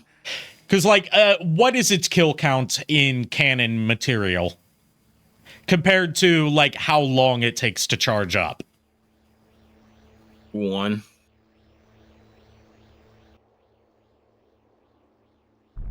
No, 1, Kid Buu. Kid Buu is the only one to die to the Spirit Bomb. Yeah, it's more effective in the movies than it is in the actual series. Yeah, all this did was gravely injure Vegeta. It gravely injured Frieza. He didn't use it against Cell. And he hasn't used it at all in Super. So yeah, Spirit Bomb is literally fucking used. Dude, I just thought of something. He gets more creative with it in the movies too. Dragon Fist? I was thinking in Android 13 where he absorbs the Spirit Bomb into his Super Saiyan form. Ooh. I was thinking was it Android Super 17 where he did the Super Dragon Fist? That was from GT, but yeah. Yeah, that was also creative though. Yeah. I'm talking specifically about uses of the Spirit Bomb. Yeah, he channeled it because it was losing. The energy was draining away from it, so he put it into a fist. I haven't seen much of GT, so. So yeah. It's still related. It's still related to the. It was the most hype moment next to Super Saiyan 4 and the fusion. What's going on? This weird, huge energy is getting even bigger. I don't think Whoa! His huge energy is getting bigger. Oh my! Some Cybermen. Yeah, after the Cybermen fight, they start showing up as random battles in addition to the Red Ribbon Army robots. Can you fight one of the robots and the Cybermen at the same time? Yes. Ooh. my dad's in trouble. Excuse me. Oof. I am getting sloppy. We're almost done here, so it won't take too much longer. Krillin, what's that? Get down, Gohan. Don't let him see us.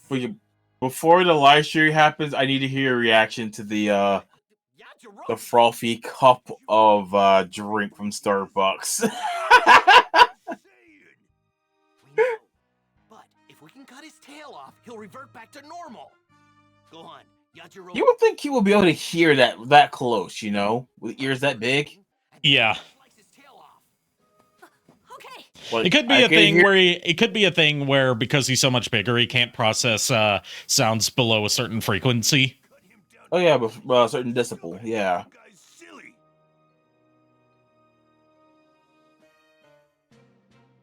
We're not better listeners just because we're bigger than some animals. True. I mean, there's some small dogs who have like bloodhounds have some of them have some bloodhounds are not small dogs, my dude. No, there was a breed of bloodhound that was small. You're talking about basset hounds. There we go. Thank you. I do miss some of them. Yeah. There's also the Dachshund. There we go. They had good hearing too because they had to go almost underground to hunt like weasels and stuff. Yajirobe saving the day. The underrated MVP of the Saiyan saga. Did you know when I saw that Yajirobe became one of my favorites when I was a kid? Yeah. But then they did nothing with him, and I'm like, yeah, they do I like Yamcha and I like Yajirobe. They did nothing with them, and they quickly became like none of my favorites. Trash! You're all dead! Do you hear me?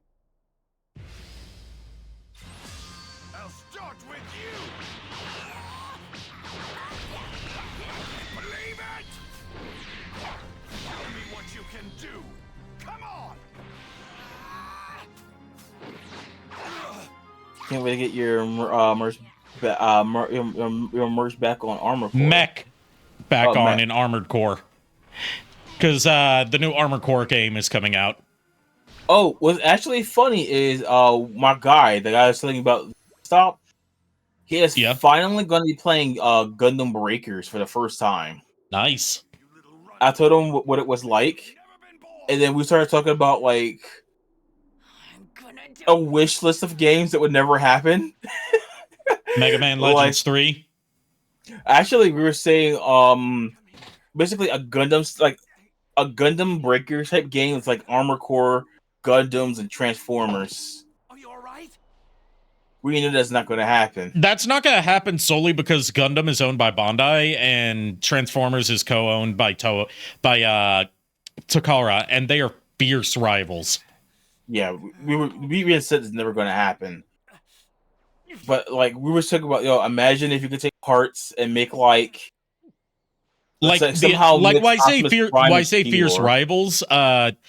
Like Jetfire doesn't get very many toys. G1 Jetfire, at least, doesn't get very many toys that are similar to his original design, because the original design was not even designed by Takara. It was a Macross figure that was licensed from Bandai. Yeah. I remember you told me that. I remember you told me that one. And that becomes weird because when Macross got localized here as Robotech, they couldn't sell the fucking Valkyrie here because it was owned by Hasbro as Jetfire. Yeah. But yeah, like, just imagine for a second that they were mad chill, right? Like, imagine a game where you have like Gundam Wings shield, right? You know your RX 88 or 78 shield, the classic shield. Yeah. With Cheetor's body, with like Optimus Prime's head or some shit, with like Scorponok's gun. Which Scorponok? Original OG. Okay. Like, could you something crazy? You could mix and match parts. Like that would be. Well, that would be a 1-for-1. A nightmare just to kind of do all the combinations, right? But that sounds like a lot of fun, don't it? Yeah. Like mixing the Predacons, Decepticons, and the Autobots alone already sounds like fun. Don't forget the Maximals. Oh, how can I forget about the Maximals? You know I'm not gonna forget. You mentioned a Maximal and you still forgot them. Well, I was using an example because I remember I could have said what was it called, the Hounds of Zeon as well. The Trade Federation, the Earth Federation. But dude, even throwing some Power Ranger shit into that shit, bro, that would be amazing. Yeah. Oh man. Like the only way I could ever see them doing work together would be if they were getting 50-50 cuts on a fighting game where it's basically like their franchise versus another. It still wouldn't work though. I know they wouldn't do it. Yeah, and it would also make it borderline impossible to re-release on newer platforms. Yeah. But even for a one-time thing, I think that would be kind of like at least fun to do. To me, it sounds like you would be a fan of Super Robot Wars, which is a similar take of like a big crossover between tons of famous mecha genre that has never been localized in the US due to the licensing hell that would be involved. Yeah. Like, that I just saw the Vegeta thing. But yeah, like even like I could see that on Evo, couldn't you? You know what else we need to see on Evo? Dong Dong Never Die. We also need Evil Dead to make a You mean Evil Zone? Evil Zone that needs to make a comeback as well. Like there's a lot of fighting games that need to come back. Don't you agree? There's the Power Rangers fighting games. Wasn't there there's a Power Rangers fighting game out now that I think you might like, even though it's technically based on the comics, called Battle for the Grid. I've been meaning to play that one for a minute. Like it was on Game Pass, but it just left. I think it's on Steam. I think also. Yeah, it's on all platforms. It was even on Stadia when that was a thing. Basically, how I can describe it in terms of its gameplay is basically take Marvel vs. Capcom 2 and swap out the Marvel and Capcom characters for Power Rangers characters.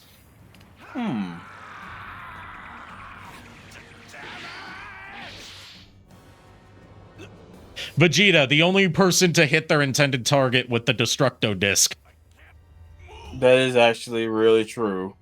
Not counting that filler scene where Krillin throws the Destructo Disc at Perfect Cell and it doesn't phase him. Yeah, that was actually funny.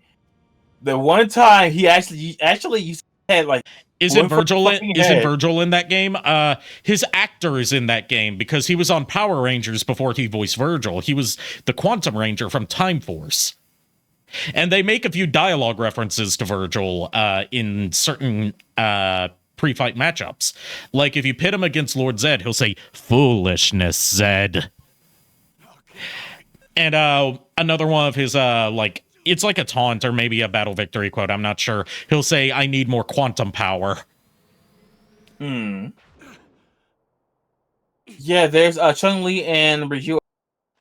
Yeah, Chun-Li and Ryu are in that game, and they gave them ranger forms. Yo, because you know how? Okay, I don't know. Like I said, I know about that, but you know who will be amazing to see as like in an evil. He's already evil, but a new evil form, basically, right? Yeah. M. Bison and Akuma. Oh hell yeah! Like, what's the other guy? He's supposed to be like omnipotent or something like that. Seth. Thank you. Yes, but I think that might be too much. If you catch my drift, I would say M. Bison and Akuma might be the more iconic to go with. You know, Wesker. He said omnipotent, not thinks he's omnipotent. Wesker got killed by a rocket launcher. He is not omnipotent. Do me this favor. Let him live so I can fight him again someday. Okay, fine. I guess Goku just wants to beat off Vegeta. It's you. Good night, everybody. You gotta blow this guy away with everything you got when he comes. You're not helping, Krillin. Regret this. You won't have another miracle to save you next time. Enjoy this time, because it's all you have left.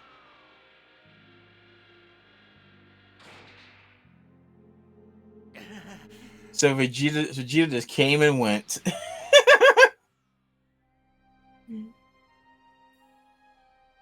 There they are. Hey, over here.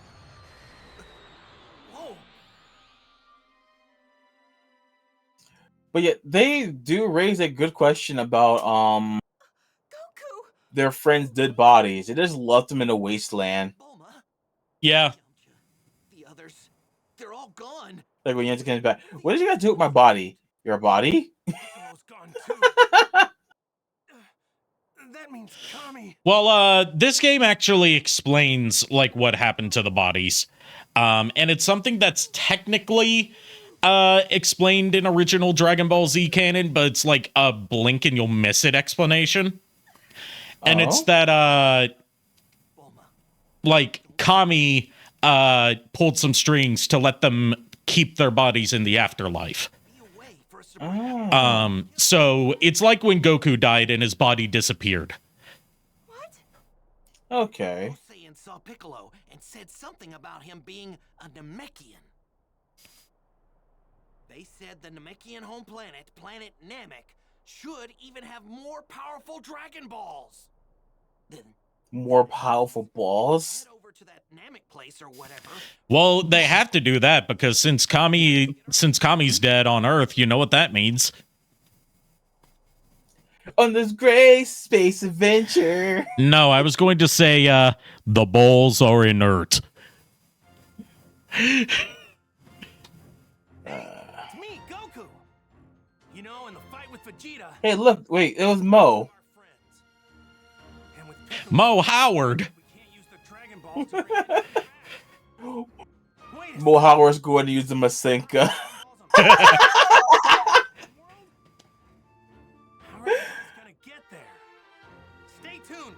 Why I oughta? The legendary Super Saiyan versus the evil Emperor Frieza. Don't miss it.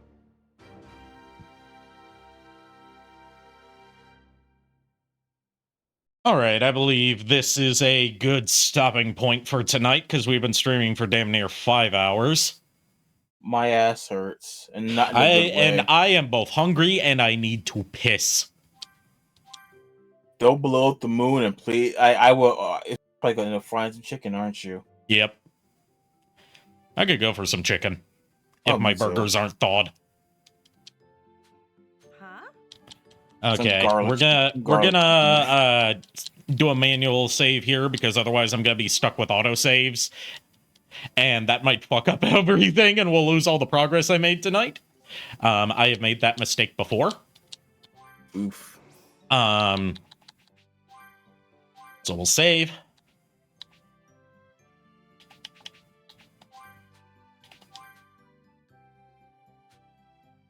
All right.